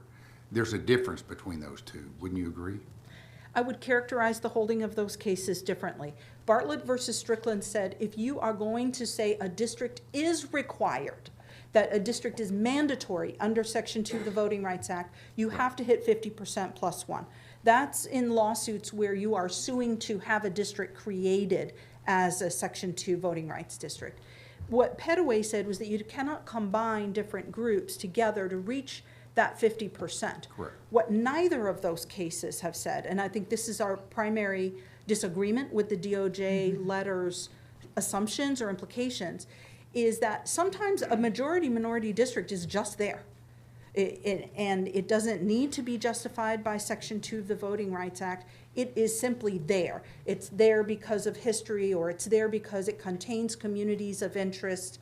And just because it's there and it is majority-minority, neither Bartlett versus Strickland nor Petaway would say that that district is in any way unconstitutional. Okay, but in the Petaway case, they went in through their analysis, the way I read it, 5 different ways that they said no, no, no, no, no, and overturned their previous decision in whatever that case was. You would know, but I don't. Yes. But so let me ask you a couple other quick questions, and I don't want to belabor this because we've got a lot of folks that want to testify, and I respect that. We've talked about coalition districts. We also heard some testimony today about opportunity districts. I've read some cases about crossover districts. Are opportunity districts and crossover districts the same thing, or are they second cousins, or how would you define those? I know what a coalition and crossover district is under the cases as we have them today. I think the term opportunity district perhaps is a more colloquial term, and I don't have a legal definition for you. I think you would have to ask the person who is using that term, opportunity district, what the intersection of definitions is. Well, and I agree, and I didn't see it defined under case law. I did see crossover districts defined, but not those. So, apologize. Let me go back to the other I think your testimony was that you can't tell me, as you sit here today, which is fine, whether the other three named in the DOJ letter are coalition districts or if they're not, and you can't really tell me if there might be other coalition districts in the state or not. But would you agree with me that in the event that it would be proper to fix or to address or to, as they say, remedy a situation with districts that may be coalition districts, one or more in the state, that you can't do that in a vacuum? In other words, it's hard to fix one district without it affecting other adjacent contiguous districts and maybe even districts across the state that you have to make work to get what would be proper under the Padway decision. I need to respond to the idea that if it's a coalition district, it needs to be fixed, because there is no case that says that. The cases that we've been discussing, Bartlett, Petaway, are about whether plaintiffs can come to court and demand that a certain type of district be created, that there's an affirmative obligation to create that district. And that's where Petaway rules that you cannot combine minorities for that purpose. If you simply come across a district that is a coalition district, that doesn't mean it needs to be fixed. In other words, just because a district isn't required by Section 2 does not mean it's prohibited by the Voting Rights Act or the Constitution. There is space between those ideas, not required and prohibited. And the letter and the assumption here is that if it's not required to be there by the law, then it has to be dismantled. But Petaway said that Section 2 of the Voting Rights Act does not necessarily create or mandate coalition districts, correct? Petaway said you cannot sue to create a majority-minority district of combined minorities. That's very different than whether a coalition district that you come across that simply exists in the map is in any way problematic. It is no more problematic than a white district or a VRA majority district. Right. And, okay, I'll leave it at that. I do appreciate your testimony. Thank you. Thank you for the opportunity. Sure. I like to discuss nothing more than redistricting, so Well, I appreciate your question. You have come to the right place. You're going to make me look worse and worse the farther we go in that discussion, but thank you. Ms. Tepper, for what purpose? Chairman, real quickly, I'm not Go sure. right ahead, Ms. Tepper. Majority, minority might mean something different to me than it does to you. Texas is a majority minority state, meaning the other races outnumber white race. Does it mean the same thing to you in redistricting that it does for me politically? No, probably not. In redistricting, we have very strict standards that are set by the U.S. Supreme Court and the Fifth Circuit. In the Bartlett versus Strickland case, when it was talking about majority, minority, it meant a majority of the population. And sometimes, for example, in this circuit, it means a majority of the citizen voting age population. In Texas demographics, the Hispanic total population has just slightly exceeded the white non-Hispanic total population, but in terms of their numbers like VAP voting age and citizen voting age, those numbers are not the same. Okay, thank you. Any other member have questions for this panel? Representative Perez, patiently waiting.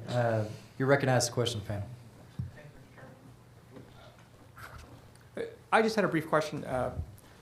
So from some of the earlier discussion regarding county administrative burdens, I believe there's a requirement that when these congressional lines are redrawn, It requires that counties then have to go back and renumber all of their districts. And I don't think that's something that's been talked about yet during the course of this hearing.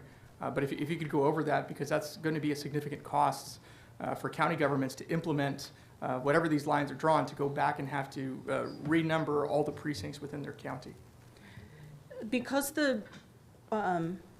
any new redistricting, depending on the number of districts that it affects, could have significant ripple effects. We have 254 counties in Texas. It could be that a very high number of counties have to do what is called precinct realignment. Your voting precinct is the little area on the map that you vote in, and everybody in a precinct has to vote the same ballot. So if a redistricting line cuts a precinct in half, the precinct boundaries have to be redefined by the county staff. It's an intensive process, and one that costs money and time. As former county commissioner, we had to submit it by a certain time, but I guess they got to reconfigure the lines to make sure that all the elections are in line. So, but I just thank you for pointing that out. It's another just administrative thing that I want to be sure that the committee was aware. Thank you. Any other questions for this panel? We thank you for your testimony. This panel is excused. Thank you. We're going to virtual testimony. First up is Brian Troutner. Chair calls Brian Troutner. All right. Mr. Troutner, I think you win for the fastest Zoom video reveal of the evening today. I had my video on the whole time, so. That's awesome. Thank you for that. I appreciate you making it sufficient, easy. We're going to bring up your registration 1 second. Okay. I show you registered to testify as Brian Troutner on behalf of yourself on the revised Congressional Redistricting Plan. Is that correct? Yes, that is correct. Thank you. Please give us your testimony. Good evening. My name is Brian Troutner, and I'm just a working class dad who is running for Congress in Texas's 31st District.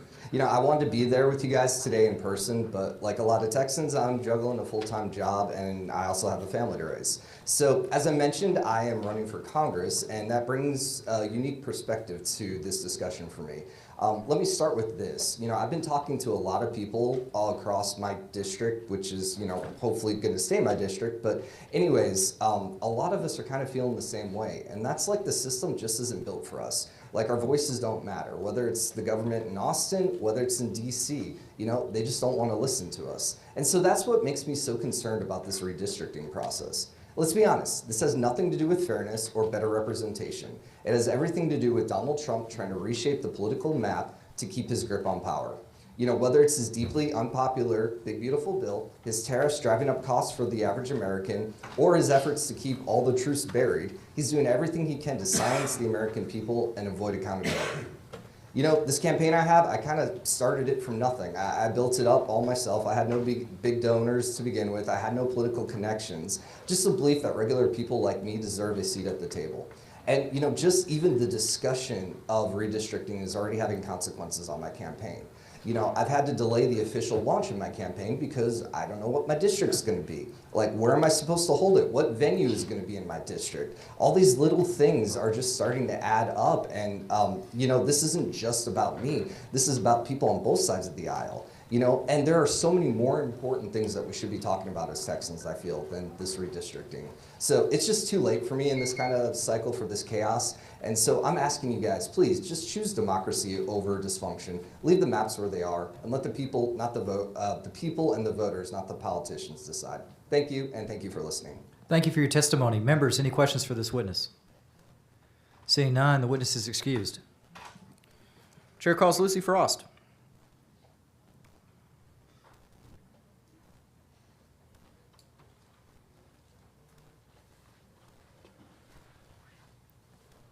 We'll get you unmuted here and then pull up your registration form.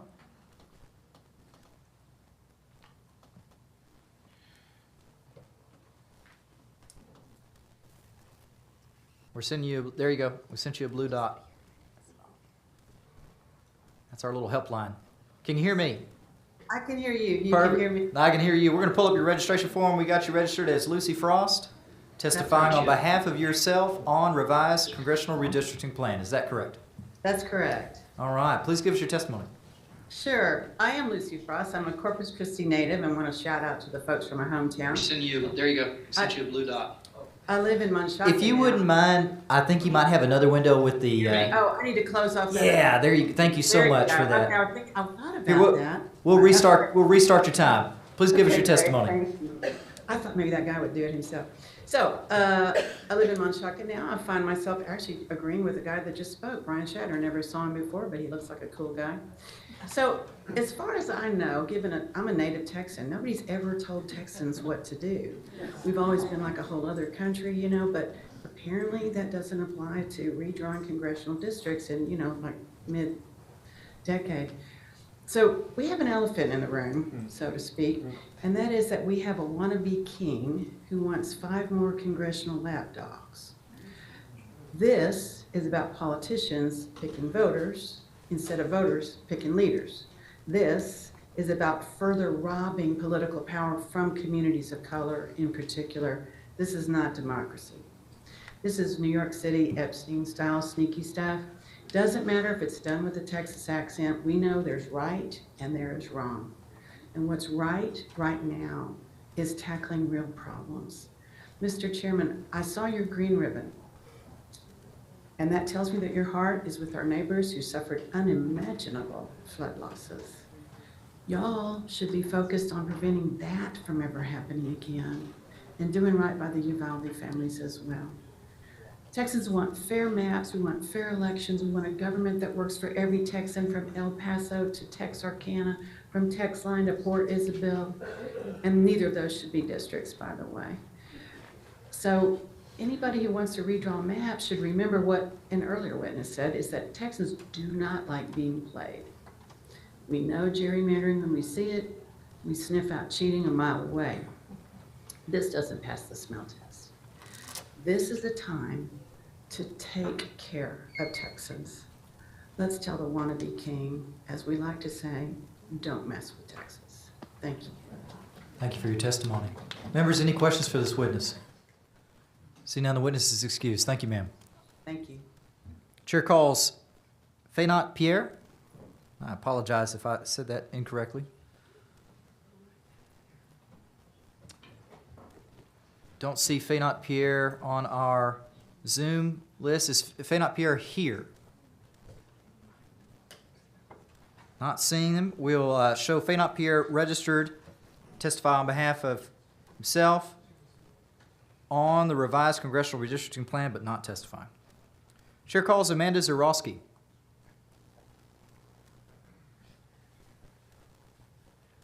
Amanda Zarowski, we don't see you on our Zoom waiting list. Is Amanda Zarowski here?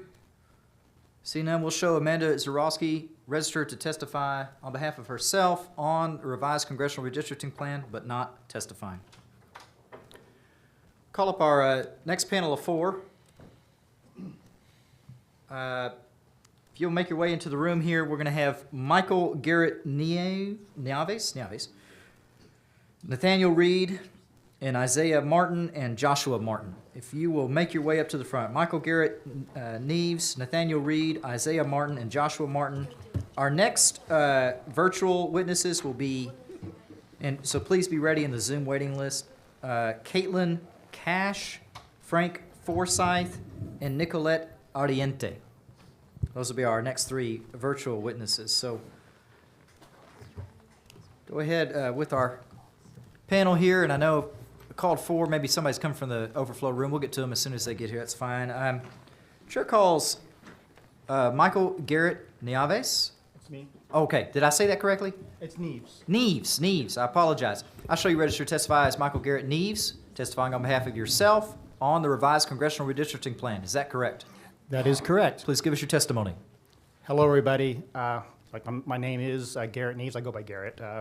So I just want to spell my name for people who might want to talk to me after this. Garrett is spelled Garrett, and Nieves is spelled N as in Nancy, EA, V as in Victor, ES. Okay, so I have a question for everyone who can hear me. How about we all stop allowing ourselves to be treated like pawns in the power game that oligarchs and elites are playing with each other? Trump and the oligarchs and elites that he is in bed with this week have called for redistricting because they know that they are losing the support of hardworking people. Because they are losing support, this redistricting meant to increase Trump's power may backfire and cause more Texas Republicans to lose in 2026. Trump and Nancy Pelosi are more helpful to each other than either of them are to hardworking Texans.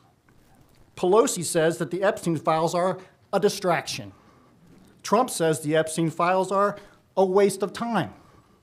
They both do not want working people to see that the oligarchs and the elites abuse regular people for their own enrichment and pleasure. Bill Clinton and Donald Trump have more experience partying with each other and partying with Jeffrey Epstein than they do with doing any work which is actually intended to help working people. So, how about we all stop allowing ourselves to be treated like pawns? Reject this attempt by Trump to serve and protect himself at your expense. Thank you for your testimony. Chair calls Nathaniel Reed. Okay. I show you registered to testify as Nathaniel Reed on behalf of yourself on the revised Congressional Redistricting Plan. Is that correct? Yep. Before I do my testimony, can I hand this to the clerk? You absolutely can if you got some handouts. I won't even start your timer yet. Just if you'll hand those, and we'll get those passed out.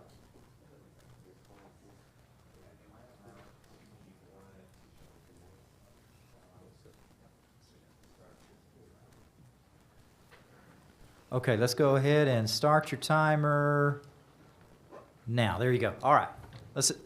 Please give us your testimony. All right. Good afternoon. Before this testimony, I have passed along copies of this map of the current shape of Texas's District 35, which is represented by Congressman Greg Casar, who is my congressman.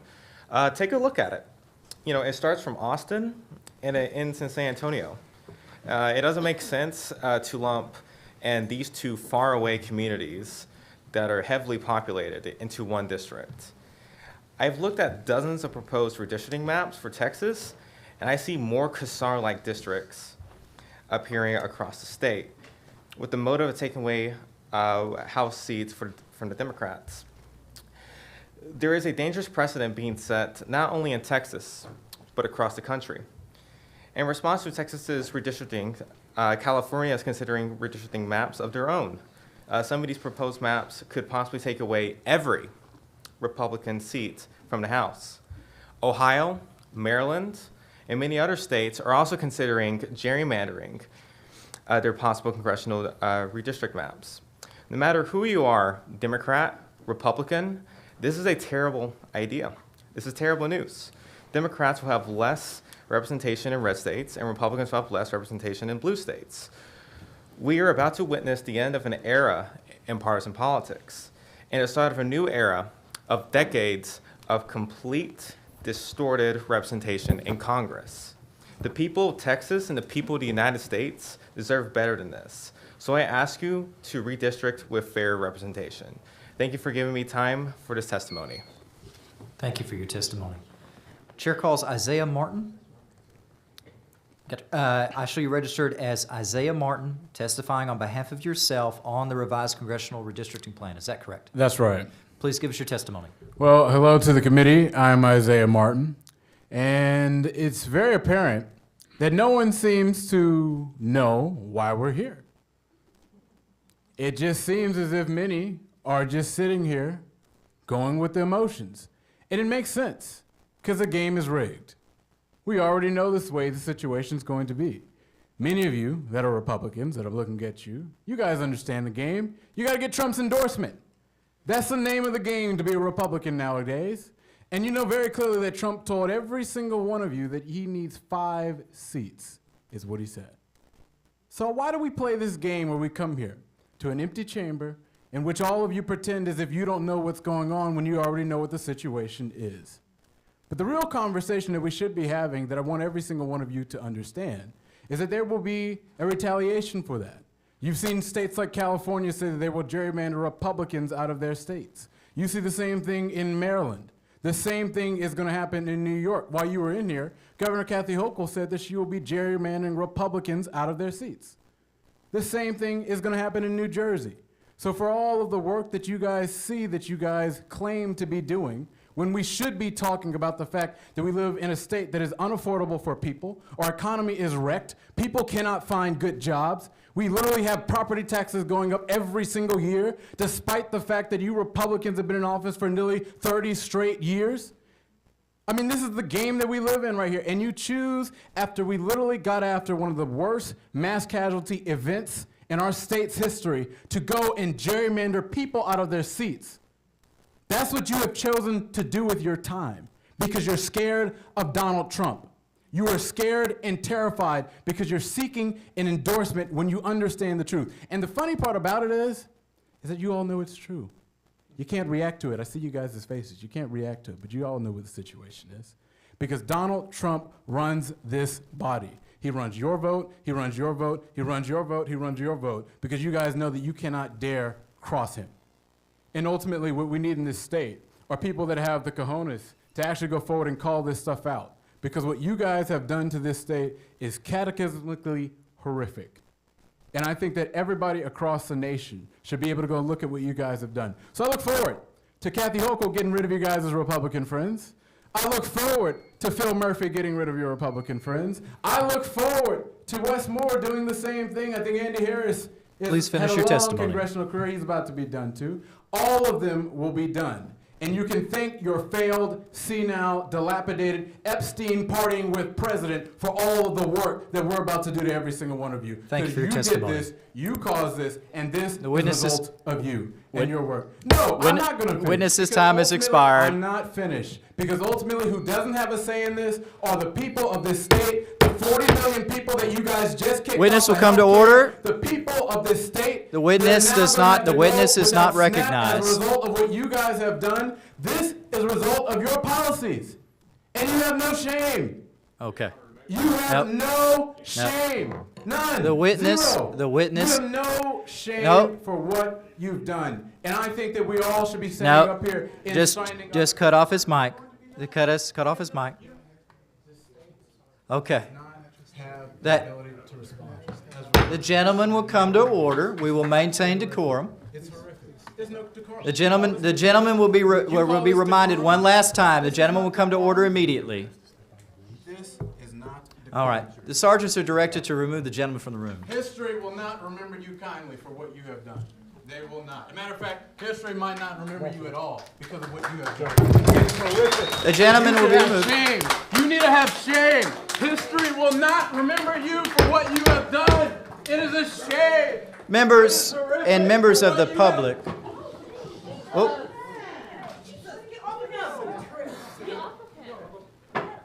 Let Horrific for what you have done. You should all be ashamed. America will rise up against you. Okay. members and members of the public, as the chair has exhibited throughout this hearing, the purpose of today is to hear your testimony. When individuals fail to maintain order or decorum, it's disrespectful to the other individuals that are here, you. So we're going to maintain order. We're going to go back to our testimony. At this time, the chair calls Joshua Martin. Joshua Martin here. Chair calls Joshua Martin. Chair will show that Joshua Martin was registered to testify on behalf of himself on the revised Congressional Redistricting Plan, but did not testify. Members, questions for the panel? Hearing none, the panel is excused. All right. I do want to take a moment just to reiterate, there's a trend sometimes in this nation when we have these types of discussions to disrupt. Our nation works best when we hear each other, regardless of what the topic may be, okay? And so it's important that we maintain decorum, and the chair will continue to do so. Chair calls Caitlin Cash.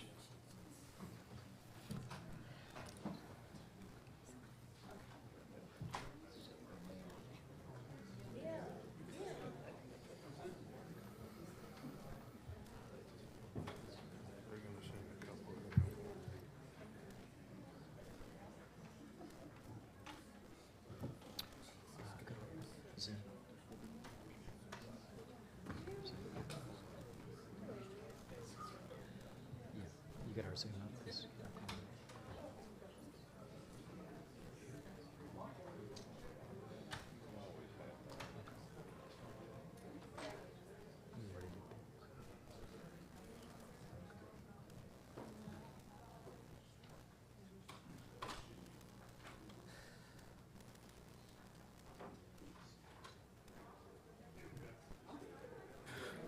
Yep. Chair calls Caitlin Cash. I don't see Caitlin Cash in our Zoom waiting room. Chair calls Caitlin Cash. Is Caitlin Cash present? We will show Caitlin Cash registered to testify on behalf of herself on the congressional revisions to the Congressional Redistricting Plan, choosing not to testify. Chair calls Frank Forsyth.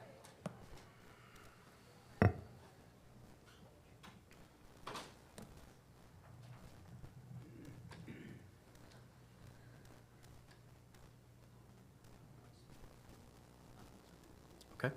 Is Frank Forsyth? Don't see him on the Zoom. Is Frank Forsyth here? Hearing none, Chair will show Frank Forsyth registered on behalf of himself on the revised Congressional Redistricting Plan, but not testifying. Chair calls Nicolette Ardiente. On the Zoom. Okay. We're going to admit you onto the Zoom.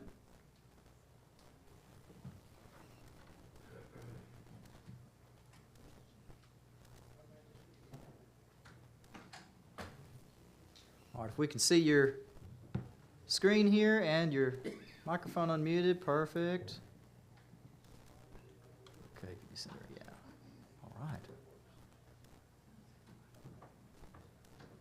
We just shot you the little blue link of help. There you go, perfect. Can you hear me? Oh, we can't hear you. I think your microphone might be... Here's what I recommend you do. In the bottom left corner of your Zoom, there's an up arrow for your microphone. Make sure that you've got it set to the right input.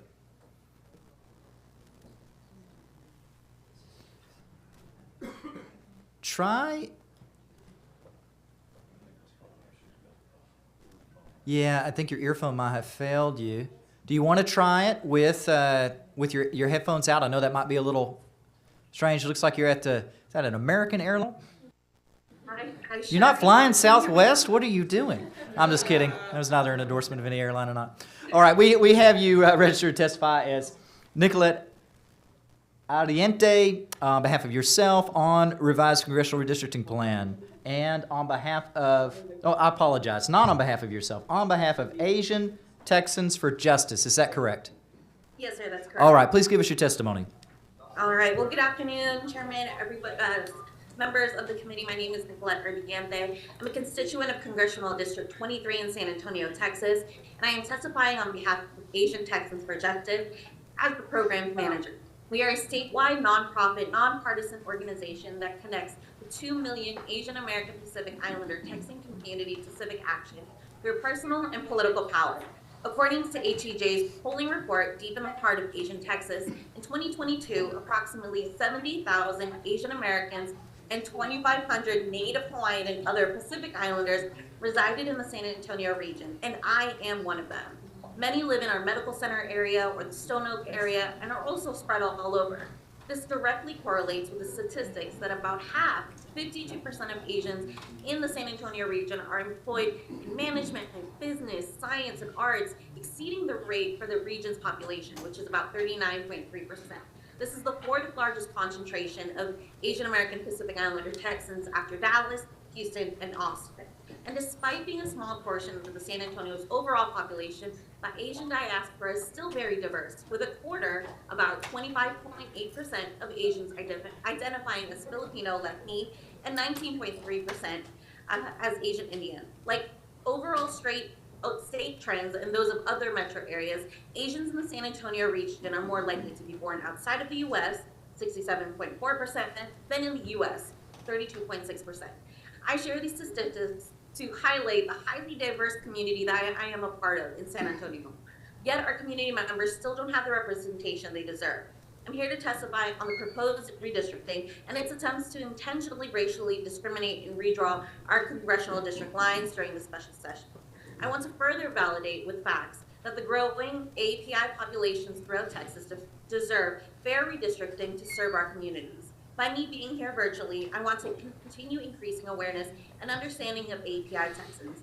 Asian Texans for Justice seeks to enable community members, organizations, policymakers like all of y'all, and our other stakeholders to better serve the unique needs of API communities across Texas. If you do vote to do this redistricting now, we will remember this at the ballot box and elect the leaders who actually ensure that the voices of all citizens are heard. Thank you for your time. Thank you for your testimony. Members, any questions for this witness? Chair's none, the witness is excused. Thank you.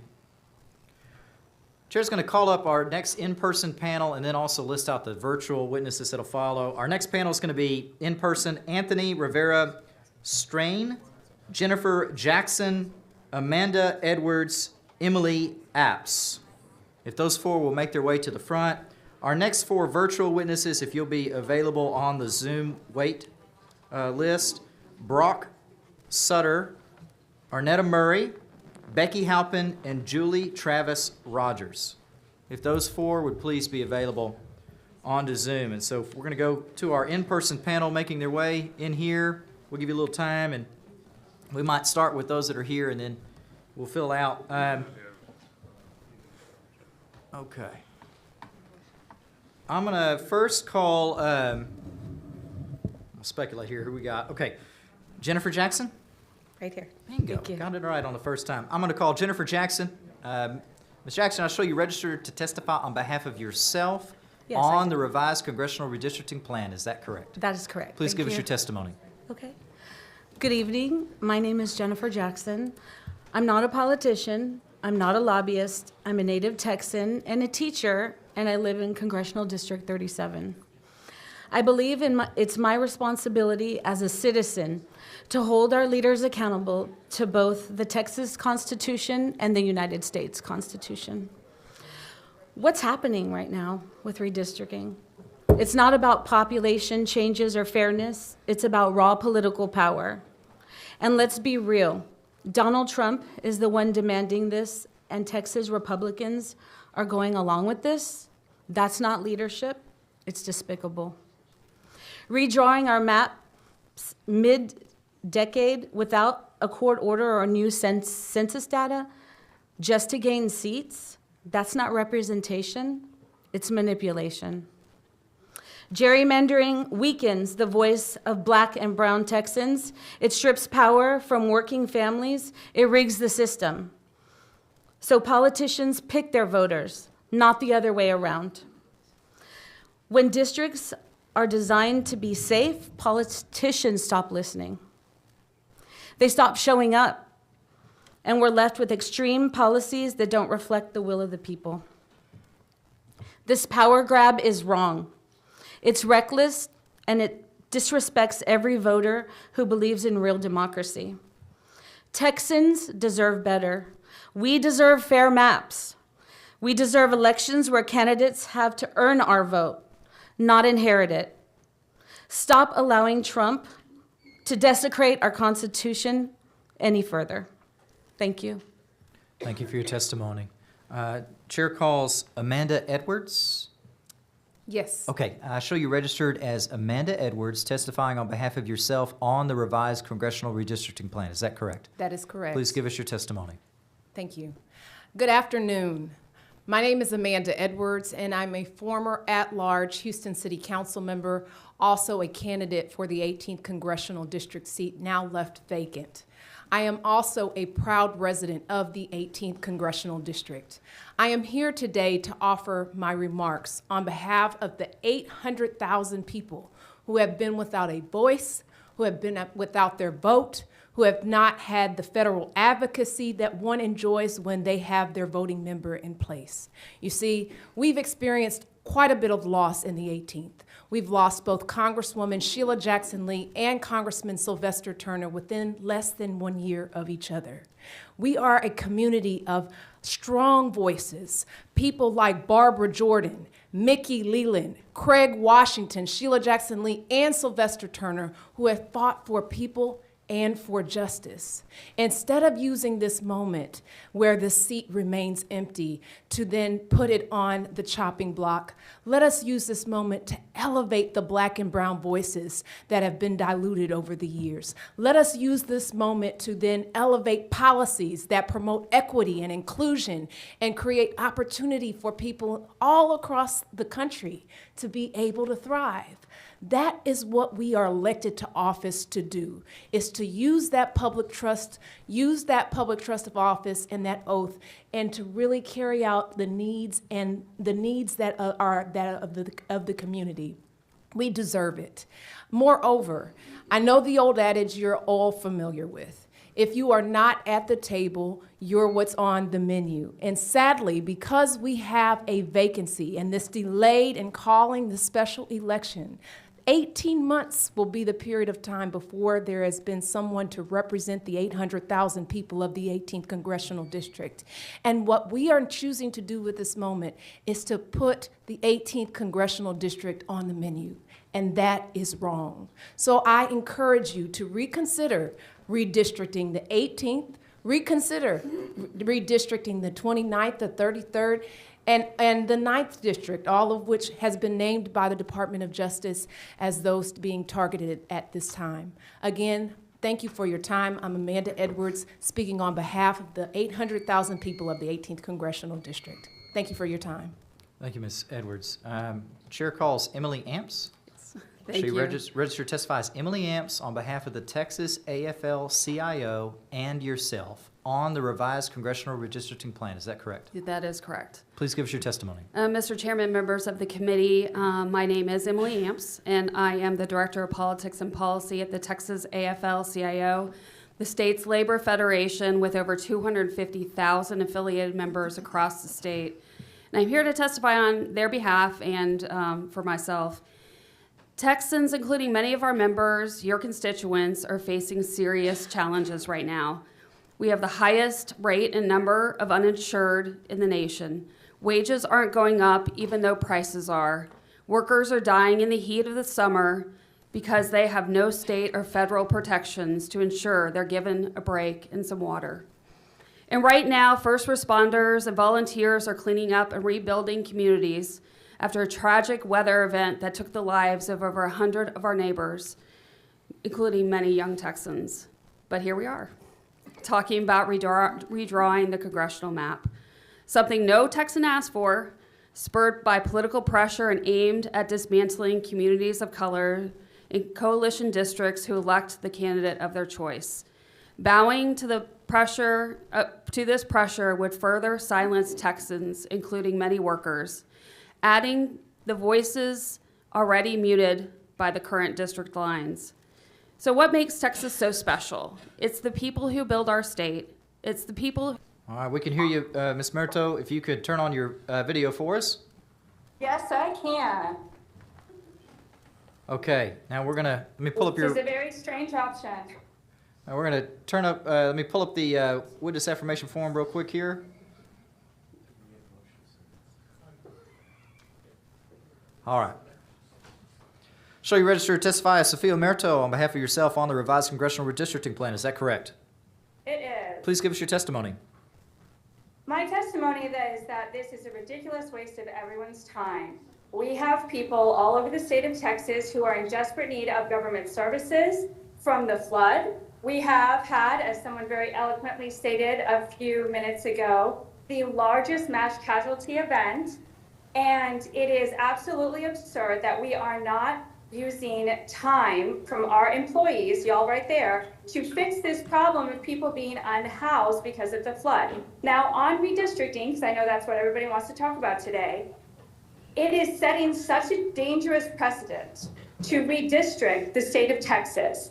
California, Maryland, New Jersey, so many other states are gearing up to redistrict. If redistricting does pass in Texas, we will look at a free-for-all all over the country of states redistricting based on who's controlling power in the state. This is not how the government is supposed to function. This is not what representative democracy looks like, and it is a violation of the Constitution. So my request to everyone on the dais today is to go home and read the Constitution that you took an oath to. because I feel like everybody's fucking forgot. Let's maintain decorum, but please continue. I think that the calls for deport are absolutely absurd, considering that each one of you is violating your oath of office in this very moment. Your oath is to the Constitution, which means government by the people, for the people, and the people very clearly do not want redistricting. We do not want you to be wasting your time as our employees. We want you to be fixing the problems of Texas. We also don't even have a redistricting map to look at, so we can't even register whether or not we're interested in the map. And another thing is, without the census, we are doing this based on, obviously, a request from the administration. That's a violation of states' rights. Texas is supposed to be about Texas, and we have a long, proud history of not listening to the federal government, and this is the moment to use that long, proud history. It is frankly embarrassing to see anyone elected in the state of Texas bowing down to a regime rather than protecting the constituents that you are employed to serve. Thank you for your testimony. Members, any questions for this witness? Seeing none, the witness is excused. Thank you very much. One sec, Ms. Mirto, we had you registered twice. Is it okay? Do we have your permission to delete the duplicate registration? Yes, thank you very much. Thank you very much. Have a good day.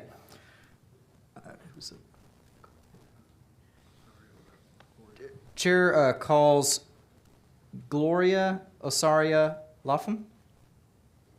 I apologize if I butchered that.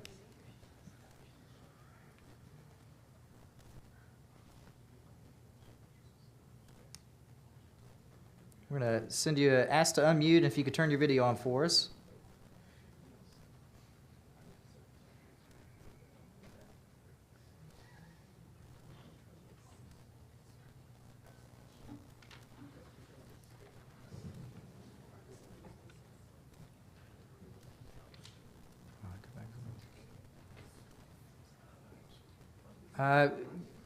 Ms. Gloria, we're going to ask you to unmute and show your video. There we go. We got you unmuted. If you can show your video for us.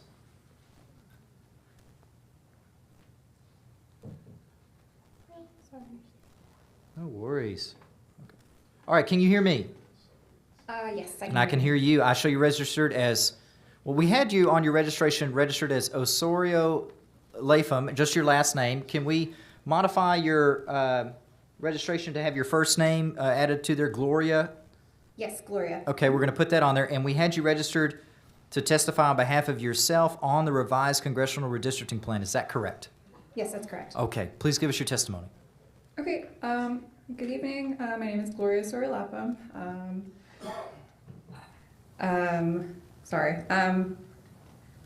I'm Latina, daughter of immigrants, a combat veteran, a military spouse, and a student at Temple College. I represent many walks of life, and I care about the future of our communities.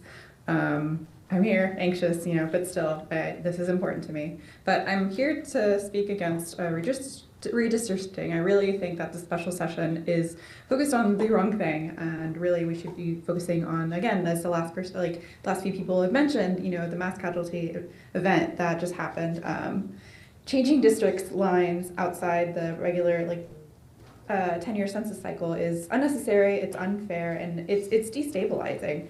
It moves the goalpost of representation and sends a message that political power matters more than the people being represented.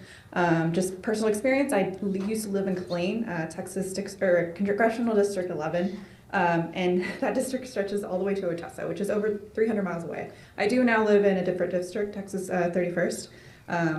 It has a better fit geographically, but my representation does not show up. I get generic canned answers and just silence. This is not the time for redistricting. We are in a state that has seen devastating floods this year. Even just overall hurricane season's about to start. And the infrastructure for relief and response needs to be fixed. That's what it should be. This special session should be focused on. Disaster relief and emergency preparedness. And this is what Texans need.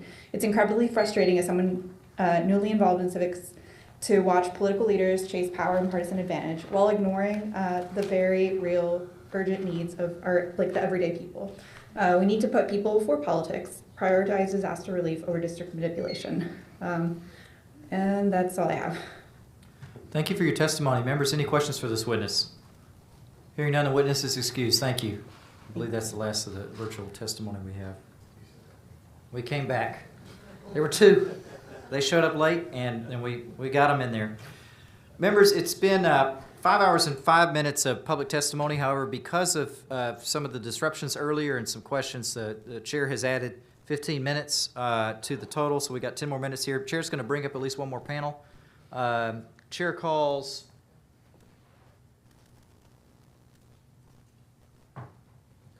Butler. She's here. It's going to do it randomly. Let's see what happens. All right. Chair calls Cyrus Reed and Andre Triber, Heather Herman, and Tara Anders. If you're here, please make your way up. Cyrus Reed is not here. We'll give them about 30 seconds to hop over. And we're going to go ahead and get started. What's your name? Tara Anders. Okay. Chair calls Tara Anders. I'll show you register to testify on behalf of yourself on the revised Congressional Redistricting Plan. Is that correct? That's right. Please give us your testimony. Thank you, Mr. Chair, and everybody on the committee. My name is Tara Anders, and I'm retired. I work as a consultant for product quality and safety, and I live in Taylor, District 52. As a Texan, I wish that this emergency legislative session would have prioritized disaster preparedness, emergency management, and early warning systems to prevent the tragedies like the deaths of more than 130 of my fellow Texans. When floodwaters strike, we show up for one another. I've been working and helping at the disaster relief in Sandy Creek, and I am disappointed to see that Governor Abbott has prioritized this demand from the DOJ without evidence or any pushback from the committee above the real emergency. You know, what we choose to prioritize reveals what we value. I expect my legislators to value the safety of Texans over political gain. Instead, I'm here to oppose an illicit attempt to redraw our congressional districts mid-decade. I'm involved in advocacy efforts from voting rights to public schools, and I share my life with these communities. I will stand for them when their vote and voice are under threat. Texas legislators have long been described as tenacious defenders of voting discrimination. Webb County, for example, has seen its voting power cracked for decades. I fear this rushed process will do more harm. The redistricting process is consequential. It should take months, not 5 days, 2-minute testimonies, and no map to look at. That's inequitable at best and disingenuous at worst. I urge this committee to reveal its priorities, to show the people of Texas that we may see what you value. We deserve representative districts where all voices and all votes are counted and heard. Please finish your testimony. Reject this redistricting push, remove this from the agenda, and I wanted to say thank you to Representative Garcia for all you're doing for the victims of the floods. Thank you so much. Thank you for your testimony. Chair calls Cyrus Reed. Chair will show, and please remain right there, ma'am. I'm just going to finish out this panel. Chair will show Cyrus Reed, registered to testify on behalf of the Lone Star chapter of the Sierra Club, neutral on the revised Congressional Redistricting Plan, but not testifying. Chair calls Andre Triber. Chair will show Andre Triber, registered to testify on behalf of herself on the revised Congressional Redistricting Plan, but not testifying. Chair calls Heather Herman. Chair will show Heather Herman, registered to testify on behalf of herself on the revised Congressional Redistricting Plan, but not testifying. Members, any questions for this panel? Seeing none, you're excused. Thank you, ma'am. Give me one more.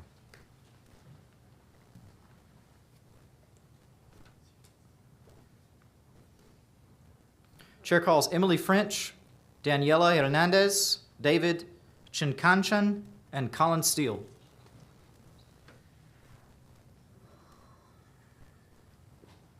Please make your way in. We'll give you about a minute here. Make sure you have an opportunity for the overflow to come. Emily French, Daniela Hernandez, David Chinkanchan, and Colin Steele.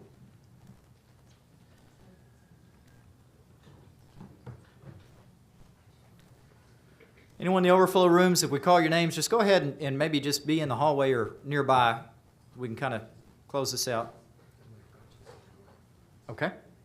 Wait for Emily French.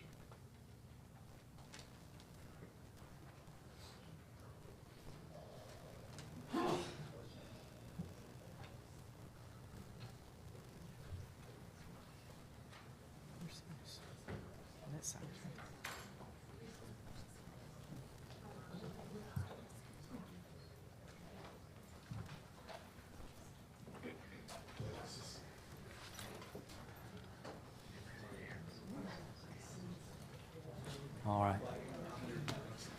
Ma'am, what's your name? I'm Emily French. Perfect. Chair calls Emily French. Ms. French, I show you registered to testify on behalf of Common Cause Texas on the revised Congressional Redistricting Plan. Is that correct? Yes, sir. And if Please. I'm out of breath, it's just my passion for the topic. You're Not good. running Please upstairs. give us your testimony.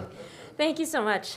We're thankful for this opportunity to testify before you today. However, it's not enough. As you've heard time and time again, we believe this redistricting process is rushed and unfair. Texas has a history of producing racially discriminatory maps that pack, crack, and disenfranchise communities of color. The passion. We can only fix that history by drawing maps with care.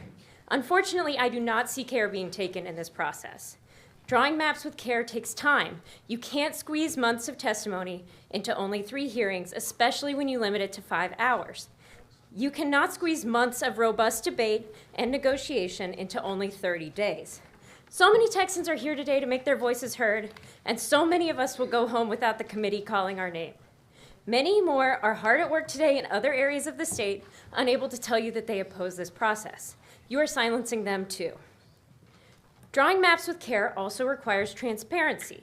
This committee is soliciting testimony on redistricting, but the public has yet to see a single map proposed by a legislator.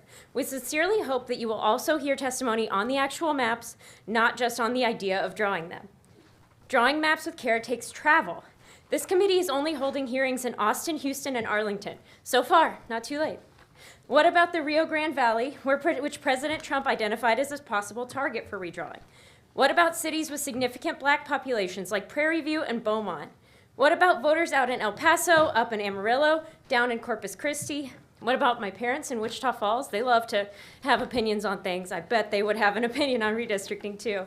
These communities deserve a chance to speak, and this chamber has not provided one. It is not too late to slow down. It is not too late to put more time, transparency, and public availability into this process. I respectfully urge this committee to preserve the voice and vote of every Texan. Thank you. Thank you, Ms. French. Members, any questions for this witness? Chair recognizes Mr. Manuel to question the witness. Thank you, Mr. Chairman. Mine is really more of a statement. Yes, sir. Thank you for mentioning Jefferson County, because most people don't realize that we were redistricted and that we lost significant population, and we are the only majority-minority county area in that area, and there is enough representation for there to be a coalition district that no one ever decides to put together, because rural black and brown people don't need the same kind of representation all the time. Thank you. Yes, sir. Thank you. Thank you. Members, any other questions? Stay right there just in case somebody changes their mind. I'm going to finish this panel. Chair calls Daniela Hernandez.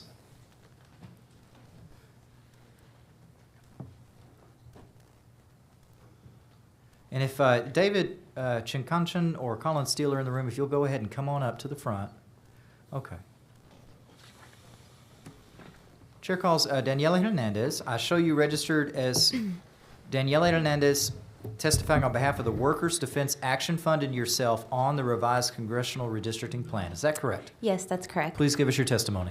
Good evening, Chair and members of the committee. My name is Daniela Hernandez. I'm the State Legislative Coordinator for Workers' Defense Action Fund, and I'm testifying on the legislature's attempt to redistrict our congressional districts mid-census. We are strongly opposed these efforts, and we want to be clear that this is a blatant attack on our elections, attempting to rig them to increase Republican representation in Congress by removing power from communities of color. This is a shameful attack and blatant racial discrimination. Elections are meant for people to use their power to choose their electeds, not the other way around. What this effort is doing is ensuring that elected officials are able to cherry pick their own voters. For the past few years, the state has been arguing that they did not rely on race to create the current districts we have. And now that the state has decided to flip-flop and claim that they did racially gerrymander their current maps, and now we need new maps. The truth is that these new proposed maps will only further suppress the voting power of people of color. Our maps should be fair and should be drawn independently, reflecting the diversity of our state. The fact is that this attempt to do this mid-decade redistricting is being rammed through, moving at an incredibly fast pace for something that will have consequences for several years to come. In a time where Texans are still hurting, still grieving the lives lost to the devastating floods that happened not even a month ago, our legislature should be focused on providing solutions to that, providing emergency preparedness, flood relief, and many other things that Texans currently need, not by blindly following what bureaucrats in Washington want the state to do. I don't remember a time when Texas has ever just willy-nilly let Washington told us what to do. Texans from across the state deserve to have their voices heard on the new proposed maps. We first need to wait for the current court case to play out, and if and when the court says we need to redraw these maps, the legislature must hold public hearings with the maps drawn across the state so all Texans have the opportunity to share their voice. Thank you for the opportunity to testify. Thanks. Thank you for your testimony. Chair, what's your name? David Chinkanchin. Okay. Chair calls David Chinkanchin. Show you register to testify on behalf of the Workers' Defense Action Funding yourself on the revised Congressional Redistricting Plan. Is that correct? That's right. Please give us your testimony. Good evening. My name is David Chinkanchin, and I serve as the Policy Director for Workers' Defense Action Fund. Earlier, we heard the reason you're here is because of a letter the DOJ sent our state. Whether that's the case or not, I think you can answer for yourselves. But I want to explain what this looks like to the public through the lens of common sense. Most of you don't seem to want to do this. Our Texas congressional delegation, Republicans and Democrats alike, don't seem to want you to do this. And most importantly, Texans don't want you to do this. Texans want you to focus on the issues impacting them and their families. So then why are we actually here? There may be pretext, but there's no justification. As has been reported widely, it's most likely because Governor Abbott got a phone call from someone who has shown there's no line he won't cross to hold on to that power that he has, even if it means blatantly attacking our freedoms and our fundamental democratic rights, and even if it means intimidating others like you to do the same. Now, Governor Abbott has issued his proclamation ordering you to be in this room today to do his dirty work for him. And I do mean dirty work, because the president's team has demanded that you serve up 5 more Texas congressional seats to him on a silver platter. It doesn't take a demographer to know that squeezing 5 more seats out of Texas can only be done if you drag us all back into a past era of racial segregation and poll taxes by adopting what would be the most racially discriminatory maps our state has seen in ages. There are still people missing in Kerr County. Millions of Texans are on the verge of losing their health care. Today, we had our first heat-related death of the year in Dallas County. We have heat waves coming this summer that will disrupt business operations and result in the deaths of workers just like they did last time. And while Texans are dying, suffering, and hurting, this is how you're choosing to spend your time. The least you can do for Texans who entrusted you with these positions is to dig deep as you need to find the courage to stand against this dictate, to defend our Texas democracy, and to do what's right by Texans. Please put an end to undermining our Texas democracy immediately. Thank you for your testimony. Members, any questions for this panel? Chair calls Colin Steele. Is Colin Steele present? Chair shall Colin Steele register to testify on behalf of himself on the revised Congressional Redistricting Plan, but not testifying. This panel is excused. Thank you very much. Members, not at this time. Members, the time for public testimony at today's hearing has concluded. I want to thank you for all who testified. We had set out in the notice, and the intent is to treat every in-person hearing that we have here, both in Austin and in Houston and in Arlington, equally. And so that is the reason that we're ceasing public testimony today, pursuant to notice. The gallery will maintain decorum. The electronic portal for today's hearing will close right after we adjourn. Now, If you registered to testify, but we were not able to reach you today, or you had more to say, please bring your written testimony that was set out in the notice. Please bring it up to the clerk. That will be scanned and given to the members of the committee, who also have your contact information and can ask you any questions. So I welcome you at this time, or at any time. We'll stick around for a little while. Please bring your written testimony up front. We would love to have that to you. Again, we're going to scan that and give that to all the members of the committee. I want to thank you all for being here. Thank all the members for being here. I appreciate the questions and the decorum. There being no further business before the committee, Mr. Rosenthal, for what purpose? Mr. Chairman, I'd like to formally move to extend time by at least 1 hour to allow more Texans. The gentleman is not recognized. Maintain decorum. The gentleman is not recognized for that motion at this time. The chair moves that the House Select Committee on Congressional Redistricting stand adjourned subject to the call of the chair. Objection. Is there objection? Object. Objection has been made. The question occurs on whether the House Select Committee on Congressional Redistricting will stand adjourned subject to the call of the chair. This is not a debatable motion. The clerk? I don't want to debate, but I would like to say something right quick before we actually do that. We can't, while I've called for a vote and a motion is pending, we can't speak on anything. It's a non-debatable motion. Mr. Speaker. Under Mr. Chair, Rule 7, Section 1A. We had requested to speak before you had. You are not recognized at this time. Thank you very much. I just want to make an announcement to the public. I don't want to actually debate the motion. I can't. The clerk will call the roll. So just so we're clear, the question before the body is a motion to adjourn. A vote yes is to adjourn. A vote no is not to adjourn. The clerk will call the roll. Chair Pursuant. Aye. Vice Chair Rosenthal. Representative Garcia. Nay. Representative Guerin. Representative Guerin. Representative Gervin Hawkins. Representative Guerra. Representative Guerra. Representative Guillen. Representative Hefner. Representative Hickland. Representative Hunter. Representative Manuel. Representative McQueenie. Representative Metcalf.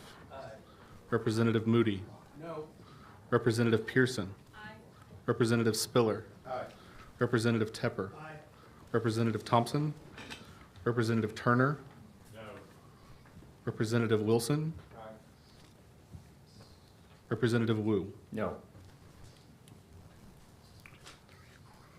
We will be meeting downstairs in the Legislative Conference Center for anyone else who wants to testify. It's on the first floor, one floor down. E2.002 is the room number? It's on the first floor. You go downstairs in the extension. Okay. There being 11 votes in favor, 7 votes against, the motion prevails, and the House Select Committee on Congressional Redistricting stands adjourned, subject to the call of the chair. If you would like to keep testifying, come down.